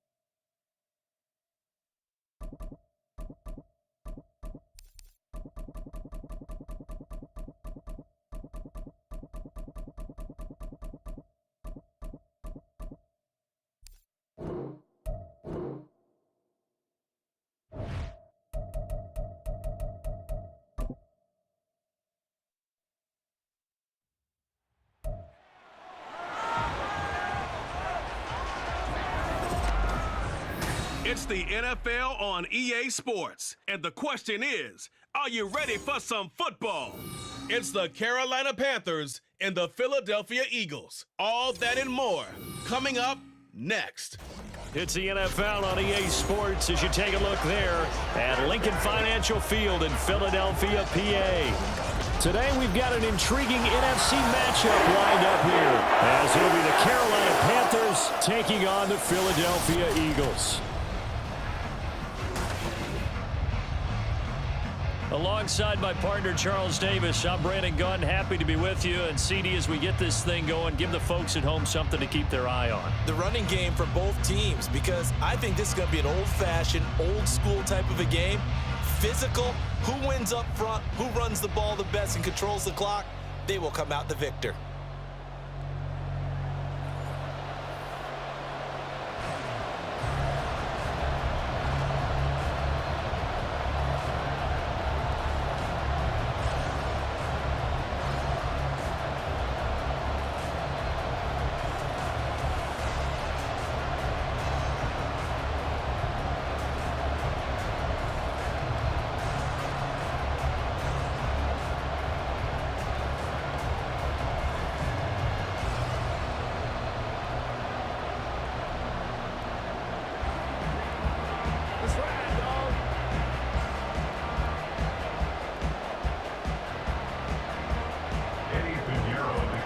Here's the former Florida Gator, Eddie Pinheiro, to get us started. And off we go from Lincoln Financial Field. And he'll get it up across the 20 to the 21-yard line. Philly's offense getting ready, and Jalen Hurts ready to lead them. The second-round pick who started his career at Alabama, then finished with an electric senior season at Oklahoma. Tremendous production in college at 2 different universities, and this is a guy who was a finalist for a Heisman Trophy. Still much more of a runner than a thrower, but has plenty of arm and is capable of making the big throws downfield. And don't underestimate his ability to think the game. Remember, he's the son of a coach. And he's up in it after a gain of 4 up to the 25-yard line. I think defensively you're okay with that. Here in the first quarter, he's going to get some catches, but they rallied to him quickly. And that's what you count on, and I like what you just said. First quarter, can you do it all game long? They catch it, you tackle them, they go down on the spot. Because when you're able to do that, and you don't give up big chunks of yardage after the catch, now you put the offense in a position where every series they have to work hard to pick up first downs, and you tend to stall them out when you do that. When you find that kind of yardage, you couldn't be more confident as a ball carrier. And guess what? You're going to go back and tell your offensive coordinator, I'd like to keep carrying it, thank you. An early task, 2 plays in. This is 3rd and 2. And they'll try and run the option to pick it up. Hurts fumbles it. Call it luck or skill, whatever the case is. They're feeling good about just keeping the football there. Yeah, the biggest thing that they're calling it now, our ball. I mean, they don't care if it was luck or skill. Boy, the panic that jumps up in your chest when that ball's on the ground, whether you get it or your teammate gets it, just as long as you maintain possession, that's all you're looking for. First down throw complete downfield. And he's going to get this down to the 35-yard line. It's a gain of 34. Brandon, we've both been around the game long enough that we know that in pregame, defenses are pretty amped up, aren't they? I mean, they're pounding lockers, and they can't wait to get out there. But when you hit them with some big pass plays early, it takes the starch right out of them. We're scoreless after 1.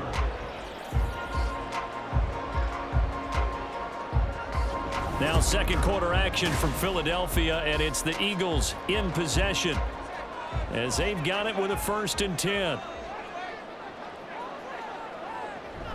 They will run straight ahead with Swift. And he fights forward for a modest 2-yard gain, 2nd down. That's a good play by the guys on the defensive side of the ball. Held them to a gain of 2. And that changes the playbook a little bit now for the guy calling plays. 2nd and 8. Now he's got to probably think about going to the air instead of maybe staying with the ground game. Hurts sets up to throw it. This time for Smith, and it's intercepted. Picked off by J.C. Horn. And the Panthers are going to take possession here at their own 33. Before we came up to the booth, last thing he said as we were walking off the field, want to play mistake-free football. Well, that just went out the window there with a pick. And do you remember what you said to me when we were walking up to the booth after he said that? You're like, oh, fatal last words. Every time we hear that, things tend to fall apart a little bit, and that's what we saw there. Didn't get enough on that throw, and it turned into an interception. So here are the Panthers now for their opening drive. And they will be led out by their rookie quarterback. We're seeing it more and more in this league, how teams love to have athletes back there taking the snaps, guys who can throw it and move around and get yards with their legs if needed. He's one of the best examples that we see out there right now. He can throw for hundreds of yards one week and then run for 100 plus the next. He adds an extra dimension that really confounds defenses when he puts it all together. I think we'll see more of them trying to get him the football out of the backfield. They love what he can do in open space, and they believe that he creates mismatches they can exploit. Young's incompletion on first down leads to a 2nd and 10. They'll set up a throw. Oh, that'll be incomplete. Well, he took a shot as he let that go. And it's going to bring up a 3rd down. Tough series for the passing game. Things just aren't clicking. Hoping they can come through in this play and get this series back on track with a completion for enough yardage for a 1st down. Now they face a 3rd and 10 after back-to-back incompletions. Young to throw it. Left side here to Sanders. And he gets this up across the 35 before he's out of bounds. 5 yards, and that means they come up short as they're going to have to punt here on the opening drive. And that's a play that's not uncommon on 3rd and long because the offense is just hoping that somehow they can get a guy in space and follow some blockers downfield. Does a pretty nice job there getting a few yards, but he ends up getting stopped before he can get the 1st down. On is the punter, Hecker, as he gets this one away.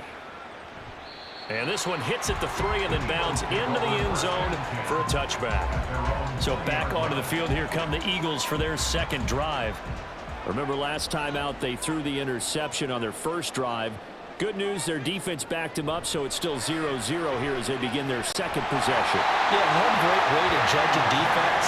How do they handle what we call sudden change? When all of a sudden, it goes against their offense and they have to run out in the field and try and put out the fire.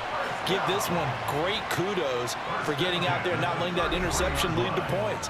Excellent job by them defensively.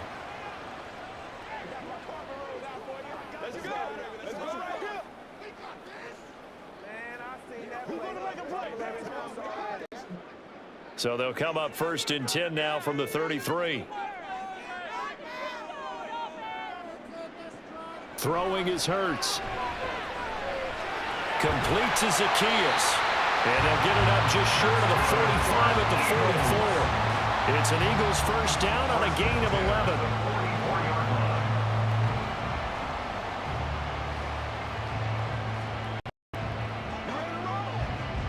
The Eagles hustling to the line, clock rolling. They go play action with Hurts. And this will leave him a yard short. Nice pickup of 9 yards on 1st down. Now the Eagles will use the 2nd of their timeouts as they'll stop it with a little over 30 seconds to go in the 1st half of play.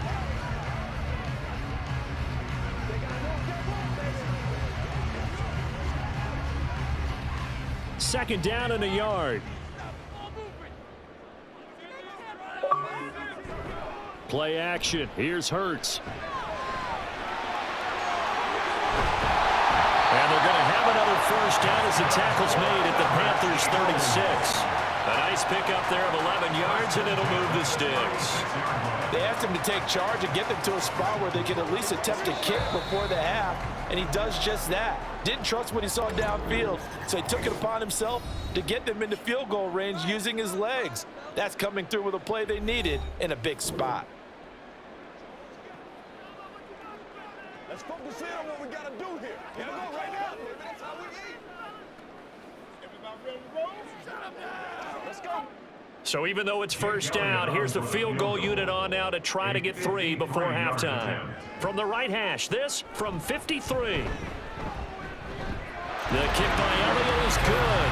And we have action on the scoreboard just before halftime. It's 3-0.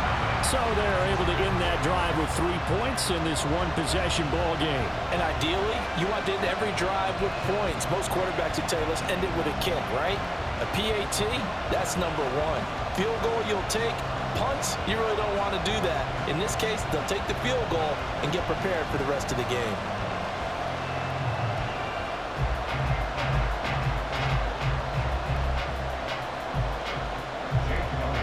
So not much time to work with here. 9 seconds remain in the half as this one is away.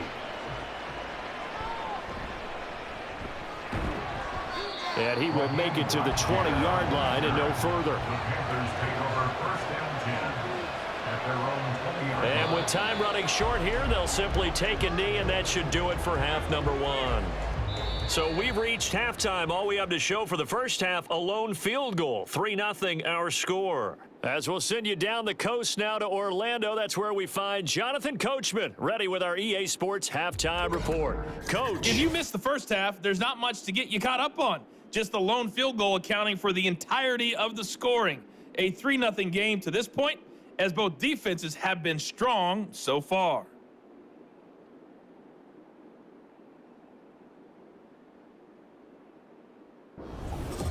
Okay, Coach, yeah, adjustments likely going to play a big role in this third quarter in what's been a tight contest so far.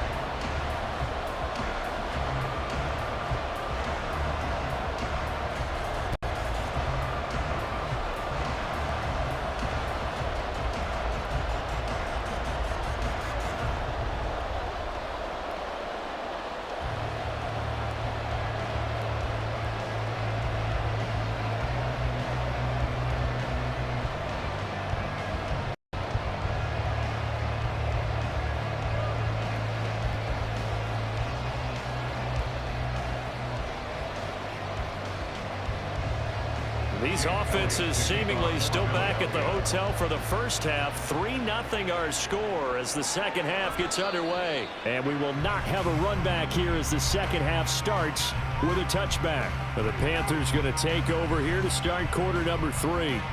And they're on the losing end of things here. What do they need to do if they're going to turn things around, CD? Partner, it's awfully close to being a must drive here, I think, for them, because I think a touchdown here in this opening drive is something they absolutely have to have. They only managed 3 points in the first half. They know that's not going to get it done. So without adding pressure to them, they already know the stakes. They need a touchdown here to get things started. Give them a gain of 5 on the completion, and it's second down.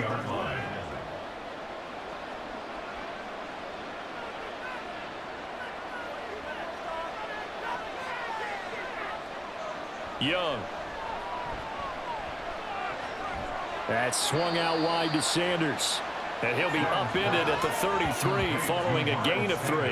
And guess what? It brings up third down. And we see another pitch and catch there to the running back. This position just continues to evolve.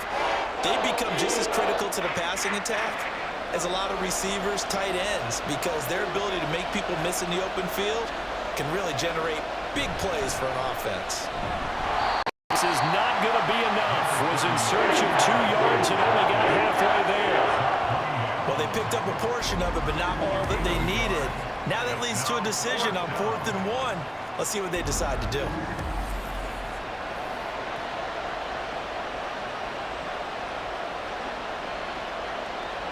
Here's Johnny Hecker now as he's on to punt for Carolina. And he'll get this away into the icy winter air.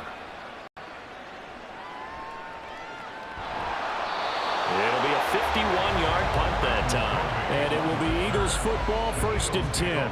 Now we take a glance at the offense as they work their way back out for their first possession of the second half.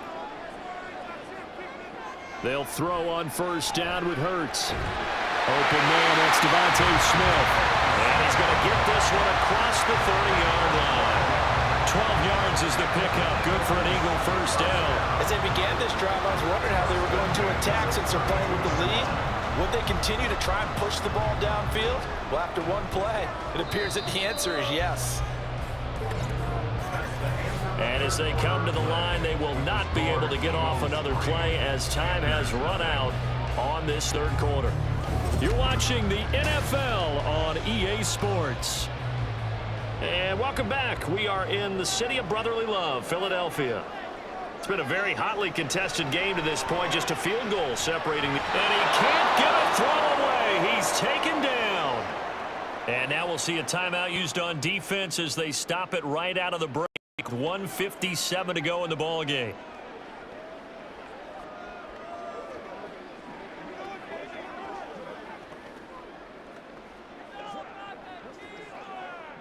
Second and 14 as they've got work to do here after the sack. Swift going to try up the middle. And a 42-yard down here and brought down there. The Panthers going to use the second of their timeouts. That'll leave them with just one remaining in this fourth quarter of play.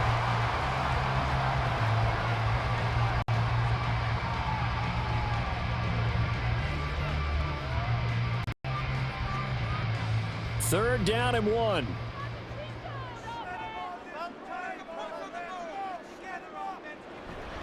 Try to take this home. They'll run. And that should do it. He's got a first down. And the Eagles, they can run it out from here.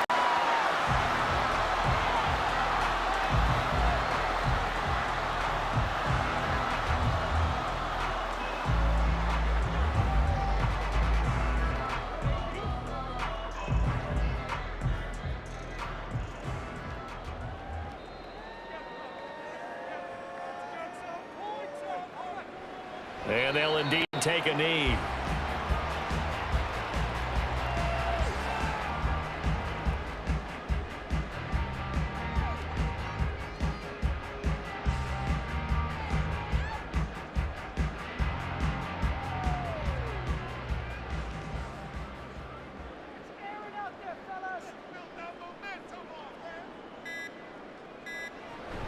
On second down, Swift. Trying to find a lane, but instead he'll get back to the line of scrimmage and no more. And now the question everyone's wondering, look at the clock, late fourth quarter, do they put the ball in the air here on third? I don't. I run the football and I tell my offensive line, no leakage up front. I don't want my running back hit as I hand the ball off to him. I don't want any type of an issue. But if I am going to throw it, quick throw, out to the perimeter, maybe one of my best receivers running a quick slant or something like that. Brandon, I can just tell you from experience, there's nothing like pitching a shutout on defense, but even more so when it's a tight game. I mean, when every defensive play is crucial and you don't give up any points, boy, they're going to feel awfully good about themselves after this one. Yeah, exactly. The offense wasn't humming, but, hey, all they needed was you can't score 1 point. All they needed was 2 points. Well, you can't score 2 points on offense. All they needed was at least 3, and they got what they needed. They got what they needed. Exactly right.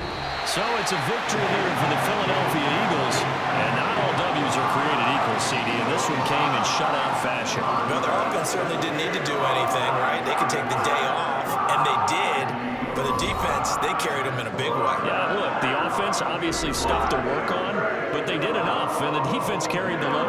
But you know what they say, it's always fun to work on things if it didn't go well in your game with a victory in your pocket, and that's what they've got going forward.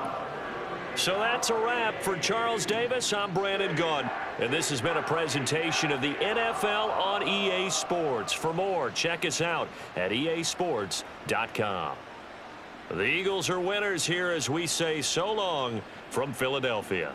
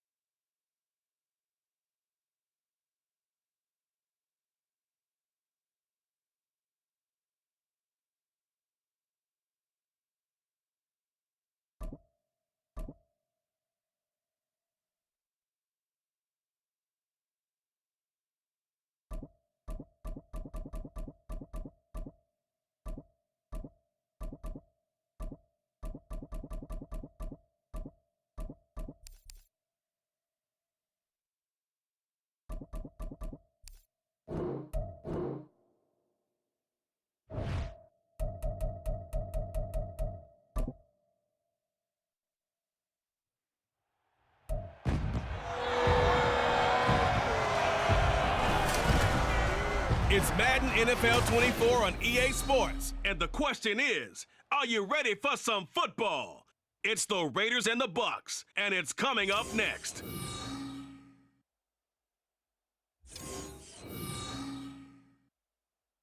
Few better places in the country weather-wise this time of year than this one right here, Tampa, Florida, and beautiful Raymond James Stadium.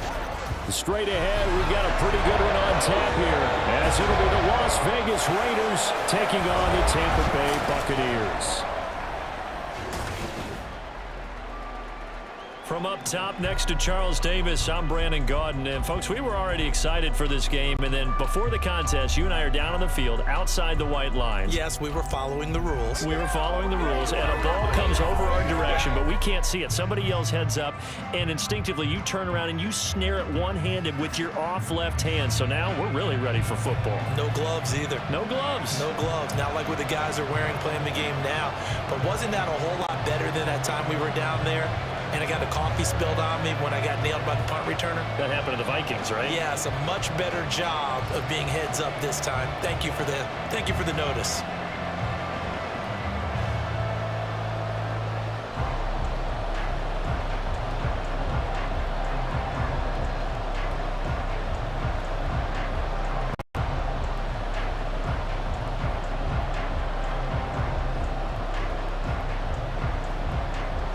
Two teams that met back in Super Bowl 37 in San Diego. The Bucs and Raiders are underway. And he'll get it up past the 20 to about the 22. The Raiders take over first and 10 at their own 22-yard line. So here comes the Raider offense now onto the field. And leading them out there, we get a look at their 6'3" quarterback. For every rookie prospect, there are always nerves involved in this moment. Running your team out to start a game. But there's a reason they brought him in. We're willing to make him their starter today. They believe he can overcome those nerves and lead his team to a victory. We saw him do it at the collegiate level and really make himself into a leader and someone you can envision doing the exact same thing here in the NFL. And a short pickup to about the 25. I feel like I could see what he was thinking on that carry. Wanted to follow that big tackle through the hole. Ended up only getting 4 yards on the carry. I think he had designs on that one being bigger. From the 25, here's 2nd and 6. To throw here, O'Connell. A short throw, and that's hauled in by Mayer. He'll be dropped after a gain of about 6 across the 30 to the 31. That's a staple of this offense. Drag route to the tight end. Yeah, he's only able to use his size to break off much more yardage after the catch, but still an effective gain nonetheless. And just play number 3 here on the opening drive, and it's an early 3rd and 1. And they go play action here with O'Connell. He's got a man complete. And he's going to get this down to the 35-yard line. Well, they only needed a small gain on 3rd down. They end up getting over 30 yards. We expected this defense to be tested by this passing game coming into this one. And there's an example on this first possession of the game.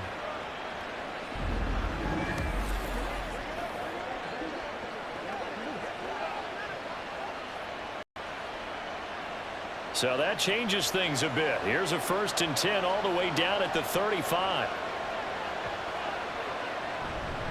Jacobs going to try the middle.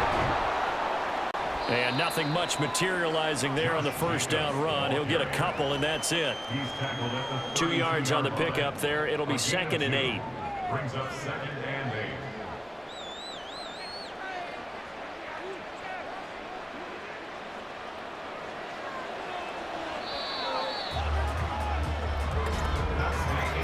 No score after 1 on EA Sports. 2nd quarter now, and it's Las Vegas with the football, as they've got a 2nd and 8 forthcoming. Once again, it's Jacobs. And not much running room. Down to the 32. Now 3rd down is looming. A pickup of 2 on 1st down and just 1 yard there. Just not a whole lot of room to operate there on that carry. No, not at all. They did a really nice job staying in their proper places and not allowing any lanes to open up. The 25-yard line is what they need here. This is 3rd down. Back to throw, O'Connell. That's to the sideline and incomplete. The Bucs defense stiffens and pushes this to 4th down.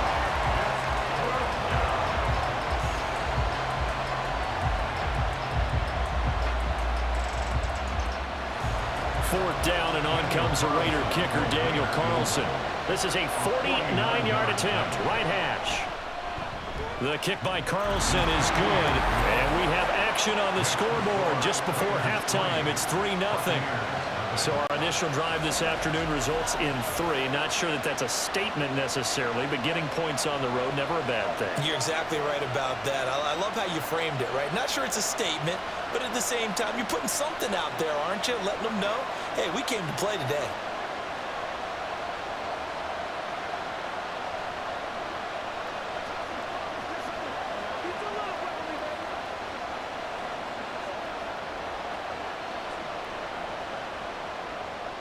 After the made field goal, Carlson now sets up to kick this away. And he'll decide to not bring this one out as their drive will begin at the 25. So out come the Bucs now for their first drive.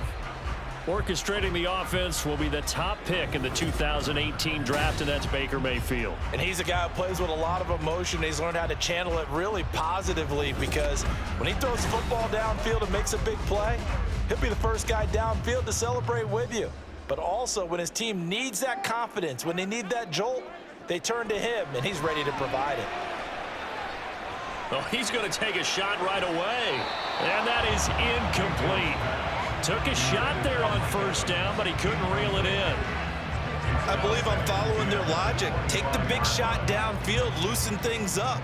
You're hoping to get some points on the board before the half.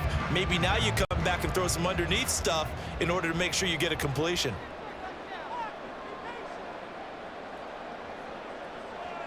Throwing again, Mayfield on 2nd and 10. And that is incomplete here. They have to like what they've done defensively here at the outset of this drive. They forced a couple of incomplete passes, bring up a 3rd and 10. Don't be surprised to bring a little pressure on this snap. So back-to-back incompletions, and that has them staring at a 3rd and 10. They run for the first time here with Rashad White. The Raiders going to use one of their timeouts, and he'll be stopped at the 27-yard line, well short of the first down marker.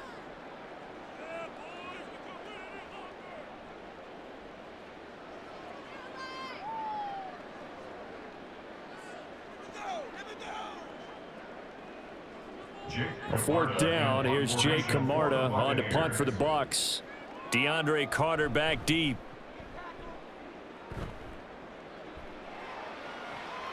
This is taken at the 18. A pretty good punt there, but also a nice return of 12 yards. And it'll be Raiders football, 1st and 10. Second drive of the game coming up for this Las Vegas offense. It was still more than a minute to go in the half. Time to try to mount a drive. And I would think that they would have to. This is today's NFL. You got to push it whenever you get an opportunity. You can never have enough points with the high-powered offenses that you face. And analytics will tell you, try and score when given the opportunity. A very solid gain of 27. Certainly no settling into the drive there. They came right out on the first play and attacked the middle of the field for a big gainer and a first down.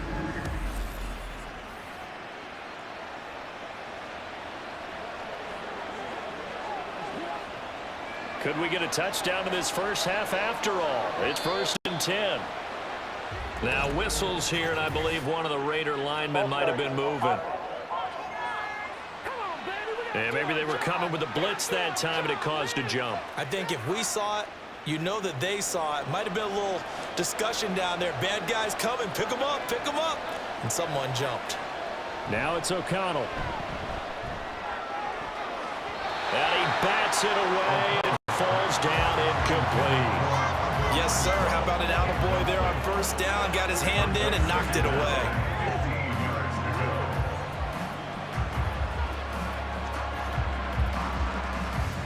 So they'll come up after the incompletion for 2nd down.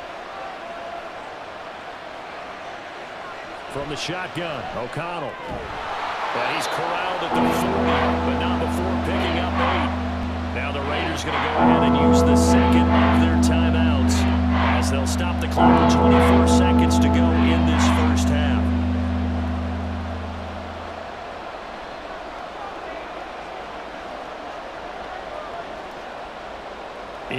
of a conversion on third down. They had a big play to start the drive. Not much sense. To the air again with O'Connell. And he's going to get this inside the 30. They've got another first down. The Raider passing game clicking on all cylinders right now. And the Raiders first down.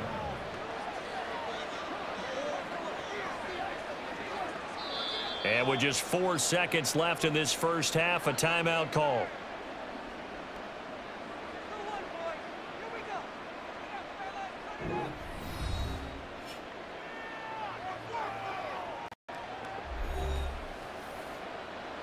Keep our poise.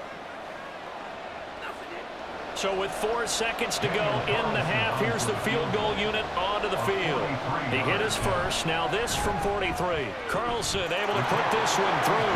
And that will do it for this first half. So a couple of field goals, that's all we've been able to muster through 2 quarters of play. 6-0 is our count at the break. As we toss it an hour or so east of here to Orlando, it's Jonathan Coachman with our EA Sports This has certainly been report. a fun one to watch so far. We knew this was going to be a battle, and we have not been disappointed. This is the kind of game that could wind up hinging on which side can play mistake-free football the rest of the way. Okay, Coach, thanks as always. This one's still anyone's game as we welcome you back for quarter number 3.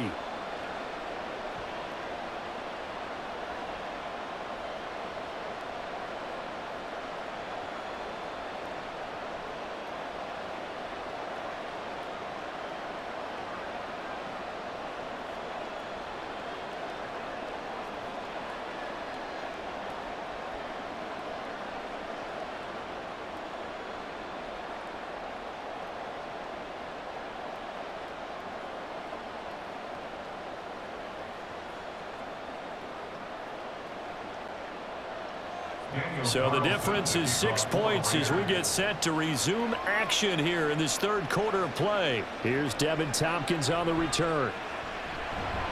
And able to get this across the 20, but not much further as he's dropped at the 23-yard line. The Bucs offense set to begin this third quarter. It's been a tight game to this point. What do they need to do, Charles, to break through in the second half and take the lead? Well, I think the first thing they need to do is thank their defense for keeping them in this game. And, you know, I think the defense is saying back to them, why don't you guys focus on getting some first downs, putting some drives together, give us a little bit of a break here.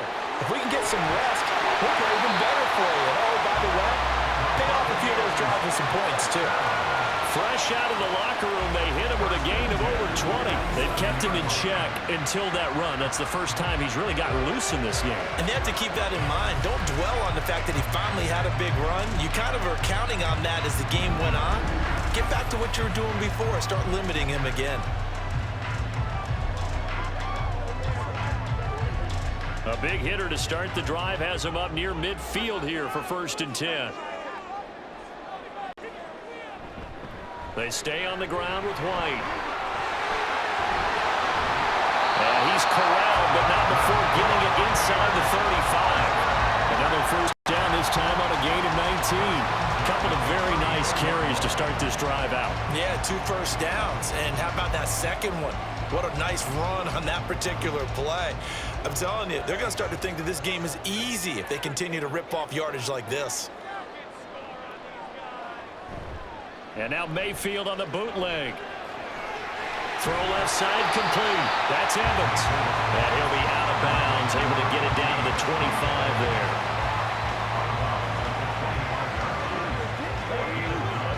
Brings up 2nd and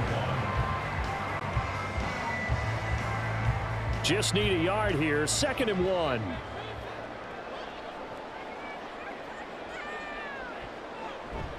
Mayfield off the play fake. It's a short one here, complete to his tight end. It'll be a pickup of 4, good enough to earn him yet another first down. As far as tight ends go, this guy's not a speed burner. He's much more of an inline blocking type of a tight end. But how about this last play? Made a nice catch and picked up a first down. That's what impresses me about him. When he's called upon, usually gets it done. First down, here's White. And he'll be taken down after a decent gain, and that will bring us to the end of this third quarter of play. We have played 3 quarters.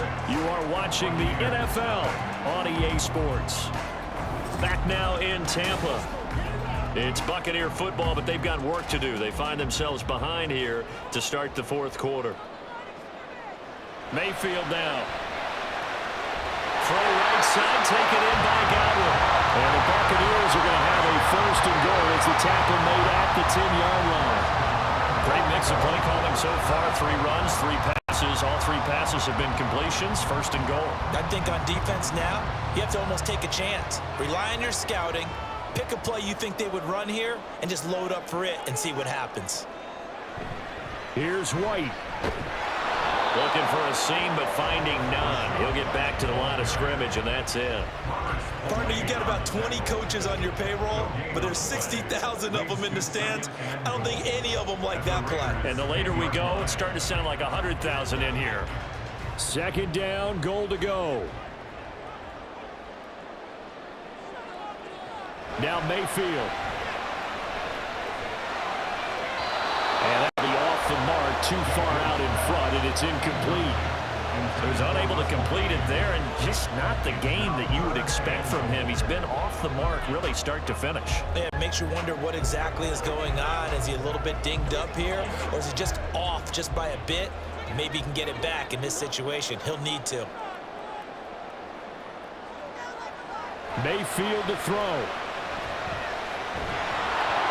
Oh, this will be incomplete. The rush gets home just as he was letting that go. That could have been worse. Instead, it's 4th down. With that incompletion, reality is staring them right in the face. This entire game is down to the next snap. Likely the play of the game here, trailing in the final quarter and going for it on 4th and goal. Desperation time. Mayfield on 4th down. And it's incomplete. They cannot convert, and they turn it over. They had the play call on 4th and goal, but it's dropped in the end zone. And this 10-play drive winds up yielding nothing. So they finally get their first trip to the red zone, and it ends with nothing. And that's what I'm going to focus on with you because you teed it up really well. Finally get to the red zone. So there's got to be a little bit of frustration because they haven't moved the ball as well as they wanted to all game. Now they get there, but we got to go for it because we don't know if we're going to get back here again. We don't know how many opportunities because they've been sputtering a little bit. Absolutely. At this stage in the second half, to get there and not get it for the first time, tough.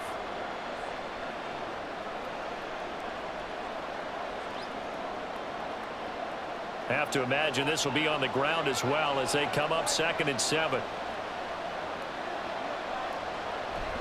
He's going to get it again. Just looking to get forward and protect the ball. The Bucs going to go ahead and use the 2nd of their timeouts as the clock stops here with 46 seconds left to play.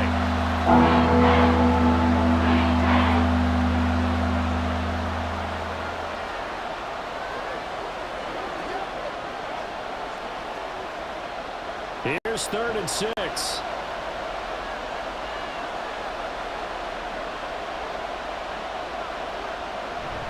They'll stay on the ground with Jacobs. And this has been a familiar sight all afternoon as they stop him behind the line.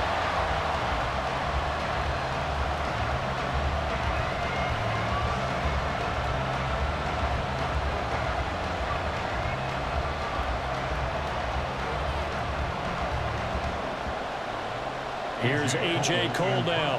And you wonder, could they possibly think about taking a safety here?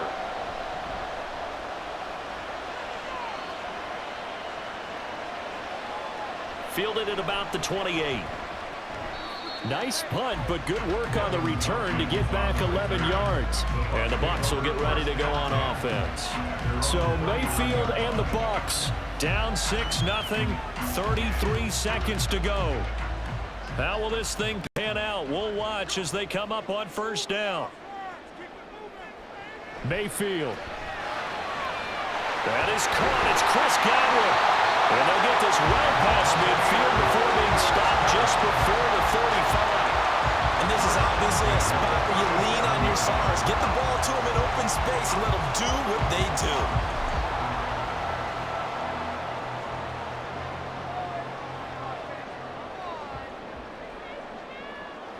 Here's Baker. And that went to the right side and incomplete. Down to their last chance now. This is going to have to be a heave for the end zone and just hope for a miracle. And I don't sit back with everyone back defending. I've got to have somebody rushing the quarterback. Don't make it easy for him to set up and throw the ball all the way downfield. Another try, 2nd and 10 now. One last shot from Mayfield here. This for all the marbles. And this is incomplete. So no miracles here on the final play. And this ball game is over. So this one a victory for the Las Vegas Raiders. And not all W's are created equal, CD, and this one came in shutout fashion. Well, their offense certainly didn't need to do anything, right? They could take the day off, and they did. But the defense, they carried them in a big way. Yeah, look, the offense, obviously stuff to work on, but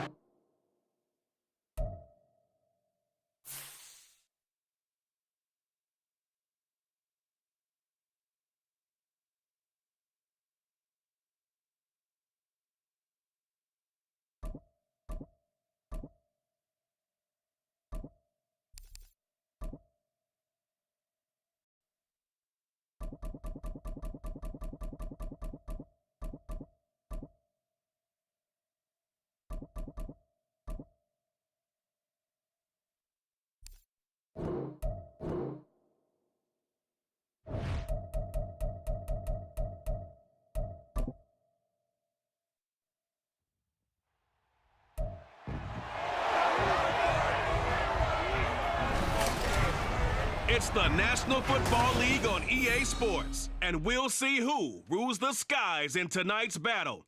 It's the Seattle Seahawks and the Arizona Cardinals, and it comes your way next. we find ourselves at the home of the world's first retractable natural grass field as you get a look inside State Farm Stadium in Glendale.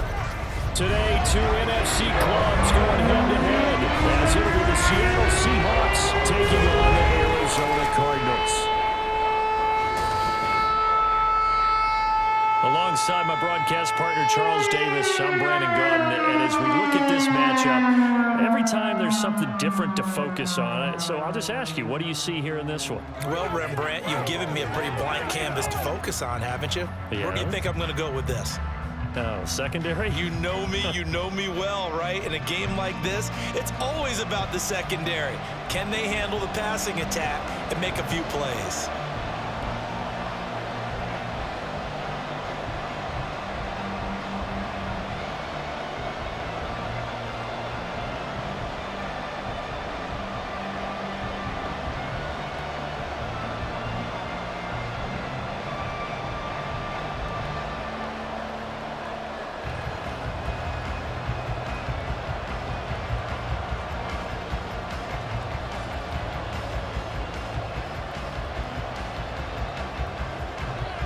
Here's the kicker, Jason Myers, to get this one started. And we are underway here on EA Sports. Taken at the goal line. And he's up past the 20 to the 22-yard line.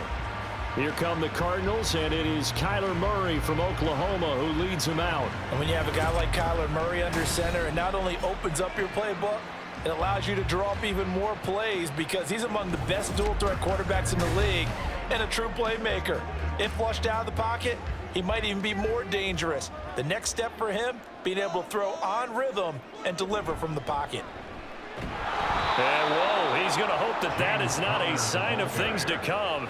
A rude welcoming to this ball game. It's a loss of 4 on that first play, and it's second down. With his size, he's a tough man to bring down, but they do a nice job there stopping his progress and not allowing him to get back to the line of scrimmage. Well, the first play of the drive lost 4. Now they'll look to move it forward here on 2nd and 14. Murray's throw complete to McBride. He'll be dropped at the 25 after a gain of 6.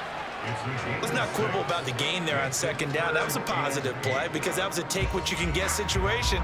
Got out to the tight end. Now it gives him a much better opportunity to convert on third down. An early tough test on the opening drive. This is 3rd and 8. Play action. Now it's Murray. And the the Seahawk defense gets to him, and they bring him down. They bring a man off the corner that time, and he gets home for a loss of 6. It always helps for a visiting team to come in and set the tone on defense. In fact, when we talked with them prior to the game, they said they wanted this home crowd to feel like they had to hide their valuables when they were in town. Well, the home crowd quiet now early. See if their offense can take over and get some points on the board.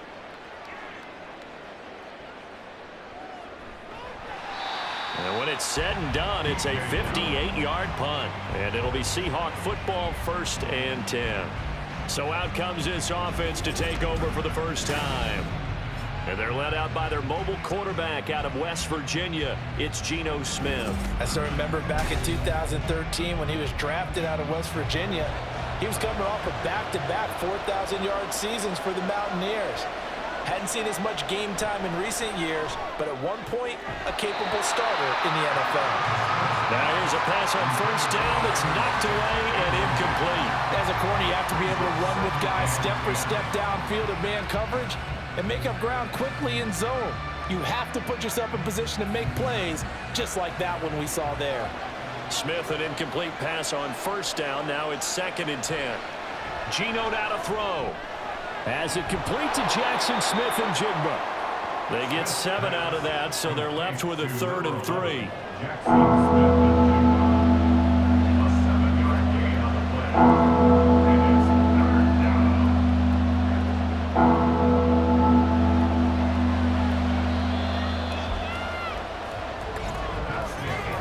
We're scoreless after 1.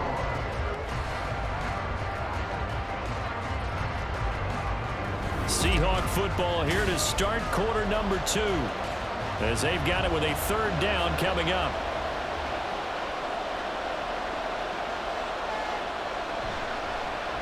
They'll try for the first with Walker.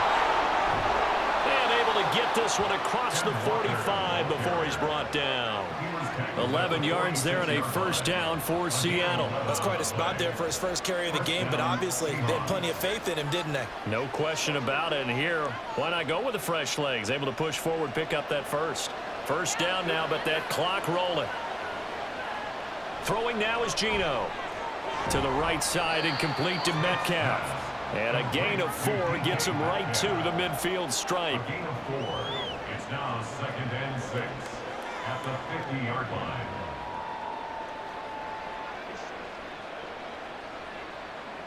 Clock running, and the Seahawks, they're running too, trying to speed up to the line of scrimmage.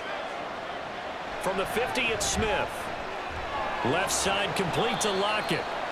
Short completion, just 4 yards, and that'll leave him with a 3rd and 2. Now the Seahawks going to use the first of their timeouts as they'll stop it with just over a minute to go before halftime.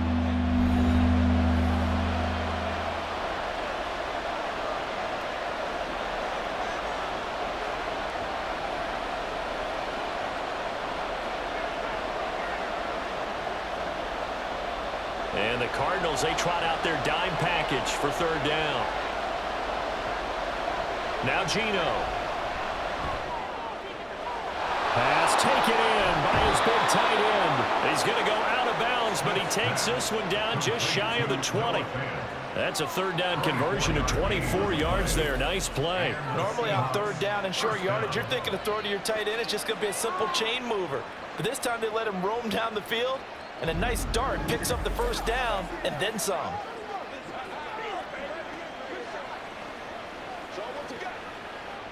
Could we get a touchdown in this first half after all? It's 1st and 10. Throwing again is Smith. This one into the hands of Metcalf. And down inside the 15, shy of the 10. 12 more yards there and another 1st down. Seems as if the passing attack's starting to heat up a little bit here in the 2nd quarter. You can sense and you can see the momentum, because now they're reading their patterns downfield, they're understanding the coverages, and they're finding the open holes in the defense. Now a throw to the end zone on 1st down, but it winds up incomplete. They had a good chance to get the first points of the game on the board, but what a great job defensively, getting a hand in there, knocking it away, and preventing that first touchdown. Smith, an incomplete pass on first down. Now it's 2nd and 10. They'll stick with the passing game as he looks to throw. That's complete to his running back, Dallas. Now the Seahawks call the second of their 3 timeouts as the clock will stop with 20 seconds to go in the first half.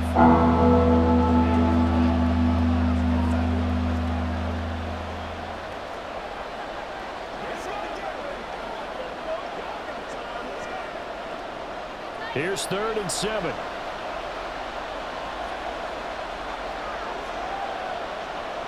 From the gun, here's Smith. And he'll just get rid of it. So 2 third-down conversions on this drive, but not able to get a third, and now they deal with 4th down. They converted twice on 3rd down that drive already, but couldn't make it a third. We always talk about in-game adjustments. How about what the defense did there, able to shut them down on that attempt? A 24-yard attempt. Myers' kick is good. And we have action on the scoreboard just before halftime. It's 3-0. A lot of energy in this building tonight, but the opening drive produces 3, maybe quiets them just a bit, at least momentarily. Just a little, right? That's all you're asking for, right? Things just getting started. You know they haven't taken the momentum totally here, but at the same time, they like what they've done here in the early going.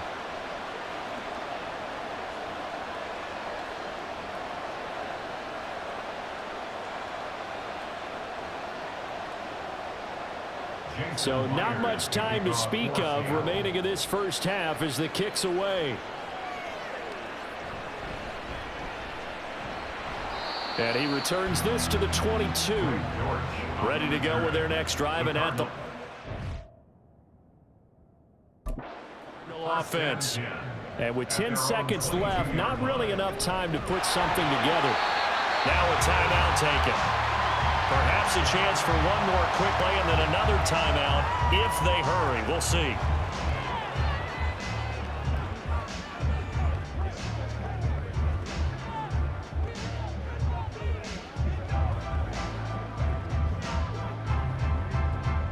Two yards to go, 2nd down.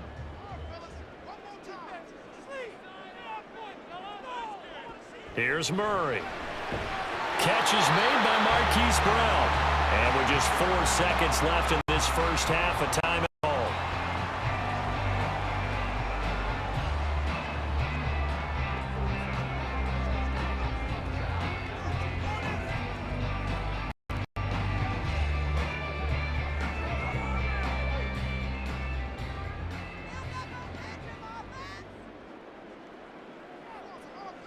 A final shot before half for Murray.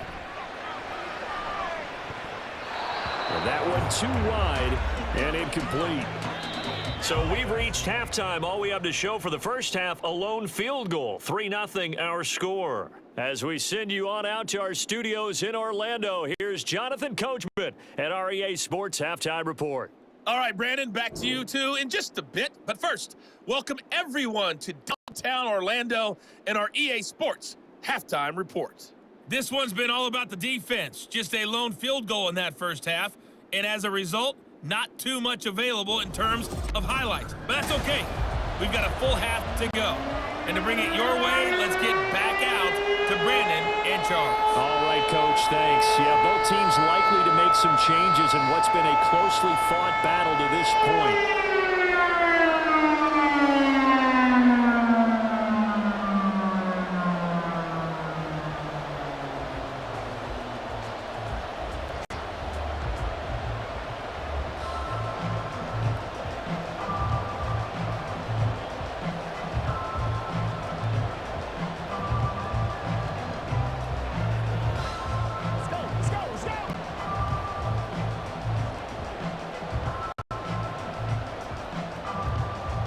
Just one field goal in a tightly played first half as we resume action here in quarter number 3.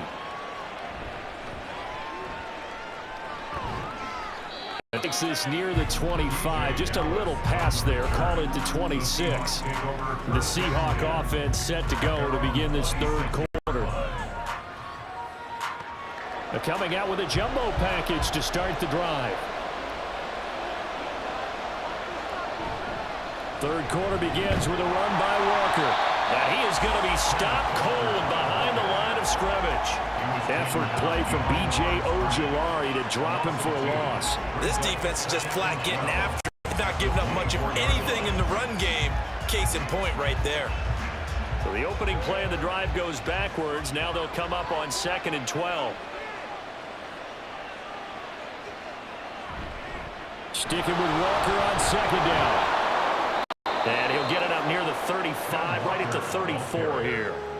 They'll wind up getting 10 back as Ed sets him up for 3rd down. And that was an excellent run. And when you see that happen, that's when you're seeing guys doing their job and then some people doing a little bit more.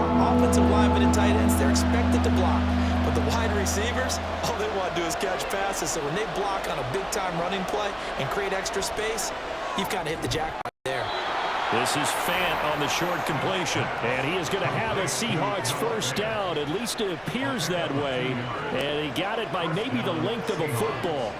They brought in a heavy set on 3rd down, and that usually means running play. But we have seen them throw out of that formation. And sure enough, they snuck the tight end out on that one. Wound up hitting him for a first down. Motion right, one of the tight ends. Walker now on 1st and 10. And able to get this one across the 45 before he's brought down. It's a gain of 12, first down Seahawks. Those are the type of runs that we did not see from him in the first half, but a good start to the 3rd quarter. And I know what everyone's thinking that's watching this. They did a great job adjusting at the half. Oftentimes you don't make adjustments. You just dial into your game plan a little bit better, and maybe they're starting to make some headway. And that is going to do it for this 3rd quarter of action. We'll return with more after this break. You're watching the NFL on EA Sports. Welcome back to the desert. We're in Glendale. It's been a very hotly contested game to this point. Just a field goal separating these two teams as we get set for the 4th quarter. And now right out of the 2-minute break, we'll get a timeout used defensively with 1:56 to go.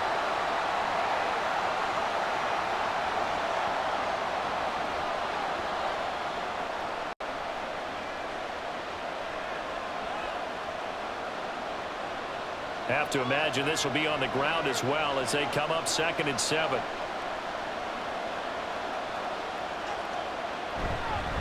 Again, it's Walker. Now the Cards going to call another timeout, their 2nd. That'll leave them with just 1 remaining in this 4th quarter of play.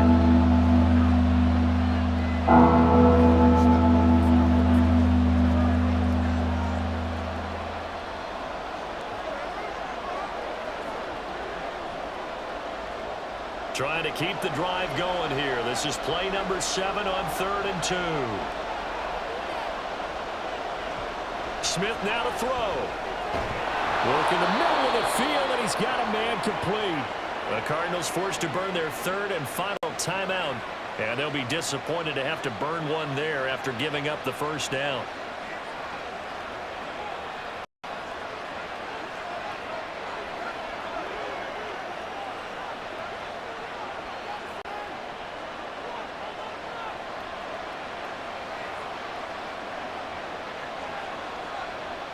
And they will take a knee here.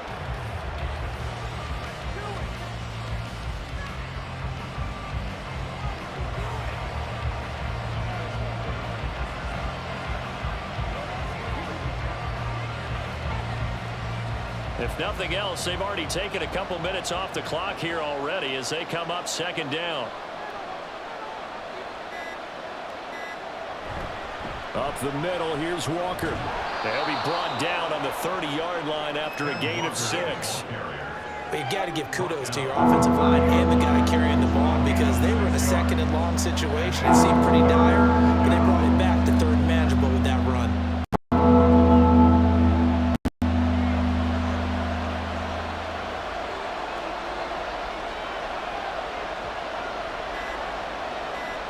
Smith down to a knee here, and that should just about do it. Brandon, I can just tell you from experience, there's nothing like pitching a shutout on defense, but even more so when it's a tight game.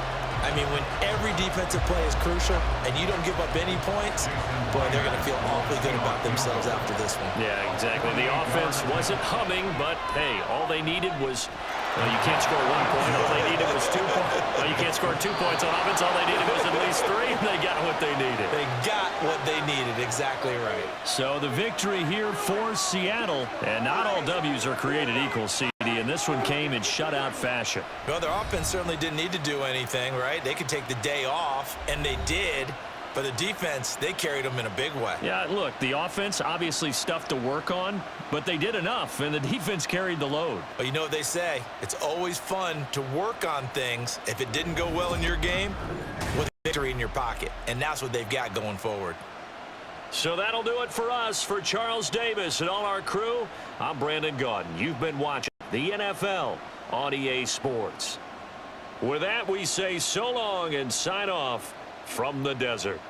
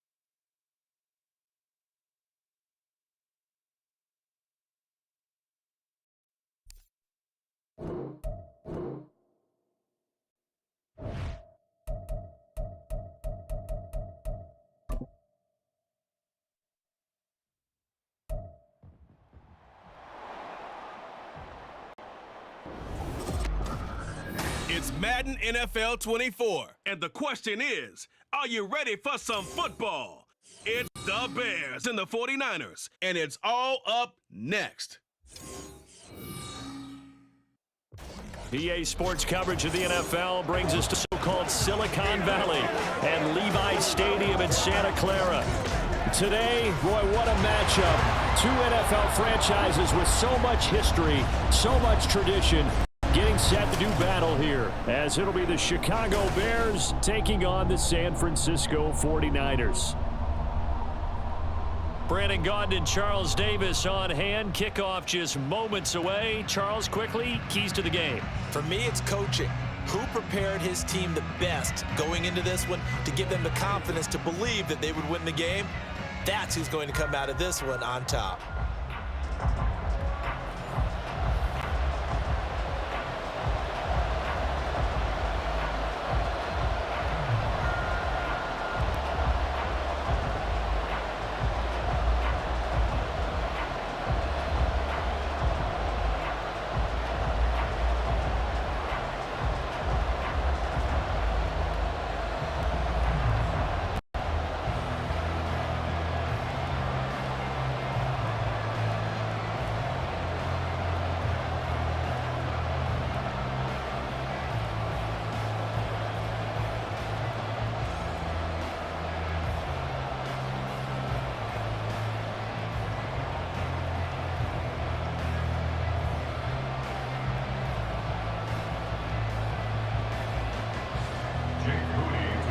Kicker Jake Moody's got it teed up, and we are underway now from Santa Clara.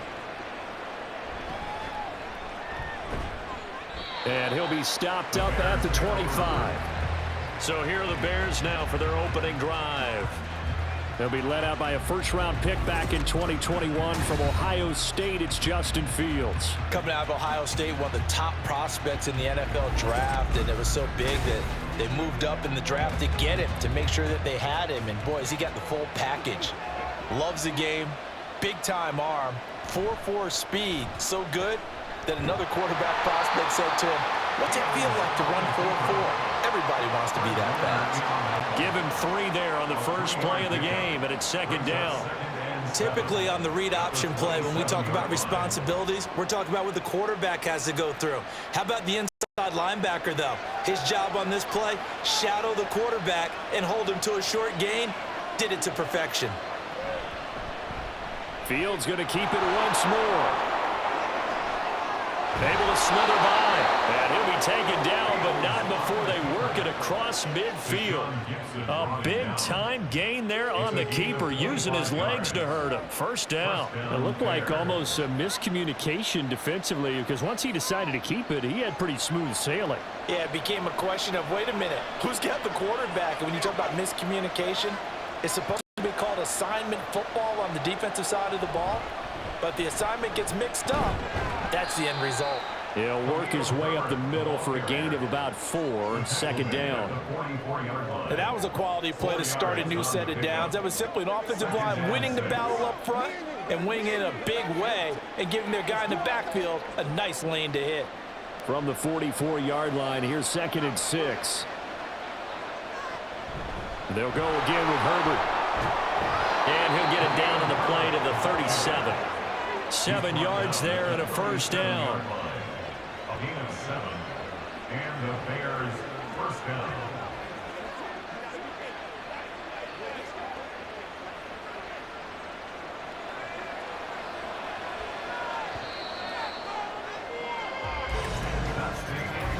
No score after 1 on EA Sports. The Bears with the football. We get set to begin quarter number 2 as they've got it with a 1st and 10. Now it's Fields. To the sideline and incomplete. Nice progress down the field was halted by that incompletion. Good try for some safe yards here to get things moving again, or keep throwing it and pushing it downfield to try and pick up bigger yardage. 2nd and 10.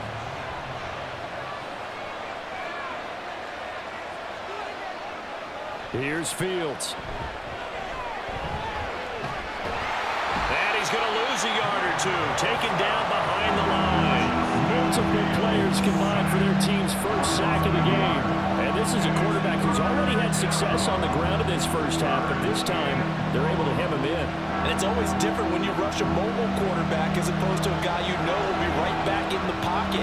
In this case, you got to make sure the inside pressure and the outside pressure match, and maybe even a second wave to make sure if he squirts free, you've got someone to tackle. Now the throw on 3rd down, knocked away and incomplete. Whether that's a little grabbing, a little hand fighting, by any means necessary on 3rd down, he was able to get the job done in the secondary and swat that one away. For the Bears, field goal. A 55-yard attempt. And he has got it from 55 yards away. That was never in doubt. And we have action on the scoreboard just before halftime. It's 3-0. So still no touchdowns in the first half, but we do have some action on the scoreboard with the field goal. So maybe now the mentality changes in this game, because anytime you can get to the red zone and if you don't come away with 6 points, you feel like it's a disappointment. In a game like this one, being able to kick field goals means you're right there, and then you're just looking for that big break to take you over the top. Following the made field goal, out instead is the punter, Trenton Gill, to kick this away. Taking it about the 1. And he won't quite make it to the 25. So here's the first drive now for the 49ers. And they will be led out by a man in his sophomore campaign as the quarterback. And the first possession isn't until the second quarter, but what's nice about it, it's only down 3. So what you sell your team on is, look, 1 possession, 1 drive, we put it in the end zone. We're in the lead in this game. Let's go, guys. Purdy looking to throw on first down here. He'll get this out wide here to McCaffrey. Oh, he faked it with a juke. Now he's got some room. And he takes us beyond the 35 before going out of bounds. First down yardage on the first play of the drive. Give him 14.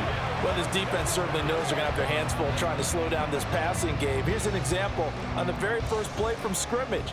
I think we'll see some different looks, maybe some pressure from different places, but it didn't work there, and it's a quick first down. That's complete. It's Brandon Ayuk. And he has a big gain inside the 40 before being dropped. Call that a very strong gain of 24. Well, this offense is wasting no time getting into the flow of the game. They've come out throwing.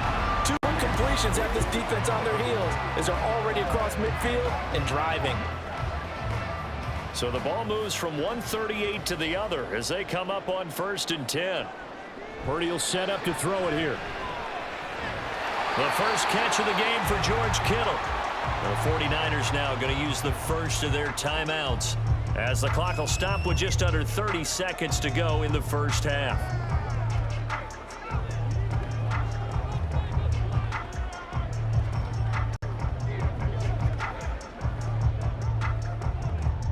Here's a 2nd and 5. Once more, Purdy looking to throw. And he's going to go down. They get to him back at the 40. Now San Francisco going to call their 2nd timeout. So that means they're down to 1 remaining here as we head toward halftime.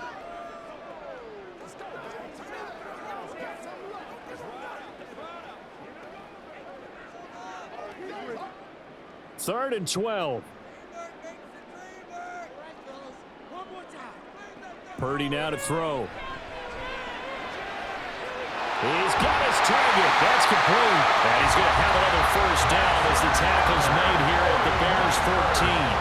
Well, that's one way to convert on 3rd down, picking up 26 yards.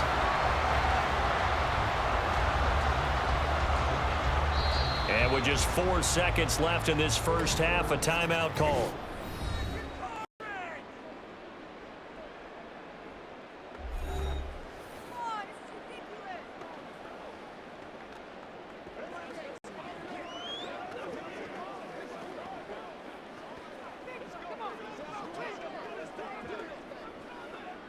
So with 4 seconds to go in the half, here's the field goal unit onto the field. From the left hash, a 31-yard attempt. And his kick is good. And that will tie us at 3-3.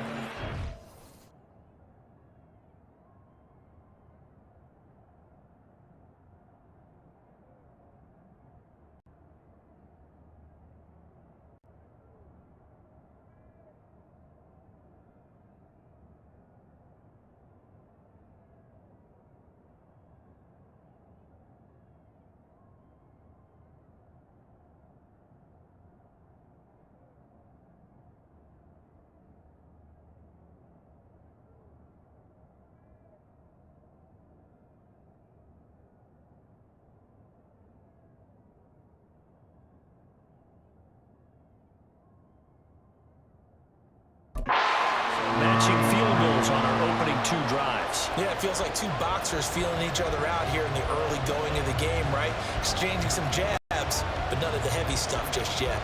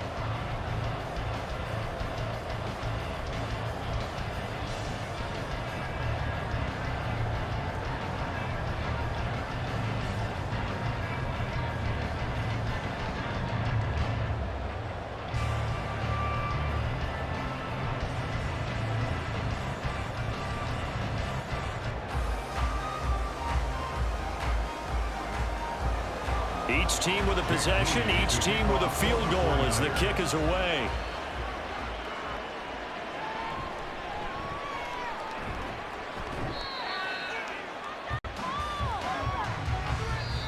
So we've hit halftime here, and as we expected, looking at the clock, a very quick first half of play as we send you cross-country to Orlando. Jonathan Coachman is there and has our EA Sports halftime report. Okay, Brandon, thanks very much, and welcome in everyone to our downtown Orlando studios in this EA Sports halftime report. Not too much to show you scoring-wise in that first half. Just a couple of field goals make up all the scoring. But I wouldn't be surprised if we're close to a breakthrough, and things should open up as we move along. Okay, Coach. Yeah, adjustments likely going to play a big role in this third quarter in what's been a tight contest so far.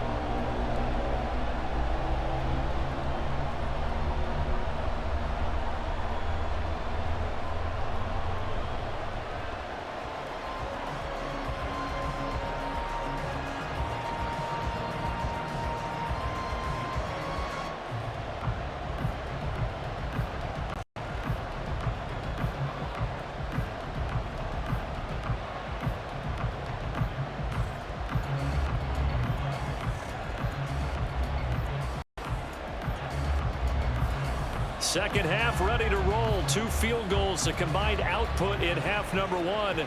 Could be first touchdown wins. And here comes a return from just beyond the goal line. And he'll get it up past the 20 to about the 22. Here comes the 49ers offensive unit as they'll have it first to begin this third quarter. Well, the first half, very even. I mean, really, in all facets, this ball game tied, Charles. So as we start the third quarter, curious to see what the second half brings us. Certainly am. I'm with you on that one, and we all know about coaches from the NFL all the way down to the Pee Wee level. They love to spin it to their teams. Hey, we're starting a brand new, shorter ball game. It's all even.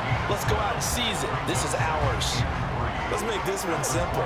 What a catch, especially the finishing part of getting his feet in bounds, toe tapping, and, of course, foot dragging. Little tapestry, if you will. Oh, I like it. Out of the gun, Purdy. This one into the hands of Kittle, the tight end. And Kittle going to have a 49ers first down as the tackle going to be made up at the 37. 8 yards on the pickup there, and it moves the sticks.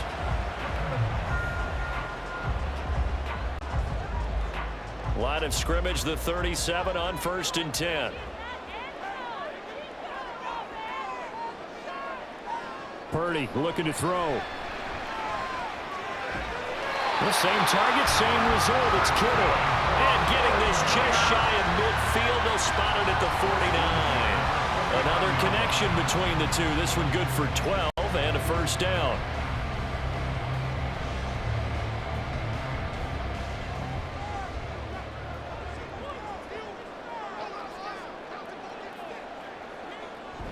Play action. Now Purdy. And that one too far in front. He couldn't reel it in. It's incomplete. And not a common sight, at least on this drive. A momentary setback, though, for this passing game that has been moving well this series. Good thing for them, though. Still 2 more downs to connect and try to pick up another first down. 2nd and 10 here as we roll along in quarter number 3 from Santa Clara. McCaffrey running up the middle. And he's going to take this down close to a first down at about the Bears' 42. That'll leave them with a 3rd and 2 coming up. They got 8 yards there.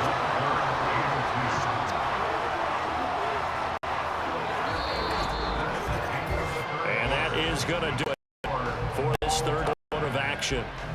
We'll return with more after this. You're watching the NFL on EA Sports.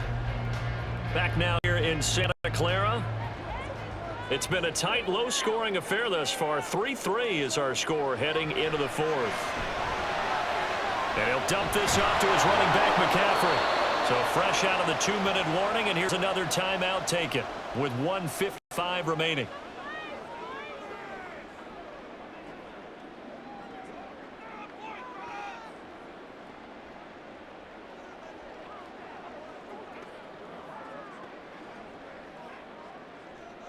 Here comes the 49ers punter now, as he should be able to pin him back deep here with his first punt. No returning this one. It sails out of bounds, and they'll spot it right at the 20. Chicago works their way back onto the field here for their second drive of the game. Now, this game, it has obviously been all about the defense on both sides of the football. Which offense is going to break through here? We'll see if they can do it on this drive. Now Fields. Now a quick throw there, but it's going to be incomplete. Work with me, partner. Take a deep breath, because that's what they're doing down the field now. That incompletion allowed them to exhale a little bit. Get in the huddle, kind of scan the crowd, see if any celebrities are here. Relax a little bit as they start this big drive. They'll try again here. 2nd and 10. All eyes on Fields. And he's got it past the 30 before he's hit and dropped. From here on, any score could be the winning one, and he is certainly aware of that. Look at the way he locked in on that marker and made a mad scramble to get to it for the first down. Plenty of time and 2 timeouts still at their disposal. 1st and 10 here. Back to Fields. Brown on the catch. And they've got it well across midfield down to the 40 before it's all said and done. Now, he's been quiet all afternoon. He may have just come up with a play of the day right there, though. Obviously, it's not the volume in which you get done. It's the quality, and that was a quality catch right there.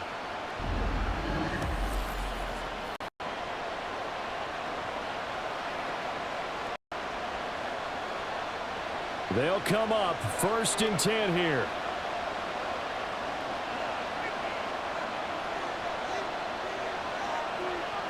Here's Fields.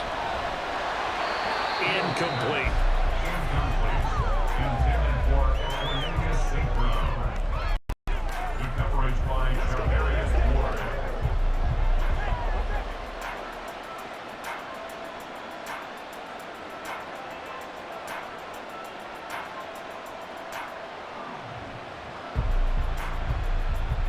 Here comes 2nd down. Now Fields. Oh, look at this. It's intercepted. Picked up by Ambry Thomas. And the 49ers are going to take over here at their own 22-yard line. Well, we say it often, Charles, but not all interceptions are created equally, and that is a big one here in a tie ball game in the 4th quarter. And Brandon, when games are this close, it usually comes down to the team making the fewest mistakes, and that was one of our mantras back at Tennessee. Coach Mears used to say all the time, the team making the fewest mistakes will win.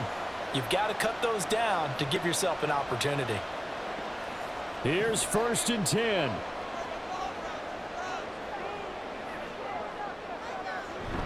They start on the ground with McCaffrey. Oh, and the tackle comes quickly. That's only going to get him a couple. The tackle made at the 24-yard line.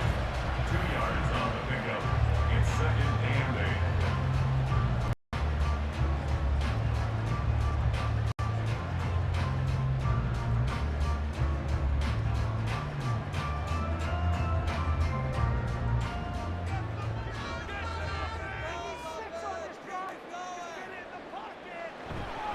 Another run with McCaffrey on 2nd down. Across midfield. He's on his way. And finally down at the 9-yard line. And we got 3 football. 4 quarters done, and we're dead even. We'll have overtime after this timeout.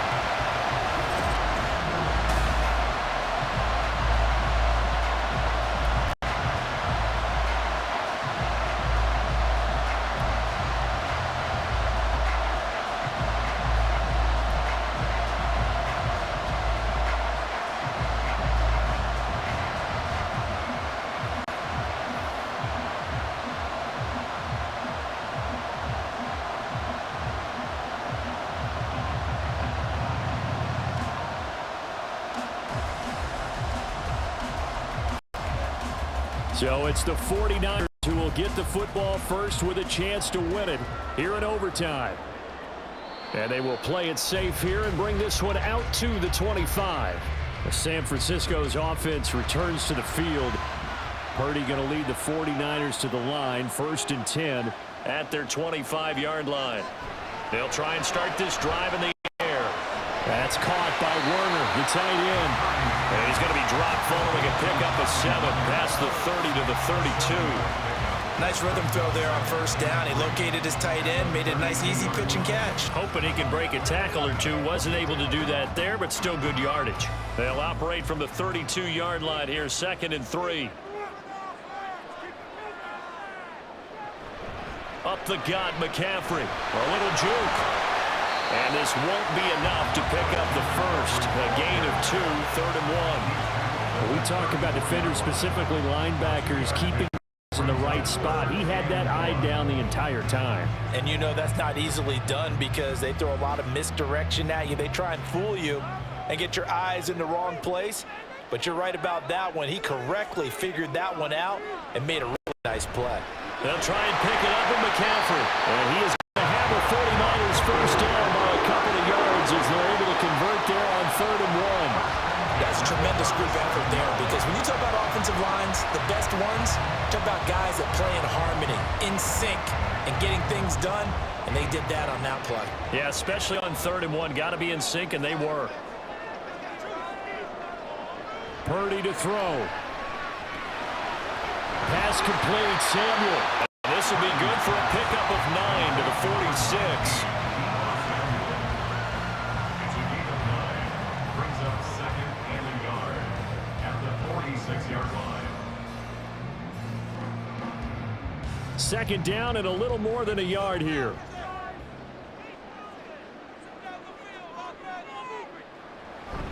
Shotgun handoff now to McCaffrey. Oh, that a very short gain. They do get a first, but short pickups, not what they're looking for.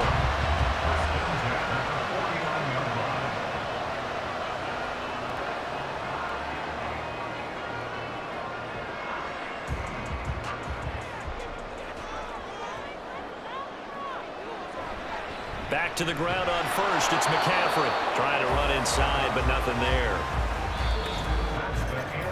One overtime. How about 2? We need another. We're still even. We'll switch sides and have that 2nd overtime in just a moment. Now it's 2nd and 10.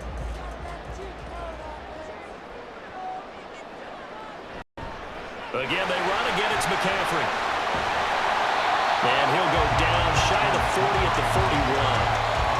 Okay, didn't break that one all the way, but you got to know that he feels like he's right on the verge, and that's probably exactly what he's telling them in the huddle right now. Overtime with 2 minutes to play. We are in sudden death, but still all tied up. Got the jumbo set out there. A huge play in this overtime session. It's 3rd and inches. Here's Purdy. Pass taken in by his big tight end.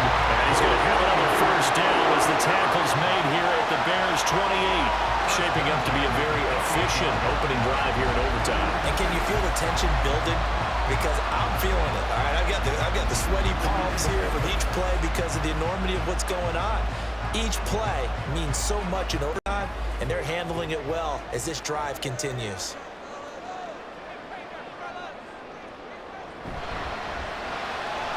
Again to the big tight end, George Kittle. And he's into the end zone for a touchdown and a game winner in OT. For a big tight end, he can sure move like a slot receiver when he gets a head of steam going. And as a defensive back, you've got a big decision to make when he's moving like that.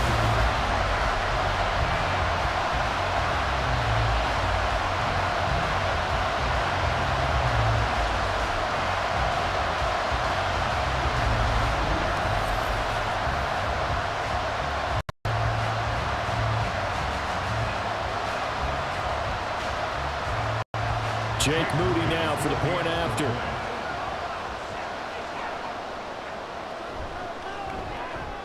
And it is up.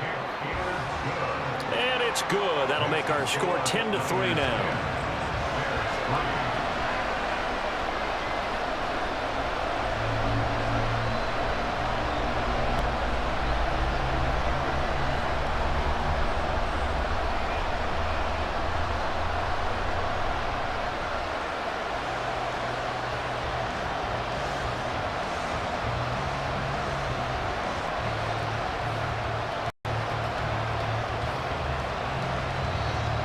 So after the made field goal by Moody, he's back out to kick this one away.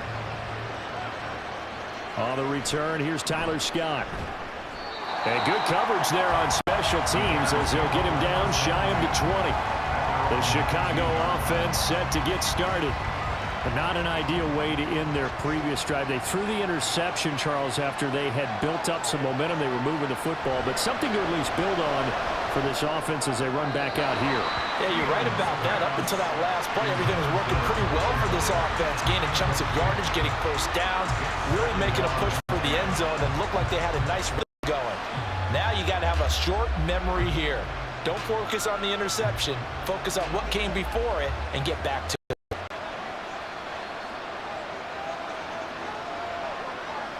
On 2nd and 10, Fields. Well, that'll be caught. It's St. Brown. And he'll get this up to the 34-yard line. St. Brown. A gain of 16 yards. And the Bears first down.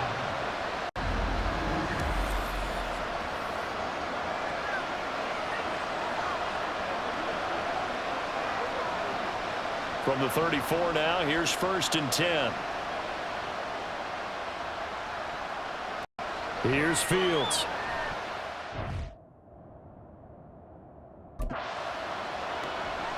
He'll go right back to St. Brown.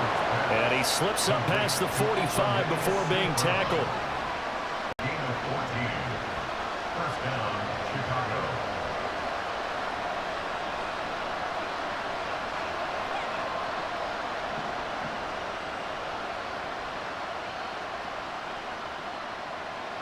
Fields throwing again.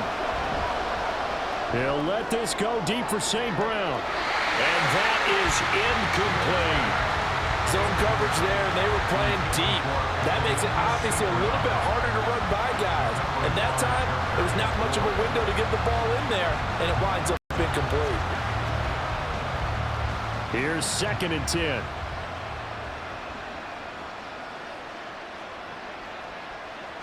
Back to throw, Fields. And this is taken in by Darnell Mooney. And this will move the chains again as the tackle's going to be made at the 49ers 36. First down, Bears.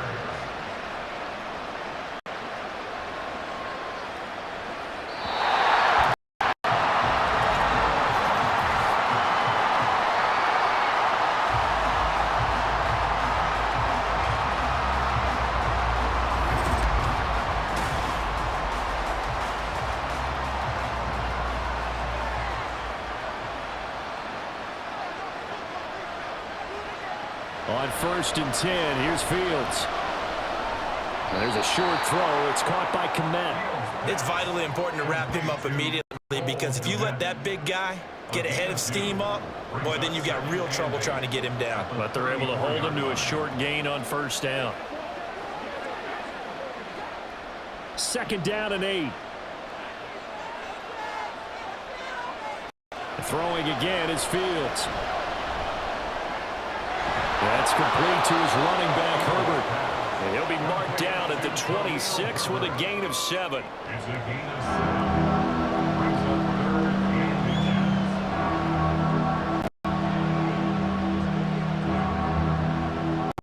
10. This will be the 8th play of the drive, and it's 3rd and inches.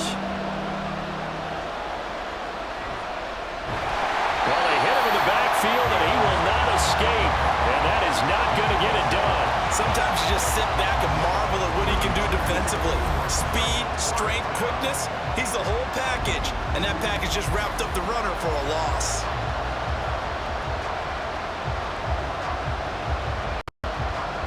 Matt Eberflus is going to take a risk here on 4th down. He is going to go for it. They snap it to Fields. Look in the middle of the field, and he's got a man complete. And taking it to the 15-yard line before he's brought down. Both sides were holding their breath there on that 4th down play, and the offense can breathe a sigh of relief. And both knew exactly where the first down markers were. You know the defense is trying to guard the sticks and try and keep people in front, but somehow, some way, those guys found a way to pick it up. On 1st down, Fields. And he'll be taken down at the 2-yard line. Brought down at the 2-yard line. First and goal at the 2-yard line.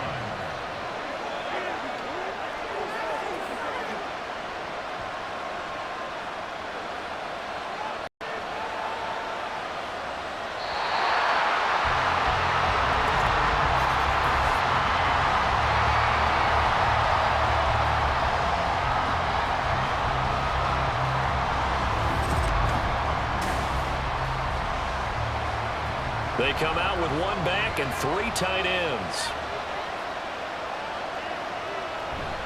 Herbert is into the end zone for a Bears touchdown.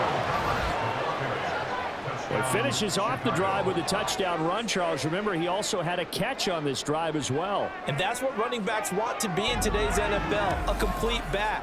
3 downs, stay on the field, run it, and catch it, and he gets it done.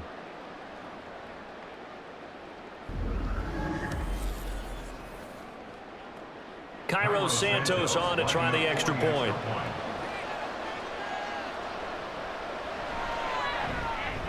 And he'll put it through, and that is up at 10 apiece. A pretty long drive that time, 11 plays all told. And it's culminated by a 2-yard touchdown run.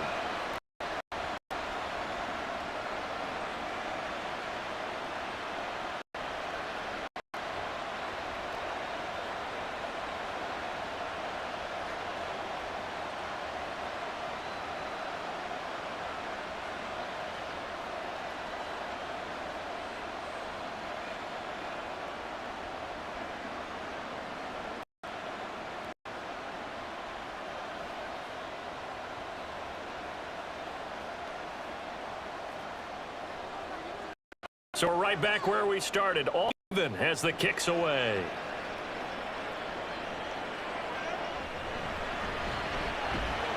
And he'll take it a yard or so past the 20, called it the 21. The 49er offense now making their way out onto the field.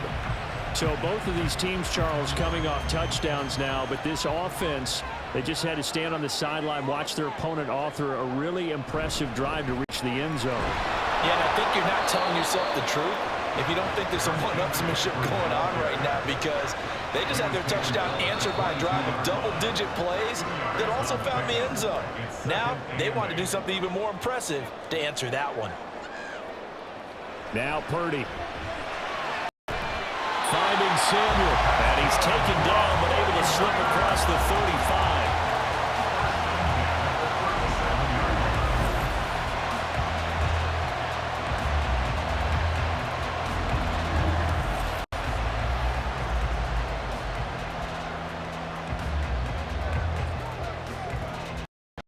Scrimmage the 37 on 1st and 10.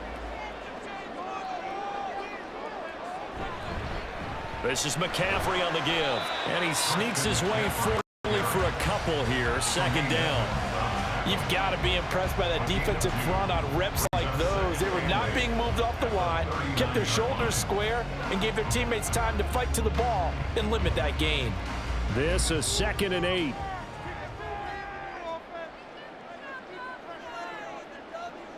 Purdy to throw. This one into the hands of Kittle, the tight end. Where the big fella go? Touchdown! 49ers! Well, you never know what you're going to expect when you come to the stadium to call a game. Sometimes you get good ones, sometimes you get bad ones, sometimes you get great ones, and that's what we had here. What an exciting finish on that last big play. And I think that as we look at it, when you're talking about a great finish, which went along with a game that obviously was dramatic because we did get into overtime, what type of play calls do you have left? What have you not shown, or what have you made an adjustment to what you've worked on all the way through that's going to give you the play we saw to win the game? Because I know everyone's thinking that was something that they just drew up. It might have been something they've been working on, and now they got the right matchup. So it's a win for the Niners here, and it was thanks in large part to the play of their 2nd-year quarterback. Yeah, what struck me was how composed he was in the pocket. The numbers weren't spectacular. He had 2 touchdown passes, that's it. But he led his guys on some important drives when they needed it most, and they're going to come away with the victory. So that'll do it for us. For my partner, Charles Davis, and all the hard-working men and women on our crew, I'm Brandon Gaudin. You've been watching the NFL right here on EA Sports. The 49ers get the win here at home as we say so long from Santa Clara.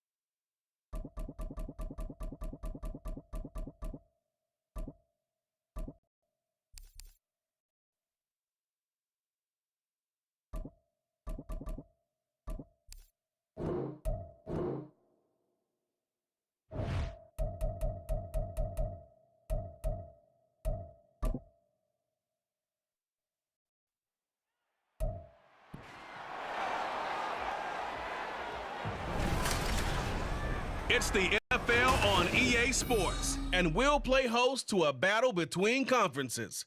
It's the Buffalo Bills and the Los Angeles Rams, and it's coming up next on Madden NFL 24. This is the city, Los Angeles, California. That's where we are for this edition of the NFL on EA Sports.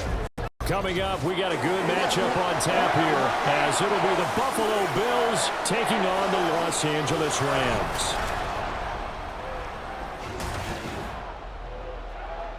Happy to be on hand. I'm Brandon Gaudin with Charles Davis. And before we kick, partner, your keys to the game, please. Well, my keys are on the defensive side of the ball for both teams. And the big one, making sure you avoid giving up the big play. These safeties are going to get tested all game long. Their job, keep the ball in front of them, tackle people, make them run extra plays in order to try and score.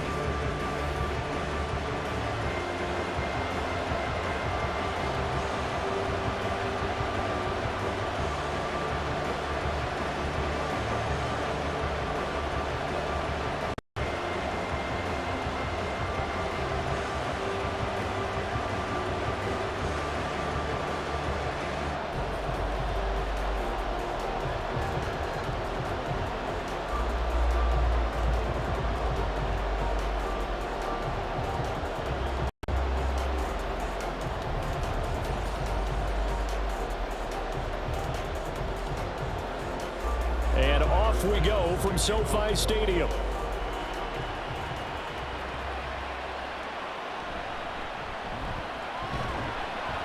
And he's up past the 20 to the 22-yard line. So out come the Rams now for their first possession. Leading the charge, quarterback, the former Georgia Bulldog, Matthew Stafford. And Matthew Stafford was taken first overall in the 2009 draft, and he certainly played like a top pick throughout his career. One of the most prolific passers in the league, and there's no reason to believe he's going to slow down his production anytime soon. Not only that, he's also one of the tougher quarterbacks in the league as well. Stafford going to put it up right away. This one swung out to Williams. And he's able to break out of one tackle, but then quickly brought down. 5 yards on the game's first play, second down. Now that's the type of play that gives you a chance to win. Nothing forced downfield where you don't have a guy open. Swing it out to the back, on maybe even check it down, whatever you want to call it. Gain of 5. You're just trying to get 4 on first down. They're ahead of the chains now. Throwing again on second down, but this time it's incomplete. Going with a dime look on defense. 2 extra defensive back in the field and covered up essentially every blade of grass. That allowed them to disrupt the play. Third play here, this opening drive, as they're up against a 3rd and 5. Now it's Stafford. And that is incomplete. How about that? Red man coverage and decided to test him early. But it proved up to the task and forced the incompletion.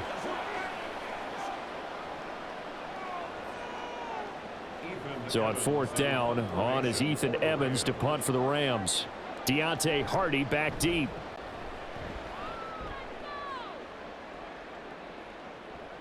And this will take it at the 13. A 57-yard punt, 11 on the return. And the Bills will take over the football with a 1st and 10. Well, the Buffalo offense coming out, and it is Josh Allen who is at the helm. And in this league, there are many quarterbacks who have their most success running the ball, while there are others who have big arms. There aren't too many guys who can do both. And at the end of many games, this guy leads his team not just in passing, but in rushing as well. They start the drive with Cook. They'll be brought down on the 30-yard line after a gain of 6. Now, Brandon, that's the way you want to run the football. There should almost be quote bubbles above the offense right now. Bam, boom, biff. That's how they feel good about moving the football. And the ball on the 30. Here's 2nd and 4. Here's Allen. On the slant, he's got Davis. The result, only 4 yards there on the play. And that's going to make it 3rd down and less than a yard. In today's football, where receivers break tackles, make people miss, get upfield for the extra yardage, when you see a play like that where it's caught and he's dropped on the spot, that's a big-time play by the defense. They'll run it. Here's Cook. No gain on the play there, and it'll bring up 4th down.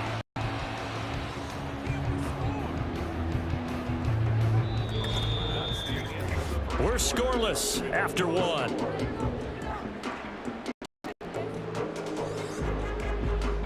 The Bills with the football as we start quarter number 2. As they've got it with a 4th down coming up. On 4th down, here's Sam Martin on to kick it away.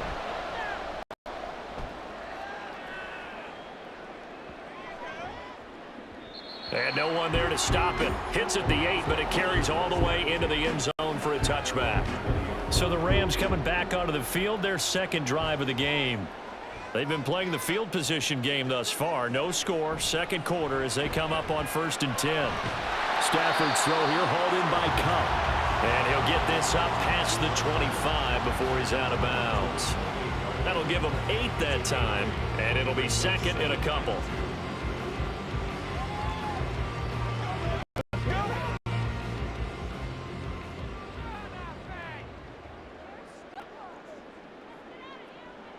Throwing is Stafford.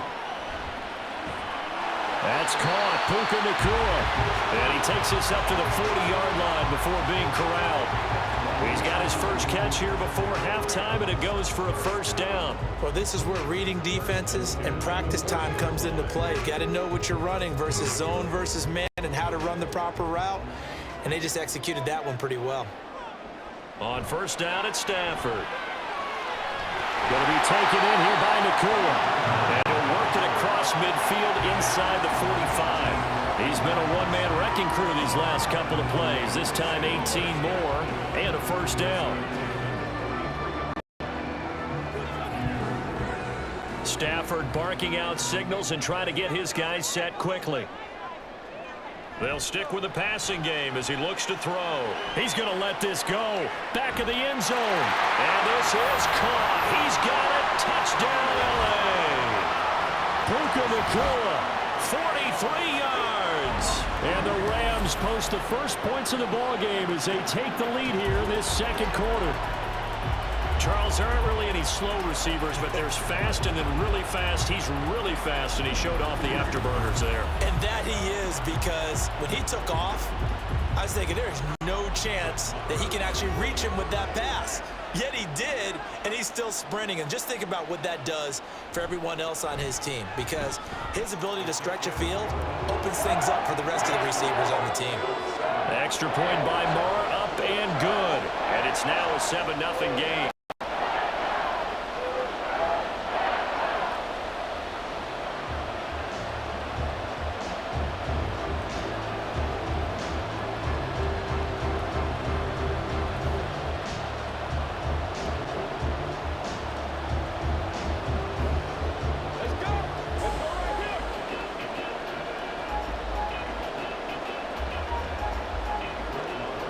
Following the touchdown, here's Marr to kick it away.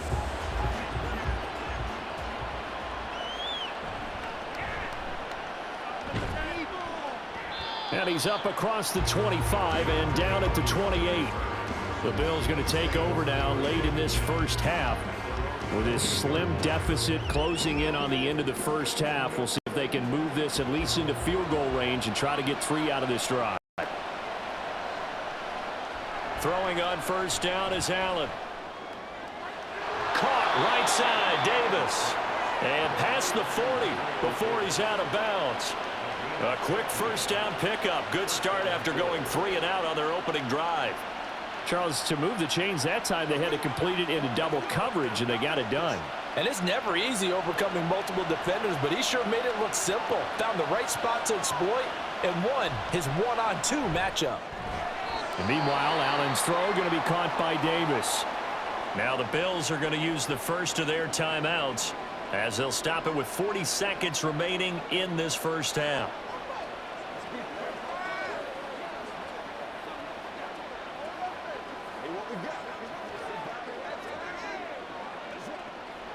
Second and 5.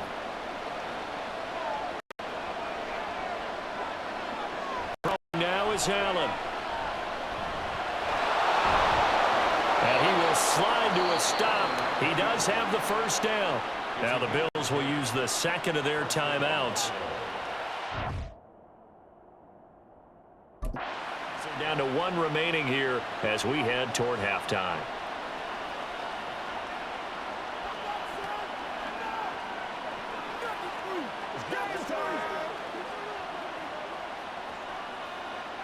Let's focus in on what we got to do here.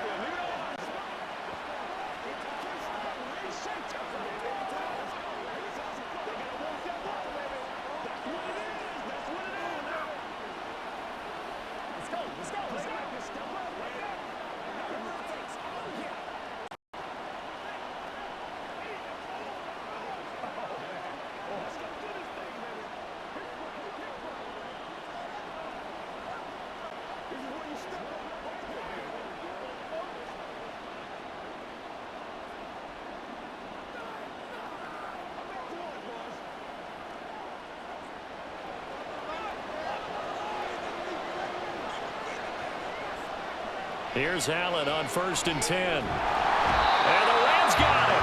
They bring him down. Aaron Donald. It'll go as a loss of about 8 as he gets in there to drop him. In every game we talk about what are going to be the keys as we go into it. Maybe that's a key for their defense today. Pressure the quarterback and make sure you play a good zone defense behind them, and they get their first sack of the contest.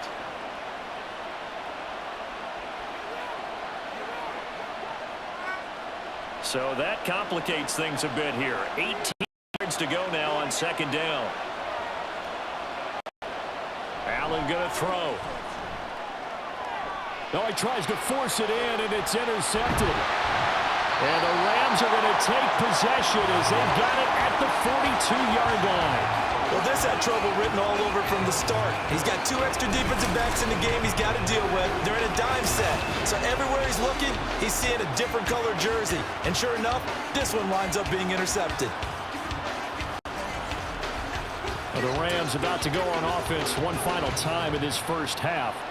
And with decent starting field position, there may be only a couple completions away from field goal range. Good starting field position for them here as they come up 1st and 10 at their own 42. Open man right side is Cup, complete. And he's able to get this one out closer to midfield across the 45. It'll go as a gain of 4, and that'll bring up 2nd down.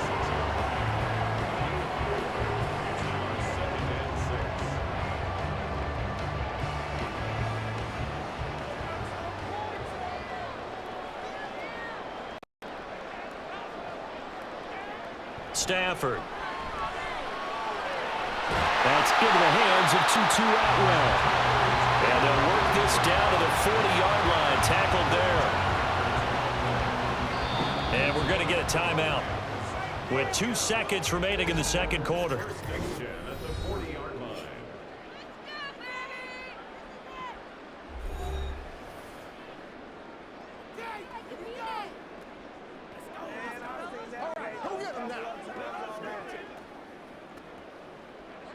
Once again, we got to get it. So with 2 ticks left here in the half, on is the field goal unit. They'll spot it at the 47, so call it a 57-yard attempt. And that is no good. And this will remain a 1-touchdown game.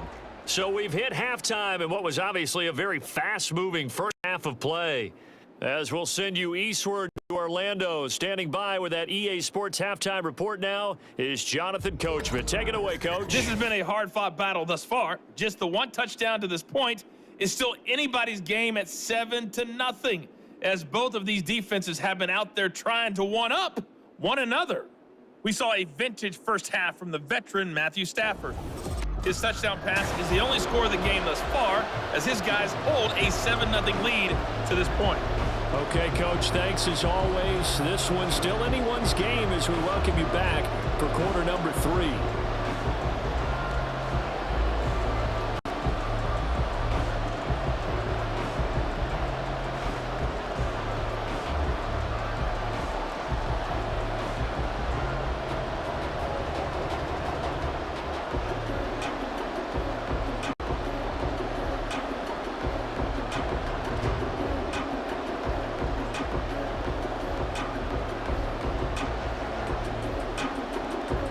Just the 1 touchdown in that first half. 7-0 our score as we get going in quarter number 3. This fielded right at the goal line. And he returns this to the 22. Out come the Bills now as he'll go on offense first here in this third quarter. Well, out of the locker rooms here they come. Their first drive of the third quarter. And, Charles, they're trailing in this ball game, but we got a tight one and set up to be a very entertaining half. As we know, partner, in the NFL, there's trailing and there's trailing, right? Sometimes you're discouraged by how much you're down, but in this case, this is a tight ball game, so there's a sense of optimism here. I think they went into half and looked at their play sheet and said, these are the plays we really like.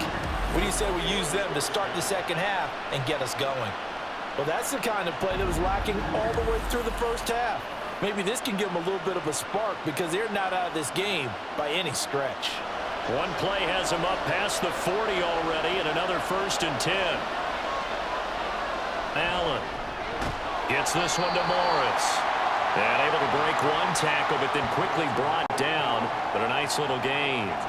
So the completion good for 7 there, and it'll be 2nd down. Not a big window to throw. Coverage wasn't too bad there. Yeah, they had him under wraps pretty well, but somehow able to muscle his way open. Catch the ball.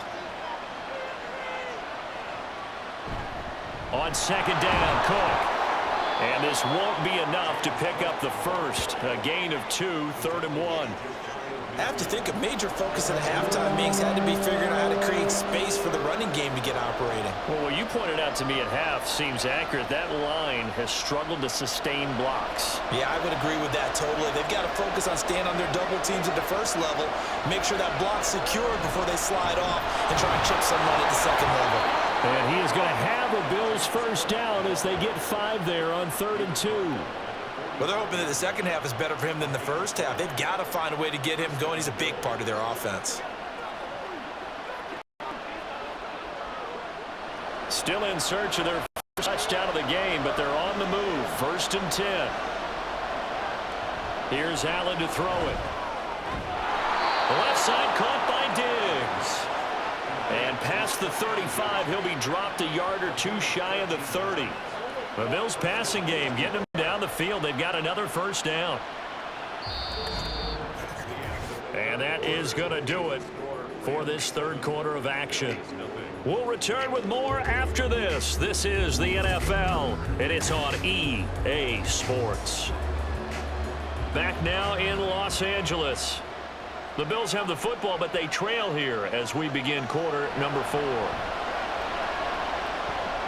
Allen's throw is complete.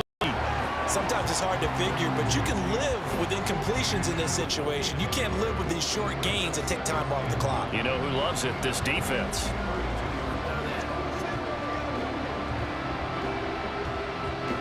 They'll come up now. 2nd and 9. To throw is Allen. And he will find Davis. That's complete. And this is going to be another first down as the tackle is going to be made at the Rams' 13-yard line. That's a nice job right there, partner, because they were able to work down the middle of the field, working in the seams, because I think defensively they were guarding the sidelines, trying to keep them from getting out of bounds. They took what they gave them, and it was successful. Plenty of time. All 3 timeouts still remain. Here's 1st and 10 now. Throwing, Allen. It's complete. He dials up Davis once more. And he's going to get a solid gain of 9 before being brought down. 2nd and right at a yard.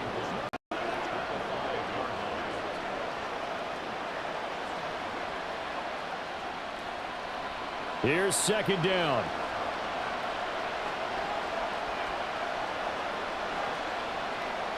Now Allen. Forced out to his left. And he's able to get it down to the 2-yard line.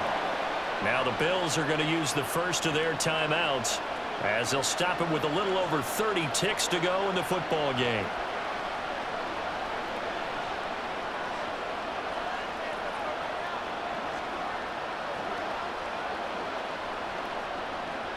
Here we go. 1st and goal.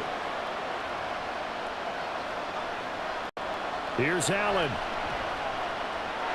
And it's caught. It's a touchdown. So they rally here in the final minute, and they're an extra point away from tying this game. Well, that's just how they drew it up, CD. His first read was there, got it to him quickly, and into the end zone. Absolutely excellent execution by all involved. And the coordinator, got to give him credit. The perfect play call. Quarterback let it fly as soon as the target came free. And his guy made a nice catch. Just how you draw it up in practice and then execute it in the game. Allen. And it is caught. They got the 2 points, and with it, they've taken the lead.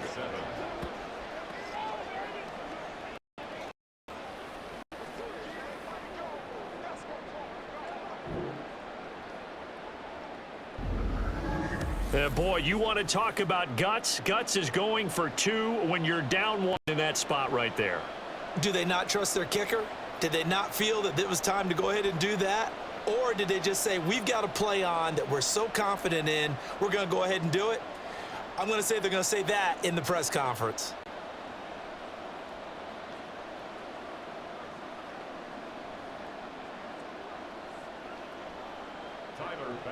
After the touchdown, pass took it away. And with time a factor here late, he'll just take a knee and they'll put it out to the 25. Now Stafford and the Rams down 8-7, a little under 30 seconds remaining. Stafford now to throw. And he can't get a throw off. He's taken down. What a huge play at this point in the game.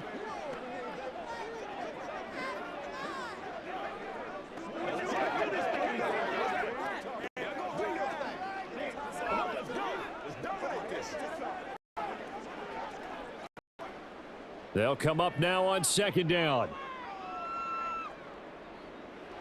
Stafford. He's going to let it fly. And that's going to be incomplete. Good effort there trying to take a shot, but it's 3rd down.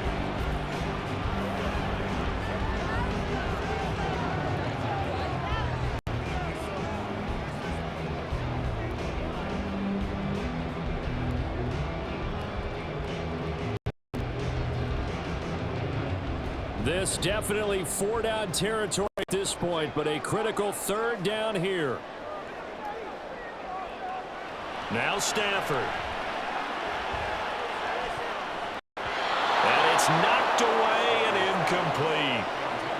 Oh, they took a big shot, just trying to get within sight of field goal range. But that was not to be, and now the task gets more difficult because you're looking at maybe 2 more plays here to give your kicker a chance. Here we go. This is 4th down. Here we go on 4th. Stafford. And it's incomplete. They cannot convert, and they turn it over. They had to go for it with such little time remaining, and it would appear the Bills are going to win the football game. And with inside of 10 seconds, 8 to be precise, we get whistles and a timeout on the field.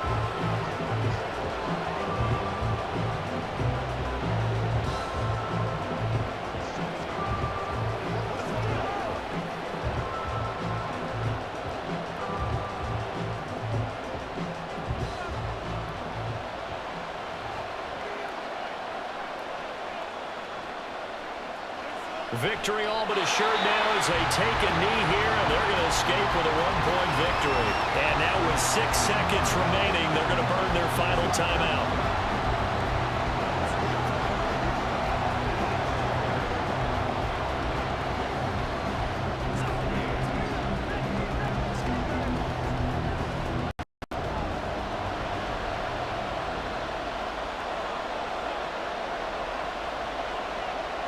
Allen down to a knee, and that should just about do it.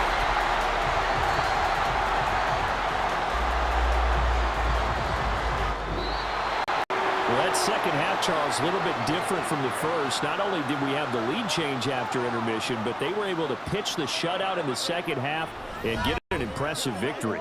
And what's the old expression? That's not quite how I saw it playing out in my head. You know they didn't expect this at all. And went into the half with the lead. Losing the game is one thing. Getting shut out in the second half, that's a surprise. So that'll do it for my partner, Charles Davis, and the best darn crew in the industry. I'm Brandon Gaudin. This has been a presentation of the NFL.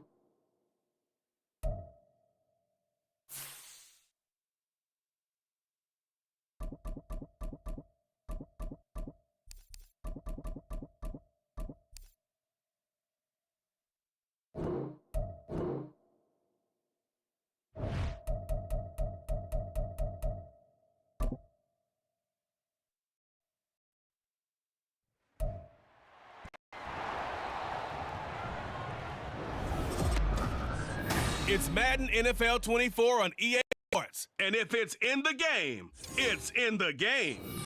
It's the Los Angeles.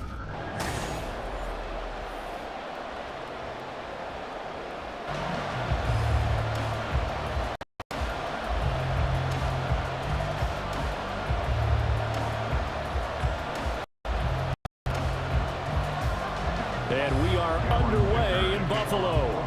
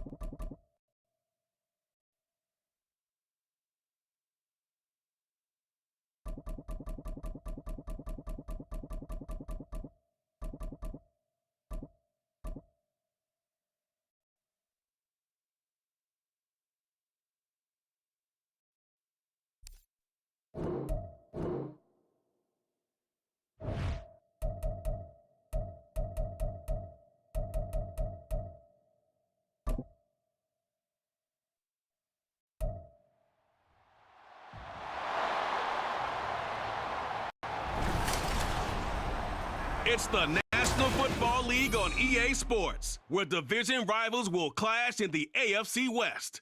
It's the Los Angeles Chargers and the Kansas City Chiefs. Next on Madden Football. From one of the loudest venues in the NFL, there's a look at Arrowhead Stadium here in Kansas City.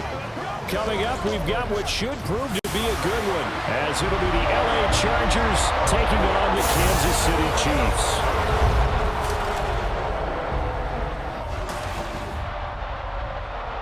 Brandon Gaudin and Charles Davis with you from our broadcast perch. And Charles, as we get this thing started, what are you going to be keeping your eye on? Special teams. Field position is always a big determiner in a ball game. Who sets their offense up for success the best, that team will win the game.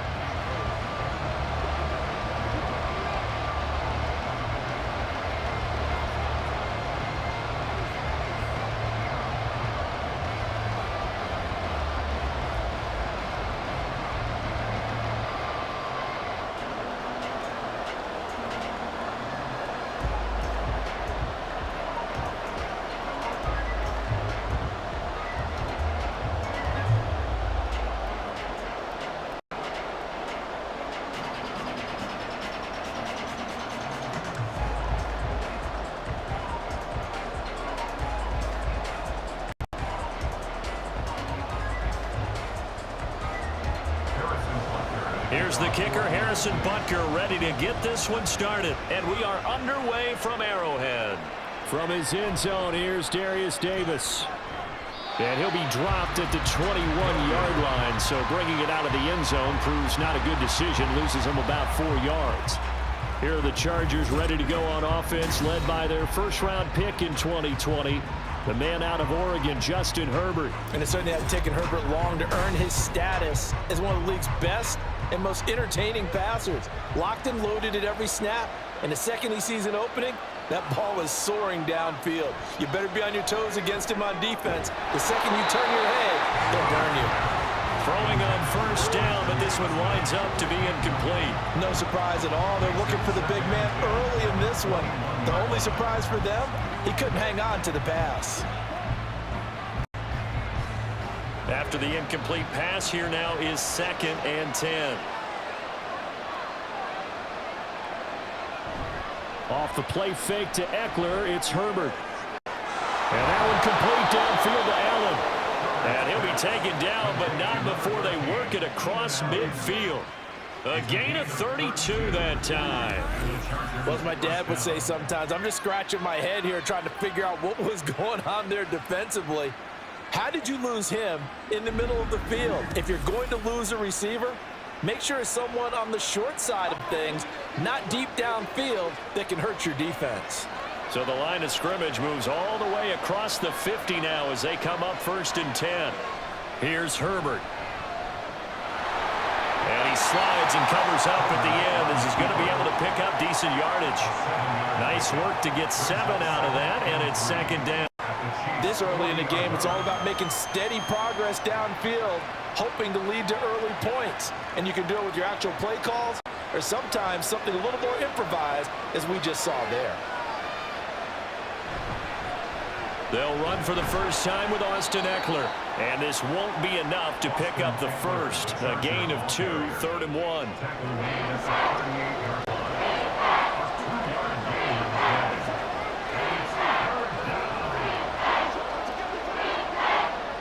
This is 3rd and 1. Very likely 4-down territory, even if they don't get it, though.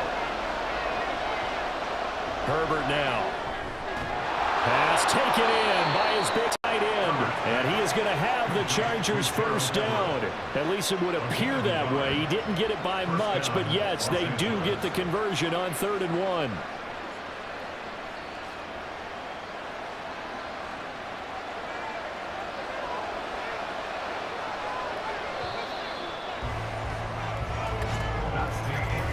No score after 1 on EA Sports. Charger football to start quarter number 2. As they've got it with a 1st and 10.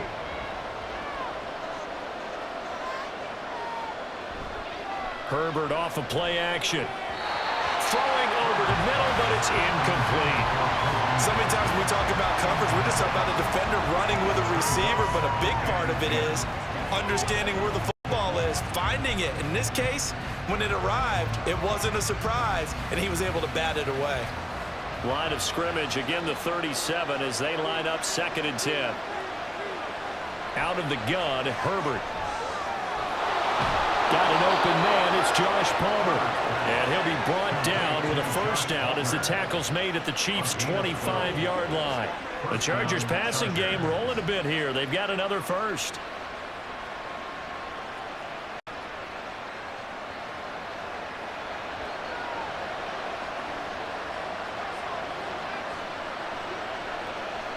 On first down, Justin Herbert.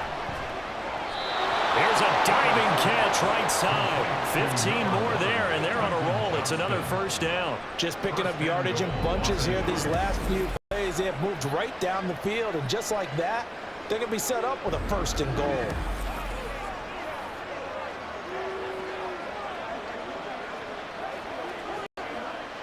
First and goal, a chance for an early statement here on the road. Herbert back to the air. They'll get this out wide to Eckler. And just shy of the goal line as he's out of bounds right at the 1. Now Nice gain of 8 that time, but it's 2nd and goal. And they're getting him involved early. You feel like they saw something on tape, or they just have a sense with him because he's had a good week of practice or something in that area that they want him involved. Just as you said, they want him to touch it either in the running game or the passing game. But they. And he is into the end zone. Touchdown, Los Angeles. Austin Eckler Taking it in from a yard out. And the Chargers post the first points of the ball game as they take the lead here in this 2nd quarter. It's not often you talk about statement drives coming right at the start of a game, but that was some statement there. That drive took them the length of the field, and as I look at the clock, ate up nearly the entire first quarter as well. Great work up front, clearing space, and an ideal finish on the touchdown run. Extra point up and good by Dicker. And that makes the score 7-0.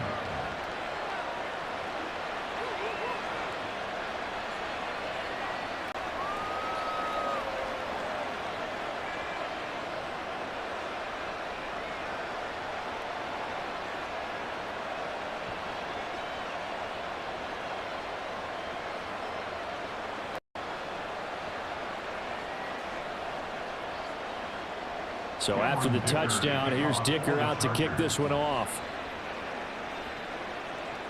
Here's Richie James on the return. And he'll get it up past the 20 to about the 22. Time to see what Patrick Mahomes can do here with his first possession. The quarterback out of Texas Tech getting set to lead this KC Chiefs offense. And his task in this situation is making sure that his team knows that there's a sense of urgency, yet somehow still stays calm. Because your natural impulse, your first possession is not until the 2nd quarter, is you got to attack right away. Throw something big at them right away. Yeah, you got to move the ball, but maybe be a little bit careful in doing so. And he'll be out of bounds at the 25-yard line. So the completion good for just 3. And that'll make it 2nd down. Well, they're unable to convert that into much, but it's never a bad idea to try to get the ball into a tight end of his caliber's hands and see what kind of disruption he can cause. Mahomes now to throw. That ball caught. It's Rice. The Chiefs now going to use the first of their timeouts as the clock will stop with just under 30 seconds to go in the first half.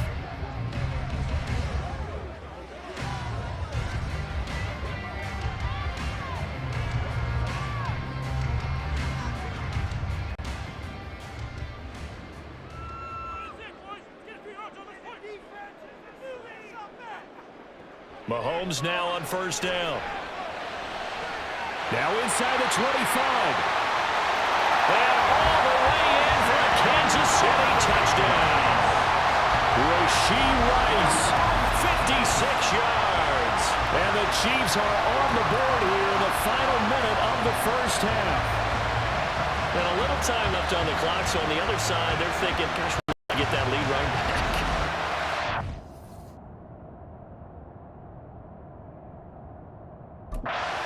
That out. Here I am going ahead and tapping out the first half. Well, there's still time.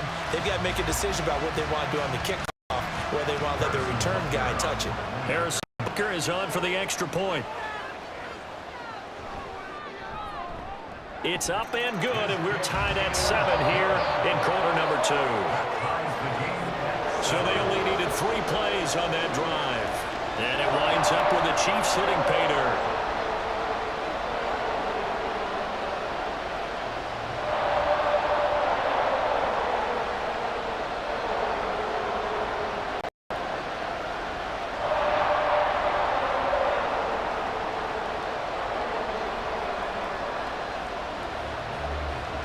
Each team's had it. Each team has scored. 7-7 here. Kicks away.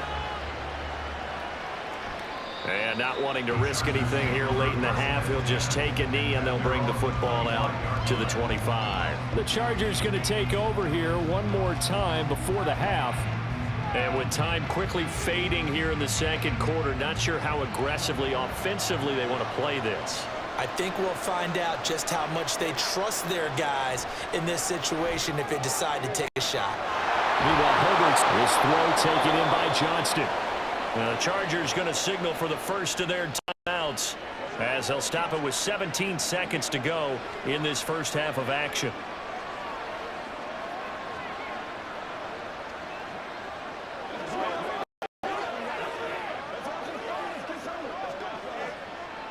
So the big play moves them all the way across midfield. It's 1st and 10 from the 45. Back to throw here, Herbert.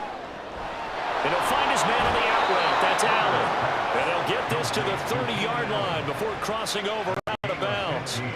15 more yards there, and quickly another first down.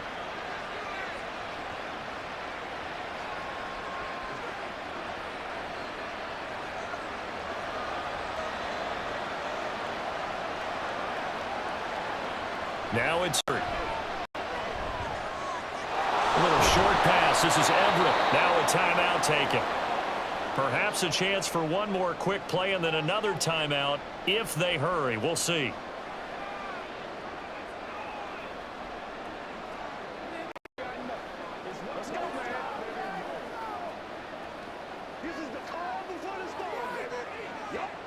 Here's 2nd and 4 from the 24. Herbert. Throwing left sideline there, but it's incomplete.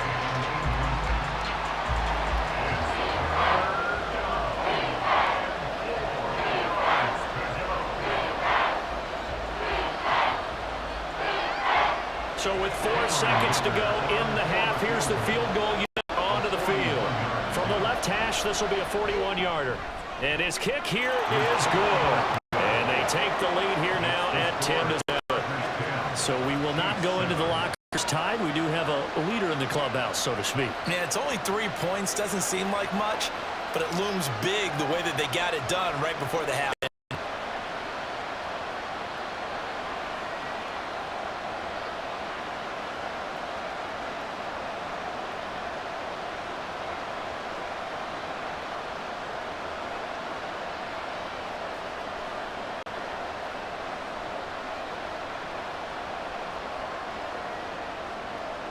So still time for the kickoff. 1 second to go in the half as this one is away.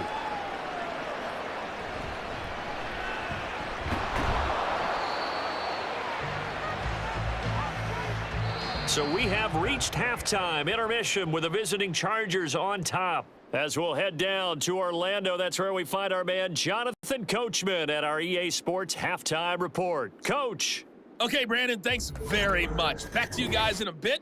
But first, we welcome everyone to our EA Sports Halftime Report. It was Austin Eckler who was the star of that first half. He had a touchdown run that helped his guys this halftime lead. All right, Coach, thanks. Yeah, both teams likely to make some changes in what's been a closely fought battle to this point.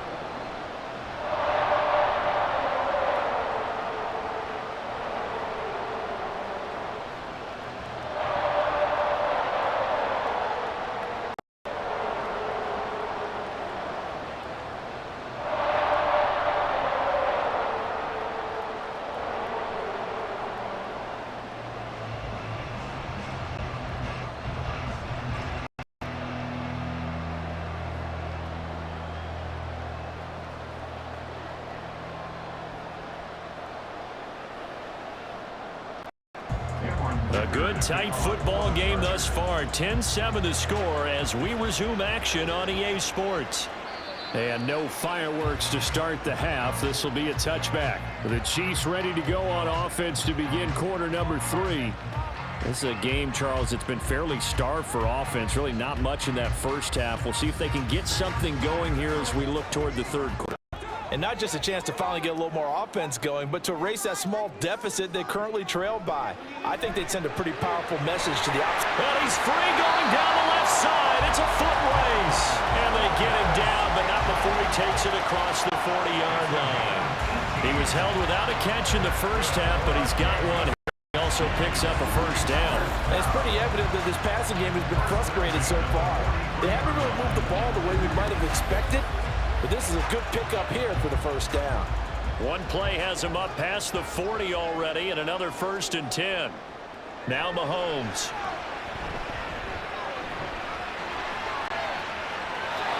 It's It's incomplete. Took a shot, couldn't connect. We're going to give out a little applause on that play. It has to go to the defense. More good work by them. They've taken away the passing lanes all game long, and you can see the frustration that it's causing because he just about threw that one into the first row. Back to the air on second down. It's Mahomes. Over the middle, complete. It's Rice. They get 6. They'll leave him with 3rd and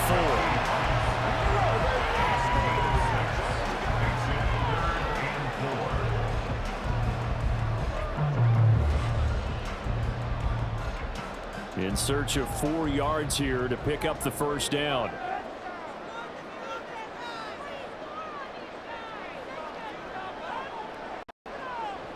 Now it's Mahomes again. Short throw hauled in by Kelsey. And he'll be taken down, but he does have first down yardage. Give him 6 yards, and they do convert on 3rd. Well, sometimes our pregame meetings do pay off, don't they? What do the guys in the locker room call? They said it with a chuckle. They called him old reliable. Yeah, that means he doesn't move quite as fast as he used to, but he still knows all the tricks, doesn't he? Even that little gentle push-off in order to get open, he finds a way to pick up a first down. And now a throw on first down there, but it's incomplete. Well, no one likes to see that drop, but I'll guarantee it's not going to stop his quarterback from going back to him anytime he has open space. A good action to this point in the 3rd quarter. Just a 3-point game. 2nd and 10.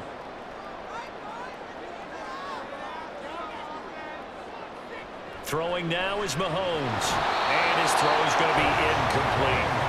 That was a classic example of trying to run with the ball without securing the catch. He was thinking about those rack yards instead of making the catch and then taking off. Now play number 7 of the drive as they're looking at a 3rd and 10. Working from the gun, Mahomes. And a throw there going to be incomplete. Well, how about the coverage we just saw him break out on 3rd down? Dime defense, blanketed the field with extra defensive backs and speed, unable to find an open hole to complete that pass. Here's the Chiefs punter now. And surprisingly, this is the first punt of the game for either team. He'll send this one into the Midwestern air, and it's a good one.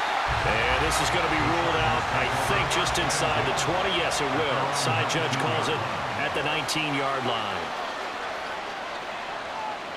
On 1st and 10, Herbert. Going deep here for Allen. And that will be incomplete. Would have been a big hitter if they had connected. Instead, it's 2nd down.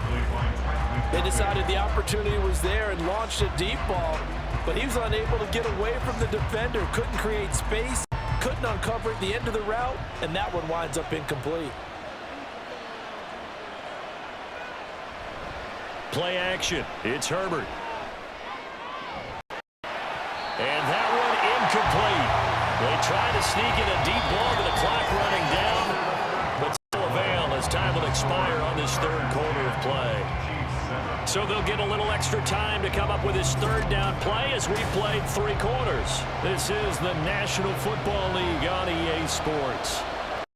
We're back. KC. It's been a very hotly contested game to this point. Just a field goal. And he can't get a throw away. He's taken down. And now we'll see a timeout used on defense as they stop it right out of the break with 1:57 to go in the ballgame.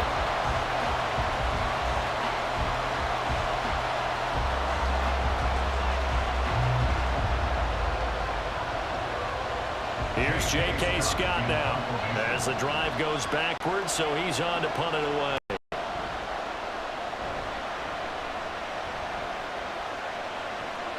James now to return. That's going to go in the books as a 55-yard punt. Well done. And it's Chiefs football. 1st and 10. Here comes Mahomes and the Chiefs. Down 10-7. A little under a minute 50 remaining. Now they need, at minimum, 3 points out of this as they come up 1st and 10. And he can't get a throw off. He's taken down. What a huge play at this point in the game. That sack by Khalil Mack. And we all know how talented this guy is who's calling the signals for him. But even the best in the game, they can struggle against a good, cohesive zone coverage. Can't find a gap in the secondary quick enough, and he ends up taking a sack. Mahomes. And that'll fall incomplete. He was hit just as he let that go. And now it's third down. Back-to-back big plays defensively. First the sack. Now they force the incompletion on 3rd and long. Things looking pretty good for them. And this is where they have to be careful because they've got the momentum going their way. They will be really amped up to get to the quarterback. Look out. Draw, screen, something that can be used against them. And now the 3rd down throw incomplete as well. That is just one last chance left, and this has to be a first down or a touchdown, or this game's over.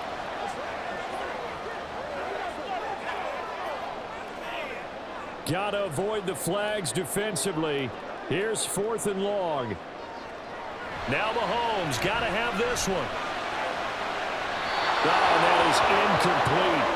They had to go for it with such little time remaining, and the Chargers will get the football back in excellent field position. So now let's reset here, Charles. They do have 2 timeouts left, so they can stop the clock twice. This one's not quite over yet. No, and what you're doing on defense, you're going to use both timeouts, obviously. But you've got to call defenses are going to force the issue early, meaning you want that play over fast. You don't want to give them time to dance around in the backfield or run a wide sweep that'll take off time. Blitz them, put pressure on them, make sure that play ends quickly so that you can go ahead and keep moving.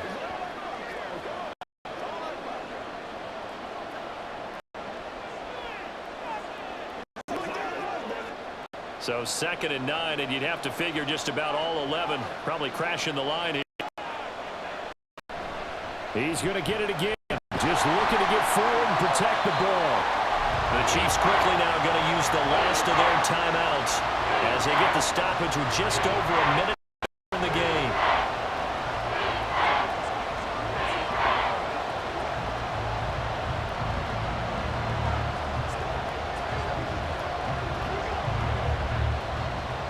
They need to get this to the 24 on 3rd down.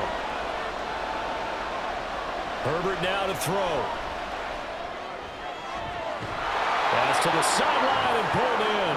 And he is out of bounds, but first he gets it inside the 10 to the 7. A big pickup there, and without question, that should be more than enough to wrap this one up. And this defense, they needed that one more stop to have any chance, but that completion, that's likely going to seal their fate. And you could hear it in your voice, that one more stop. I feel their pain. Oh, it was so important. They just didn't get it done. Wow, what a way to finish this one off. Victory formation time for the Chargers. They take a knee.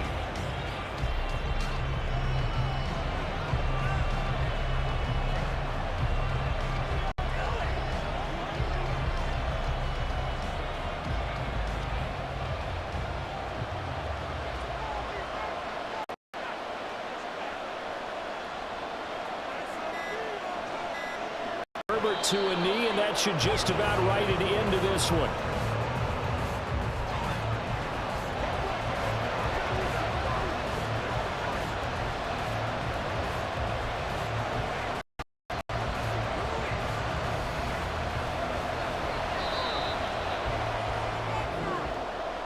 Well, this is one of those games where if you win it, it feels extra special, but to lose a close one like this, Charles, remember where they didn't score any points in the second half, that has to sting a bit more.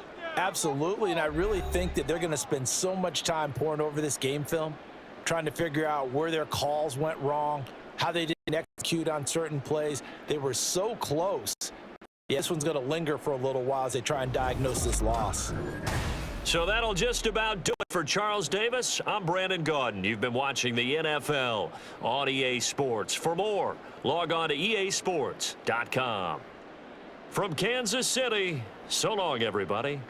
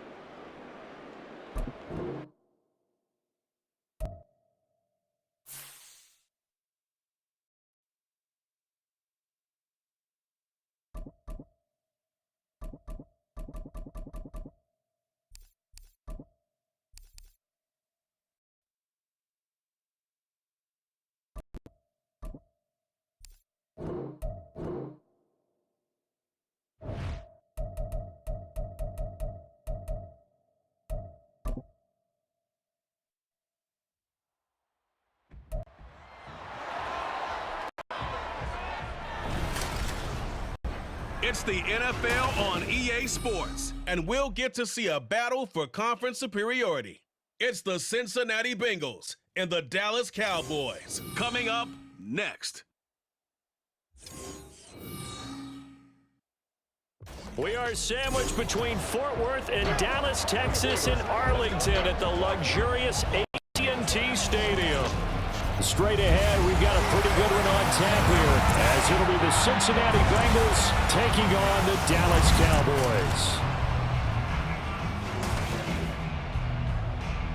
Cowboys. With Charles Davis, as always, I'm Brandon Gaudin. Charles, you talk about storylines in this one. I think it begins and ends with our two quarterbacks, certainly two of the best in the business. And nowadays, I don't think you can get by for long periods of time without a top-flight quarterback. The way the game is played, with all the responsibility he has and how the game flows through him, if he's not on the top of his game, your team's not going to benefit at all.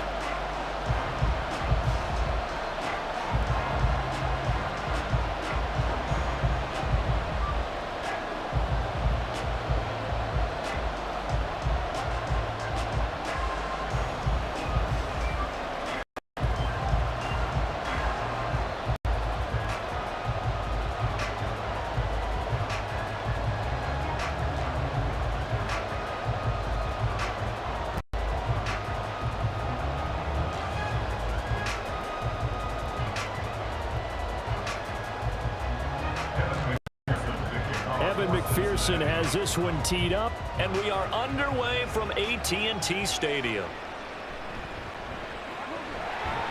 And out a little across the 25 to the 27. Time for Dak Prescott and the Dallas offense to go to work. Prescott, of course, the former fourth-round pick in 2016 out of Mississippi State. And how about the toughness of Dak Prescott? We see it all the time on the field.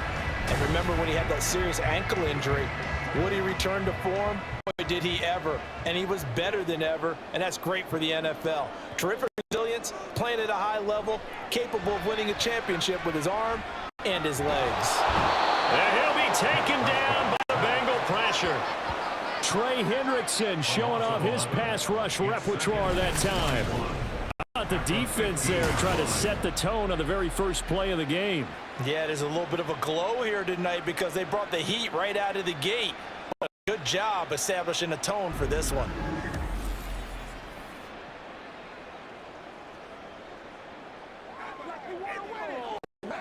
The start less than ideal as they already face a second and long. Here's Scott. It's hauled in by Brandon Cooks. Completion results are 9 yards. And that's going to lead to 3rd and 12.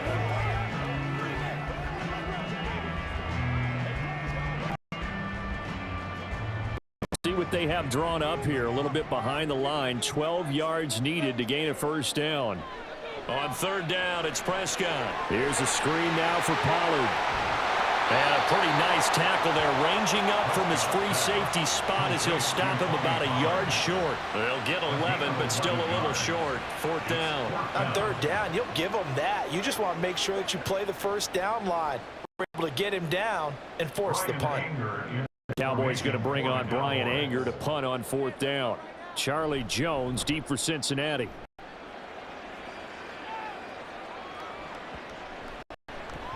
And that one hits a little too close to the goal line, and it continues into the end zone for a touchback.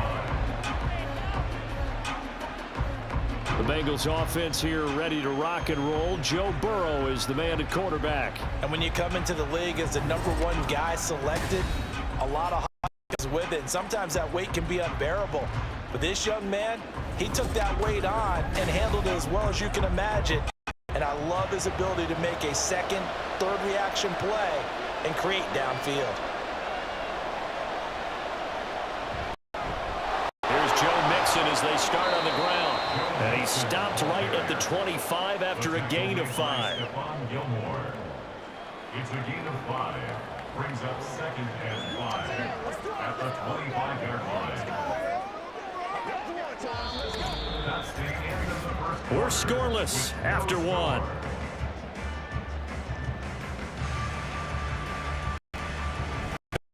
second quarter, and it's the Bengals in control of the football. They are looking at a 2nd and 5 situation. Now Burrow. This goes out wide for Mixon. And he's able to take this one up to the 35-yard line. 9 yards to pick up there, and it's a first down. Well, that was a pretty favorable situation there. What would you call that? 2nd and manageable? Smart play, too. Didn't force it downfield when he didn't have it.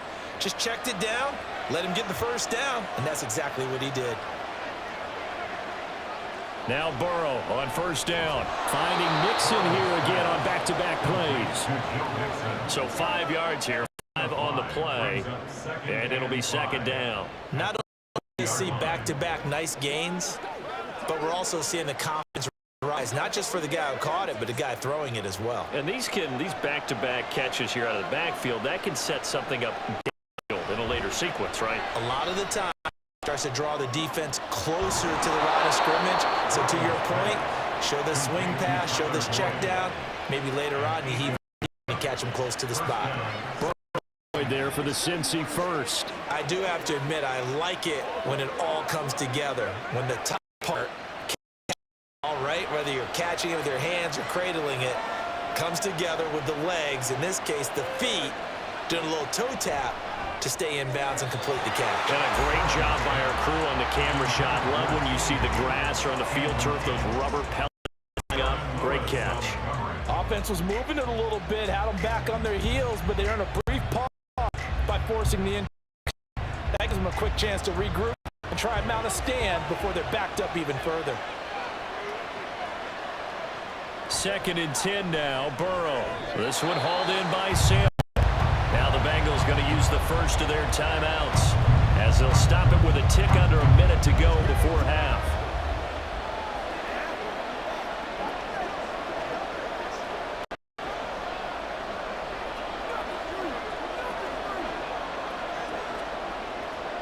Seventh play of the drive upcoming here on 3rd and 6.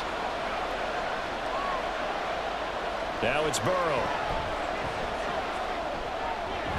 Out to the left. He's got Sample there. And he is going to have a Bengals first down as they're able to get the 3rd down conversion. Many different ways to create space, but on that play, he did it with that big, wide body of his. Didn't get a whole lot of yardage on the play, but it did what it was supposed to. Pick up a first down. First down now, but the clock continues to move. Burrow looking to pass. That's complete to the tight end Sample. And he works it past the 30, almost to the 25. The Bengals going to use the 2nd of their timeouts as they'll stop the clock. 26 seconds to go until halftime.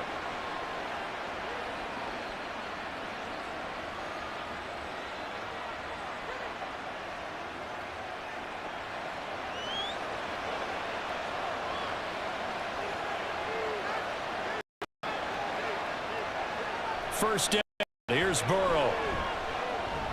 He'll drop this one down to Mixon. They get him to the ground right on the cusp of the red zone after a pickup of 5 or 6. Brings up 2nd and 4 at the Cowboys' 20-yard line. Now a timeout signaled for, and they'll get it with 10 seconds to go before halftime.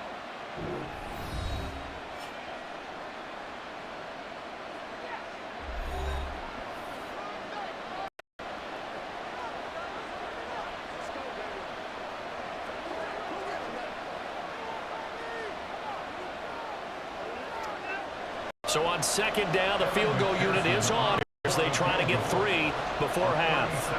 This will be a 37-yard attempt. McPherson's kick is good. And we have action on the scoreboard just before halftime. It's 3-0. So the opening drive stalls out, but the field goal does get them the first points of the night. And 3 points, not to be underestimated. How about this, right? You're on the road. You're under the lights. National television audience. This is not a dress rehearsal, partner. This is for real. And a pretty nice opening statement.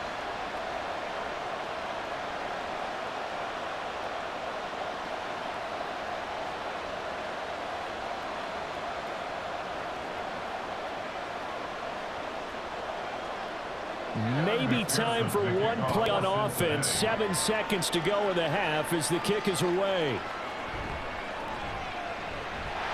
And they get past the 25 and to the 28-yard line. First and 10 at their own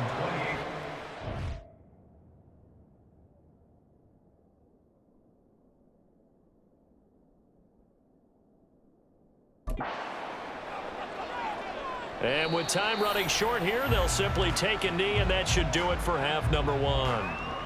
So we've hit halftime here in what obviously is a very fast-moving first half of play. As we send you on over to Orlando for Jonathan Coachman in our EA Sports Halftime Report. Take it away, Coach. All right, Brandon, thanks very much. Welcome, everyone, to our brand-new studios here in downtown Orlando in the EA Sports Halftime Report. This one's been all about the defense. Just a lone field goal in that first half.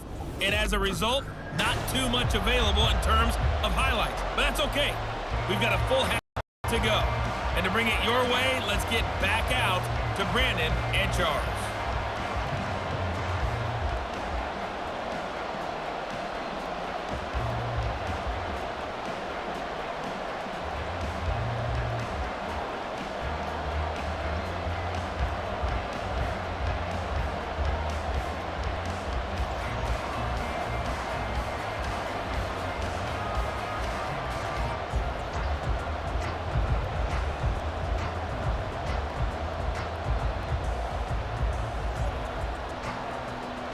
Just one field goal in a tightly played first half as we resume action here in quarter number 3. From a couple yards deep, he'll bring it out of the end zone. A dangerous return man showing it here. And they're going to be set up beautifully. A heck of a return down inside the 40-yard line. Well, this has been a close game throughout, but that return can help them gain the separation that they've been seeking throughout the game. Cincinnati coming back onto the field here for their second drive.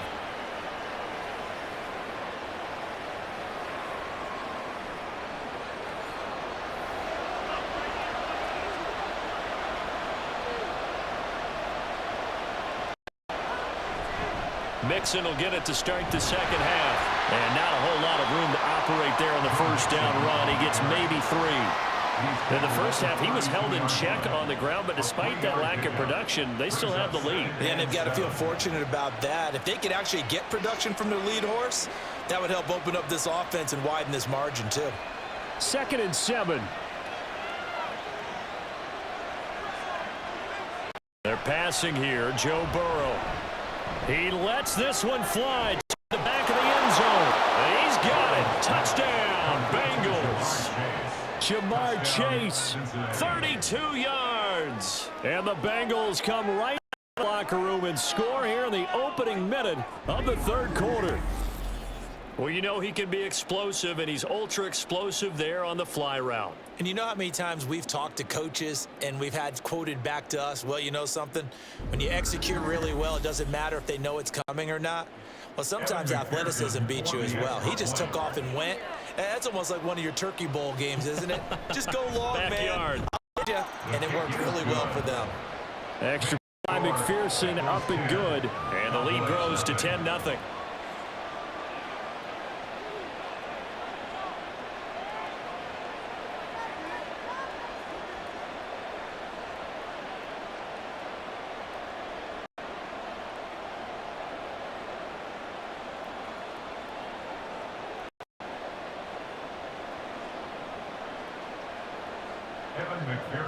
After the touchdown, McPherson on to kick this one away. Kevontae Turpin now from his end zone. And he's able to get this across the 20, but not by much as he's marked down officially at the 21. The Cowboys offense now, they head out for their first possession of the second half. And their deficit wider than it was at halftime. Does that touchdown a minute ago change the thinking here at all? I think it does, at least a little bit, because now urgency has to start setting in. You can't go out there and go 3 and out and run the risk of falling behind substantially, but you have to do it without pressing, because pressing, that leads you into bigger errors. So the completion results there in 9 yards, and they'll have a 2nd and 1 forthcoming.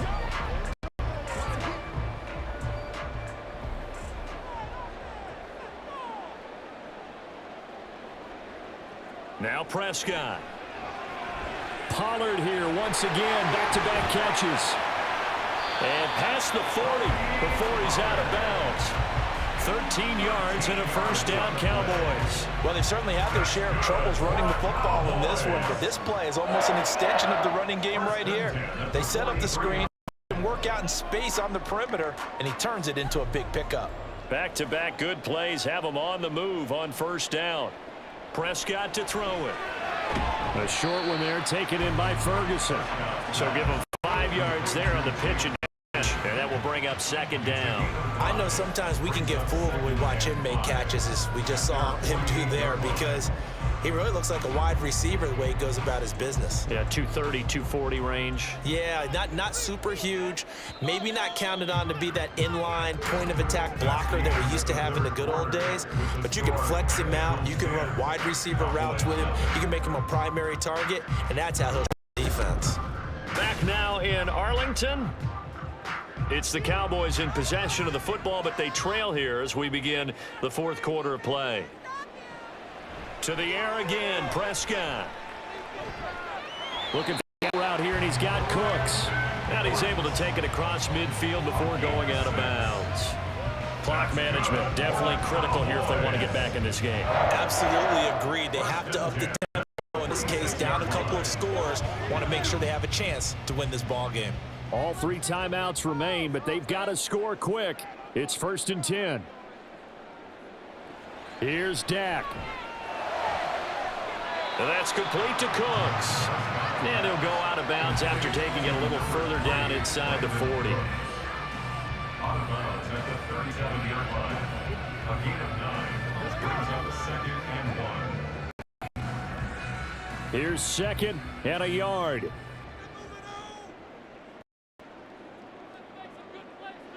Now Dak. Swinging this out for Pollard. And Pollard going to pick up a Cowboys first down as the tackle made down at the 33. But they certainly had success throughout this contest, getting him the ball in the passing game, and there he picked up another first down. Whatever they saw going into this one, they've been able to capitalize on it, and no adjustment has been made to take it away. Prescott. And Cooks has it over the middle. Now he's tackled a yard short of the marker. Good gain of 9 on first down.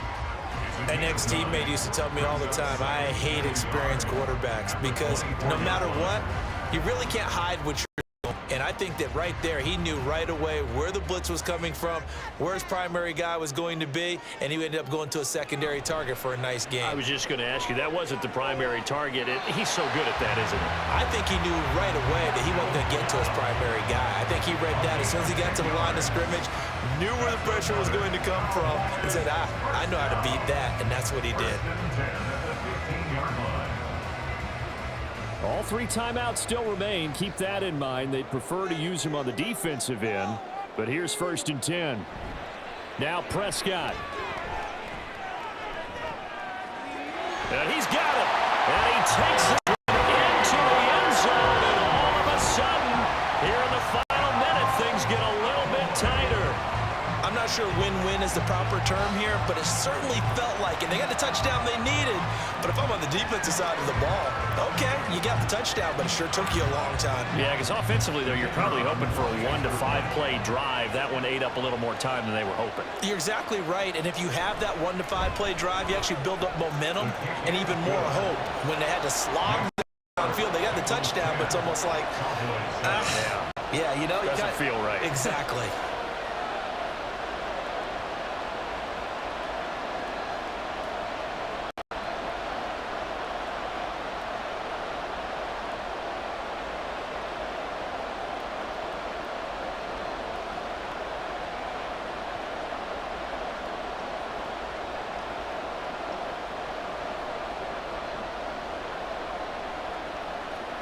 So there is still time, a little over 50 seconds to go, but this becomes a critical onside kick. And this is going to be recovered by the Bengals hands team. And they're going to hang on and win this game. Well, fourth quarter, they felt like they needed the football back. Unfortunately, they couldn't get it. And I know we analytics into the game, and someone has said here that the data says that when a team's expecting an onside kick, 80% of the time, the team expecting it, they do actually recover the ball, which is what we saw here. I just wonder if that number is much more of a anecdotal type of a number. Not like when the coaches tell us, well, when you score on special teams, 93% of the time you win the game. I'm still waiting to see that number is empirical. Now the Cowboys going to burn the first of their timeouts as the clock's going to stop with 47 seconds to go in the fourth. Here we go. That's right.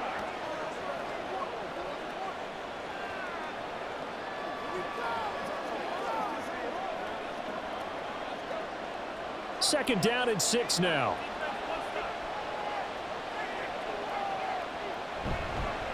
They'll stay on the ground, mixing again. And he will have a first down, and it's celebration time on that sideline, and they've earned it.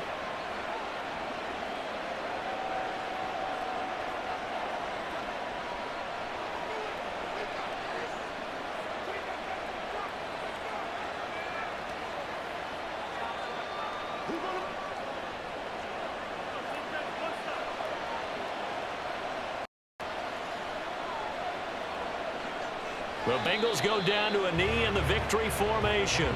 The Cowboys signal for their third and final timeout as they stop it here with just under 40 seconds to go in the game.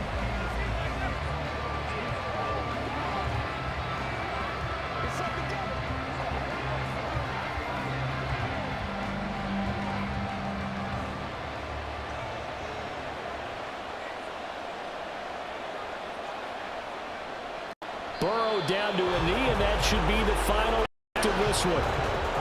I don't know about you, partner, but watching them take the knee there and finish this one off, I feel like I'm going to be sore tomorrow. This was one bruising affair. Low scoring, but my kind of football. Not a work of art, but maybe in your world, a little bit of a work of art. You like the defensive side. I thought it was pretty. I can't help myself. I thought it was pretty. And it ends in a kneel down as the clock rolls down to zeros. Well, obviously, Charles, this was by no means an offensive track meet. I mean, the defenses were the story in this ball game, but got enough points to get the job done, and at the end of the day, that's all that matters. You're absolutely right about that, partner. In such a low-scoring game, it completely changes everything you had planned to do out there. Fortunately for them, they got just enough scoring to bring home the win, and in this type of a game, to play their defense, that became one of their biggest keys. That'll do it for us. For Charles Davis and all our hardworking crew, I'm Brandon Gaudin. You've been watching the NFL on EA Sports. For more, find us on Twitter at EA Madden NFL. With that, we say good night from AT&T Stadium.